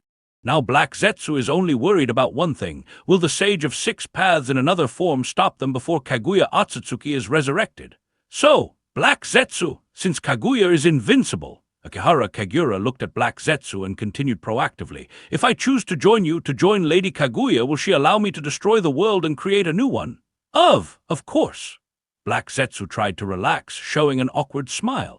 It no longer dared to mention Kaguya's name. Mother and I will definitely support you. Don't mention Mother's name at this time. System prompt. You have a new superior, Black Zetsu. Reward for new employee package, new feature unlocked. Mental fusion allows you to merge with the enemy's body using yin-yang release, controlling their body and actions. This ability is insignificant to Akihara Kagura, but I've finally connected with Kaguya. Unfortunately, even now, the residual chakra of the Sage of Six Paths, Hagoromo Otsutsuki, hasn't appeared. Perhaps his chakra is truly depleted, as he distributed much of it in history. Perhaps he will only appear at the most critical moment. Akihara Kagura himself can't conveniently meet him, as the Sage of Six Paths hides in the gap between life and death, only visible at the edge of life and death. That person left records on the tree bark, monitoring everything in the ninja world, yet he hasn't appeared. He must still be arrogant. Akihara Kagura reeled in his fishing rod, casually taking the fish off the hook, and casually threatened Black Zetsu. Maybe he thinks he can solve the resurrected again. Kagura! Black Zetsu hurriedly stopped Akihara Kagura, hoping its plan could proceed as expected. Before Mother is resurrected, don't mention her name again. Black Zetsu was too timid. If Kaguya were to be resurrected, Black Zetsu would naturally not be afraid. However, the chakra of the Sage of Six Paths might still be monitoring the ninja world, making Black Zetsu somewhat anxious. In fact, more than just a little. Black Zetsu was so scared that he didn't even dare to mention Kaguya's name too often, fearing that if he mentioned it too much, it would trigger the nerves of the Sage of Six Paths, who might suddenly appear to stop them from resurrecting Kaguya. Now we must revive Mother as soon as possible. Black Zetsu looked at Akihara Kagura, who was reeling in a fishing rod, and couldn't help but urge, "Kagura, that guy could change his mind and stop us at any moment." "Of course." Akihara Kagura continued to wind his fishing line methodically, speaking softly. "Now we have another problem. We need a sufficiently large army. If there isn't enough pressure, they might only send a small group to fight me. Therefore, we need to find a way to gather everyone together. According to the records on the bark, reviving that person requires a massive amount of chakra. Besides resurrecting the 10 tails, we also need to gather as much chakra from the ninja world as possible to accomplish this." Black Zetsu's gaze turned to the Jido statue, and in a hoarse voice, he continued to deceive. "The Jido statue has another use. We can use the chakra of the 7-tailed beasts inside it to cultivate white Zetsu, then use Hashirama cells to strengthen them. They can also be used for combat." Akihara Kagura was well aware of this since he also had a 10-tailed shell inside his body, allowing him to freely cultivate white Zetsu. As for forcing the ninja world's ninjas to gather together, this was not just for reviving Kaguya. Akihara Kagura also needed to gather the ninjas to collect enough chakra for the 10-tailed shell inside him. However, Akihara Kagura's method of collecting chakra was more environmentally friendly. He only absorbed the chakra present in a person's body at that moment. "Then let's start cultivating white Zetsu." Following Black Zetsu's gaze, Akihara Kagura looked towards the Jido statue. "If we can cultivate enough white Zetsu, and if their combat power is insufficient, we can use them as sacrifices for the Edo Tensei to revive a reasonably powerful army." Black Zetsu's forehead twitches. "The sooner the better." Akihara Kagura turned to Black Zetsu and softly said, "The 5 great nations will soon hold a 5-cage summit in Rain Village. They will certainly discuss how to stop me from destroying the ninja world at that meeting. We should give them a small shock before that." "How do you know this?" Black Zetsu looked at Akihara Kagura in surprise, then seemed to realize something, nodding to himself. "After all, the great nations of the ninja world have all suffered from your torment. They probably won't miss this chance to kill you. The Hokage assistant in Konoha once made those great nations too afraid to breathe loudly when thinking about Konoha." "No!" Akihara Kagura shook his head, revealing a mysterious smile, "because the person who proposed the Ninja World Alliance was me." Black Zetsu's eyes widened. What a sinister plot this was. Even the matter of the Ninja World Alliance was part of this guy's conspiracy. Land of Rain, Rain Village. This small country, caught between the great ninja villages of 3 major nations, had once been a battleground for those great nations. Now it was gradually becoming the center of the ninja world. Ninjas from all the ninja villages in the ninja world were traversing the Land of Rain, heading to Rain Village to discuss various matters regarding the 5-cage summit to be held there. Besides the 5 great nations, many other ninja villages in the ninja world had long agreed to Hanzo of the Salamander's request, including influential nations like the Land of Iron, known for its neutrality in the ninja world. All this was due to one man's efforts, Hanzo of the Salamander. Hanzo of the Salamander actively visited many people. Despite his old age, there were still many willing to give him a face, especially many small nations that highly revered Hanzo of the Salamander. For example, the Land of Iron, a well-known neutral samurai country in the ninja world, whose leader Mifune greatly admired Hanzo of the Salamander. At Hanzo's invitation, they agreed to join in at a critical moment to prevent the destruction of the ninja world. This was quite natural. After all, Akihara Kagura wants to destroy the ninja world, making it impossible for others to survive. Konoha propagates that their former Hokage's assistant, Akihara Kagura, will kill everyone. Of course, the most important aspect remains the 5 great nations. To get the 5 great nations to agree to unite, Tsunade took the initiative to extend an invitation, asking Hanzo of the Salamander to act as the guarantor and convene this 5-cage summit inside Rain Village. Hanzo of the Salamander took on the role of host. In terms of status, this elder, who had a great reputation in the upper echelons of the ninja world, indeed had the qualification to take on this responsibility. Even the leaders of the major ninja villages had to show him some respect. For this Ninja World Summit, Hanzo of the Salamander specifically constructed a grand conference room. To prevent conflicts among the 5 great nations before the meeting, he even designed the conference room in a pentagonal shape, with each nation entering from a different area. Inside the pentagonal conference room, for their safety, the 5 Cage brought numerous Anbu members. These Anbu sat beside the conference room, ready to rush in and protect their respective cage. This was all meticulously considered by the elderly Hanzo of the Salamander. "Now, please welcome the 5 Cage." Large lights illuminated one by one. The grand conference room was gradually lit up. In the middle of the 5 pathways, 5 figures appeared. The 5th Kazekage of Sand Village in the land of Wind, Gara. The 3rd Tsuchikage of Rock Village in the land of Earth, Anoki. The 5th Mizukage of Mist Village in the land of Water, Mei Terumi. The 4th Reikage of Cloud Village in the land of Lightning, A, and the 5th Hokage of Konoha in the land of Fire, Tsunade. The 5 individuals who held power in the ninja world walked along their respective pathways to their positions, each harboring different thoughts. In the Konoha area, Tsunade's bodyguards were Jiraiya and Orochimaru. Due to the significance of this meeting, Tsunade only trusted her close friends, and Jiraiya decided to bring Orochimaru along. Tsunade agreed.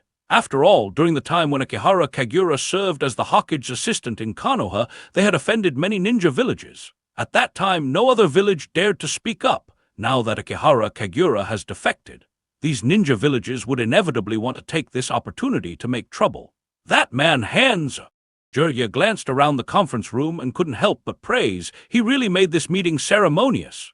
It seems he put in a lot of effort.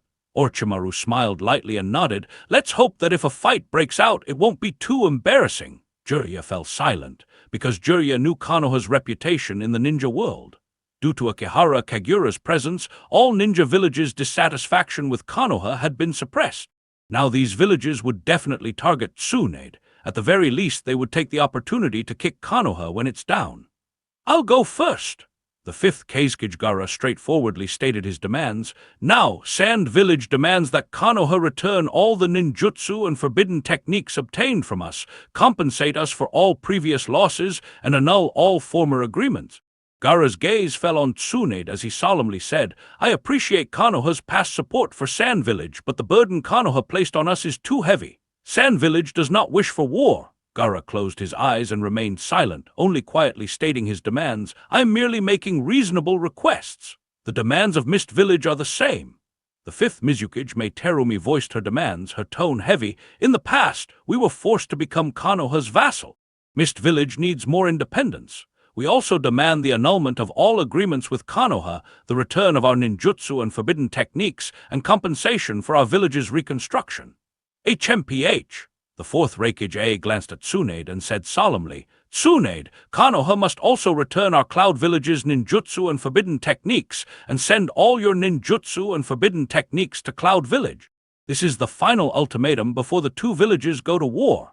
Actually, the 4th Reikage had also considered taking Tsunade as a hostage. However, remembering that Tsunade had once saved him during her travels, he decided to forego this. He only wanted to retrieve Cloud Village's secret techniques first. Additionally, Konoha's ninjas are forbidden from using and spreading Cloud Village's secret techniques. The 3rd Tsuchikage Anoki also appeared solemn. The 3rd Tsuchikage also wanted to say something, but he couldn't think of any real losses he had suffered. He had only lost face at the time, and Rock Village had actually been one of the least affected. After all, Akihara Kagura had only kidnapped him at the time. However, now that Konoha had fallen, the 3rd Tsuchikage Anoki made an outrageous demand. "We demand that the Land of Fire cede territory to compensate for the unequal treaties we've signed with Konoha over the years, as a final ultimatum before the war." Tsunade closed her eyes and did not respond. Before the 5 Cage Summit, Tsunade had anticipated some of the excessive demands these great nations might make, but she hadn't expected them to be so eager.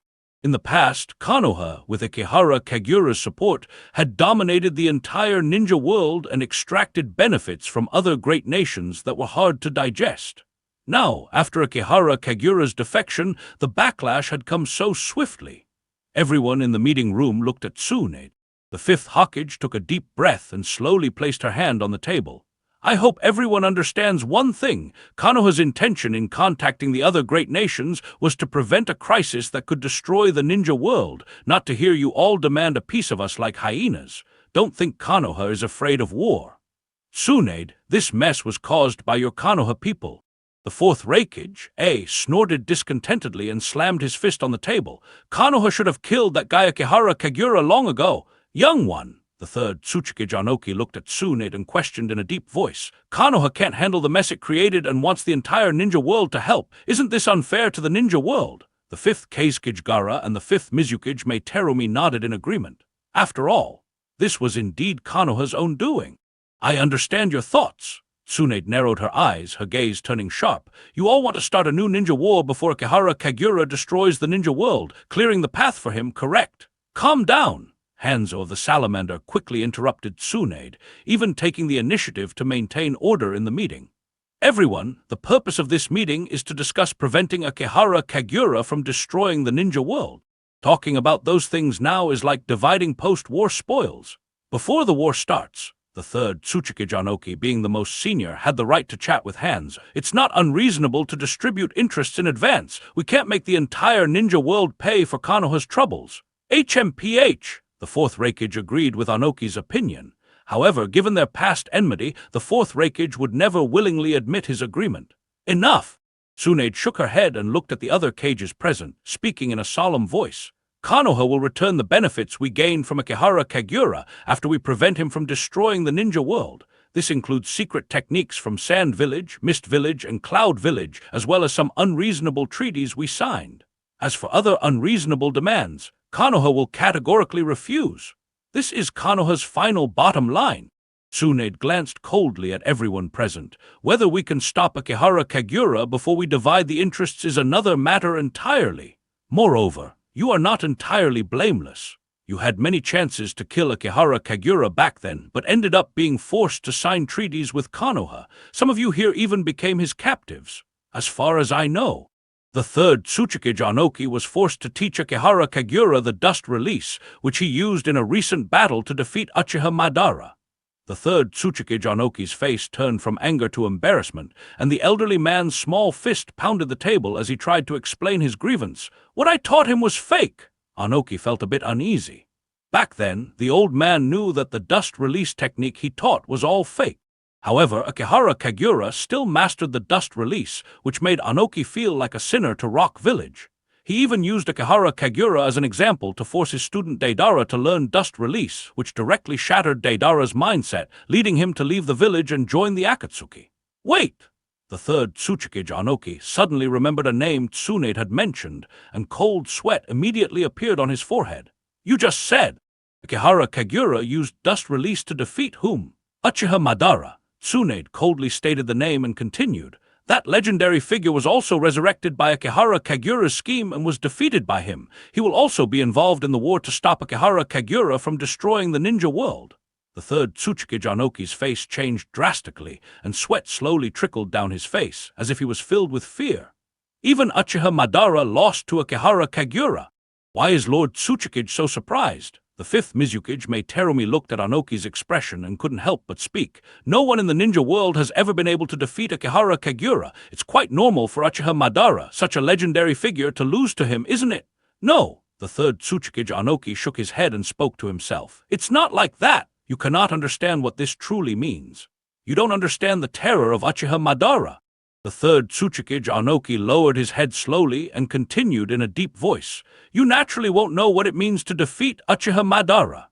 As someone who had personally experienced Uchiha Madara's power, Anoki in his youth, along with his teacher, the second Tsuchikage, had their wills completely shattered by Madara with just one blow. Until today. Anoki had become increasingly powerful and even became the Tsuchikage, but he could understand even more how terrifying Uchiha Madara was back then. However, it seems dust release is also very powerful. The third Tsuchikage Anoki felt that his years of effort might not have been in vain. After all, he had developed a powerful ninjutsu, and if he faced Uchiha Madara again, he might not necessarily lose.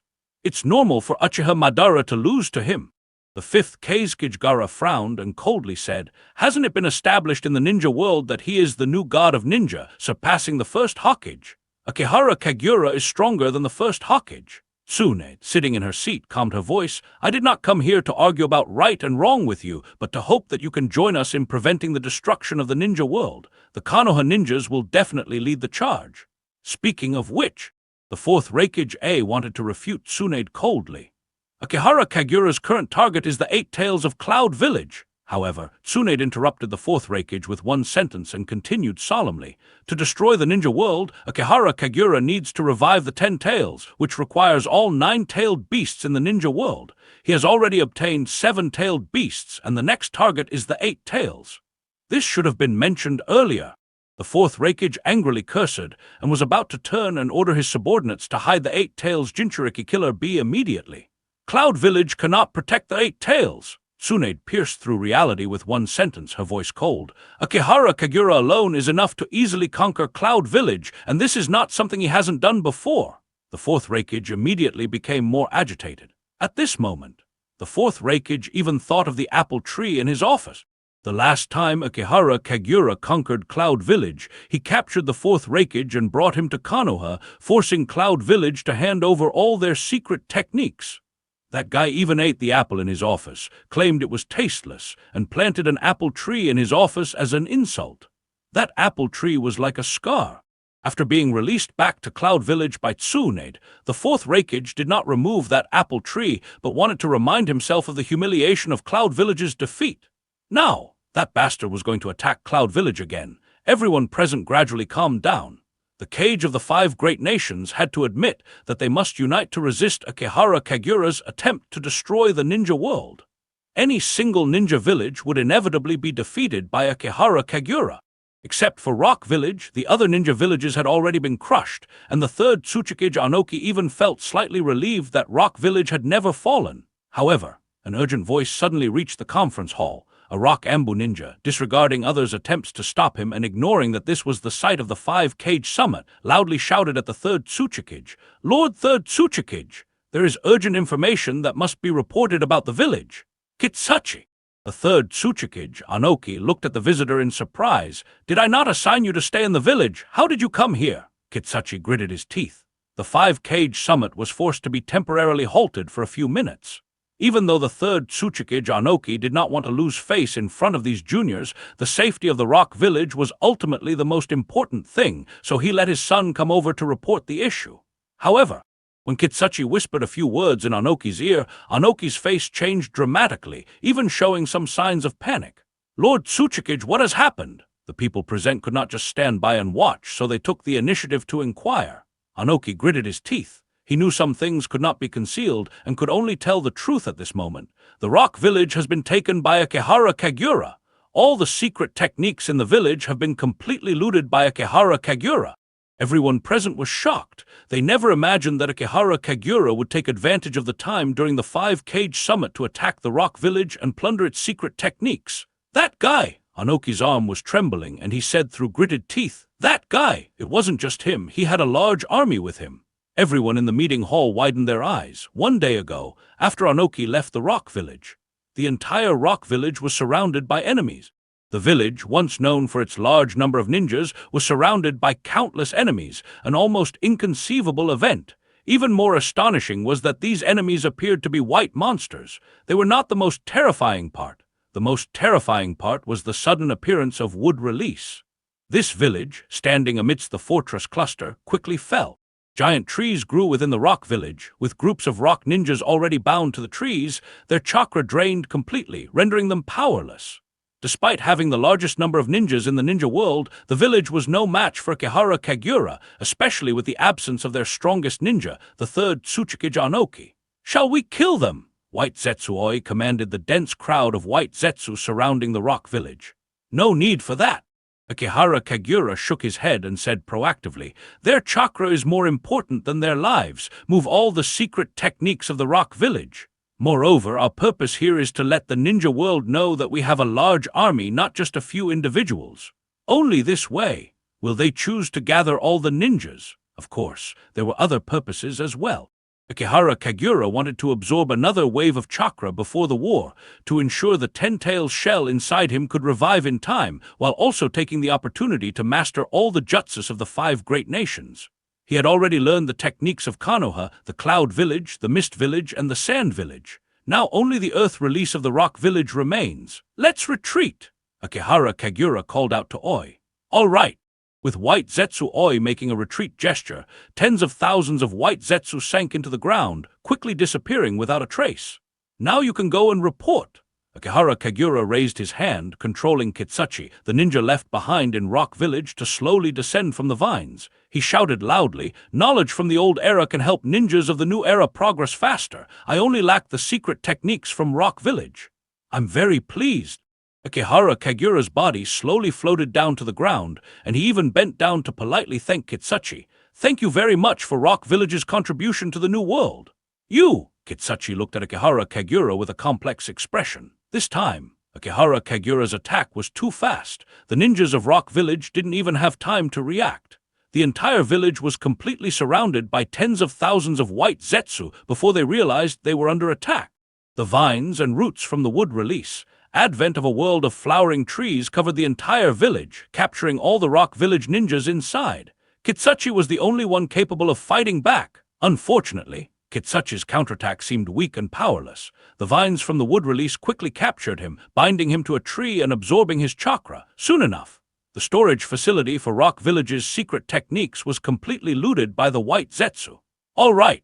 After a simple polite gesture, Akihara Kagura's expression turned arrogant. "As a reward for your cooperation, I won't kill any of the Rock Village ninjas this time. I will allow all of you to exist until the end of this world. Oh, by the way," Akihara Kagura tilted his head, seemingly calculating like a child solving a math problem, "I am also skilled in the super lightweight rock technique for flying. Theoretically, if your people go to report now, they shouldn't be able to catch up with the third Tsuchikage's flying speed, right? He should be attending the 5-Cage Summit, right? Don't deny it, Kitsuchi. I am well aware of this, otherwise I wouldn't have attacked Rock Village at this time." Kitsuchi was shocked in his heart. "Let me lend a hand." Akihara Kagura extended his hand, placing it directly on Kitsuchi. "If you send someone to report now, it should be just in time for the 5-Cage Summit. You can inform the third Tsuchikage." As Akihara Kagura moved, Kitsuchi's body involuntarily floated up. The earth release, super lightweight rock technique instantly freed Kitsuchi from gravity. "This is the super lightweight rock technique." Kitsuchi recognized his father Anoki's technique. Even in Rock Village, only Anoki, who had studied it for decades, could master this gravity-defying flight technique. However, many in Rock Village knew that Akihara Kagura learned this technique in just a few words from Deidara. "Perfect timing!" Akihara Kagura smiled as he looked at the floating Kitsuchi. "Now you can go report. Take advantage of the time the 5-Cage Summit is convening to inform them that the end is near. I have already collected all the knowledge of this world. There is nothing left worth keeping for the new world." After saying this, Akihara Kagura left. Seeing Akihara Kagura leave, Kitsuchi hurried to Rock Village to report. As Akihara Kagura had anticipated, when Kitsuchi arrived at Rock Village, the 5-Cage Summit had just begun. He had no choice but to report the news. The third Tsuchikage Anoki, aware of the severity of the situation, quickly had his son inform the others present about what happened in Rock Village. "That guy! The reason he demanded other ninja villages to surrender their secret techniques was for this. Akihara Kagura has long harbored the intention of world annihilation and creation." Tsunede's heart trembled as she heard the reason for Akihara Kagura's plundering of secret techniques. "He has already obtained the techniques of all the ninja villages in the 5 great nations. He wants to leave those techniques and knowledge for the world he creates." "What about that army?" The fourth Reikage banged the table and loudly questioned. "Tsunade, you should know about that army, right? They are likely a type of creature called White Zetsu." Tsunade frowned and revealed what she knew. "It is said that these creatures were transformed from humans. We do not yet know their true strength. They are vast in number." The third Tsuchikage Anoki looked at everyone present, implicitly acknowledging their impending alliance, and said gravely, "At least tens of thousands, possibly more. Besides dealing with Akihara Kagura, we may need to form a large army to combat them. I'm more concerned about another issue now." Tsunade took a deep breath and solemnly reminded them, "Now that Akihara Kagura has obtained all the secret techniques from the ninja villages of the 5 great nations, his exceptional talent allows him to master any ninjutsu within a minute. During the time we are meeting, he has likely already mastered all the secret techniques from Rock Village. Even the earth release techniques are in his hands." As Tsunade said this, she couldn't help but think of her friend Orochimaru's dream. Now, Akihara Kagura almost possesses all the techniques and knowledge of the ninja world.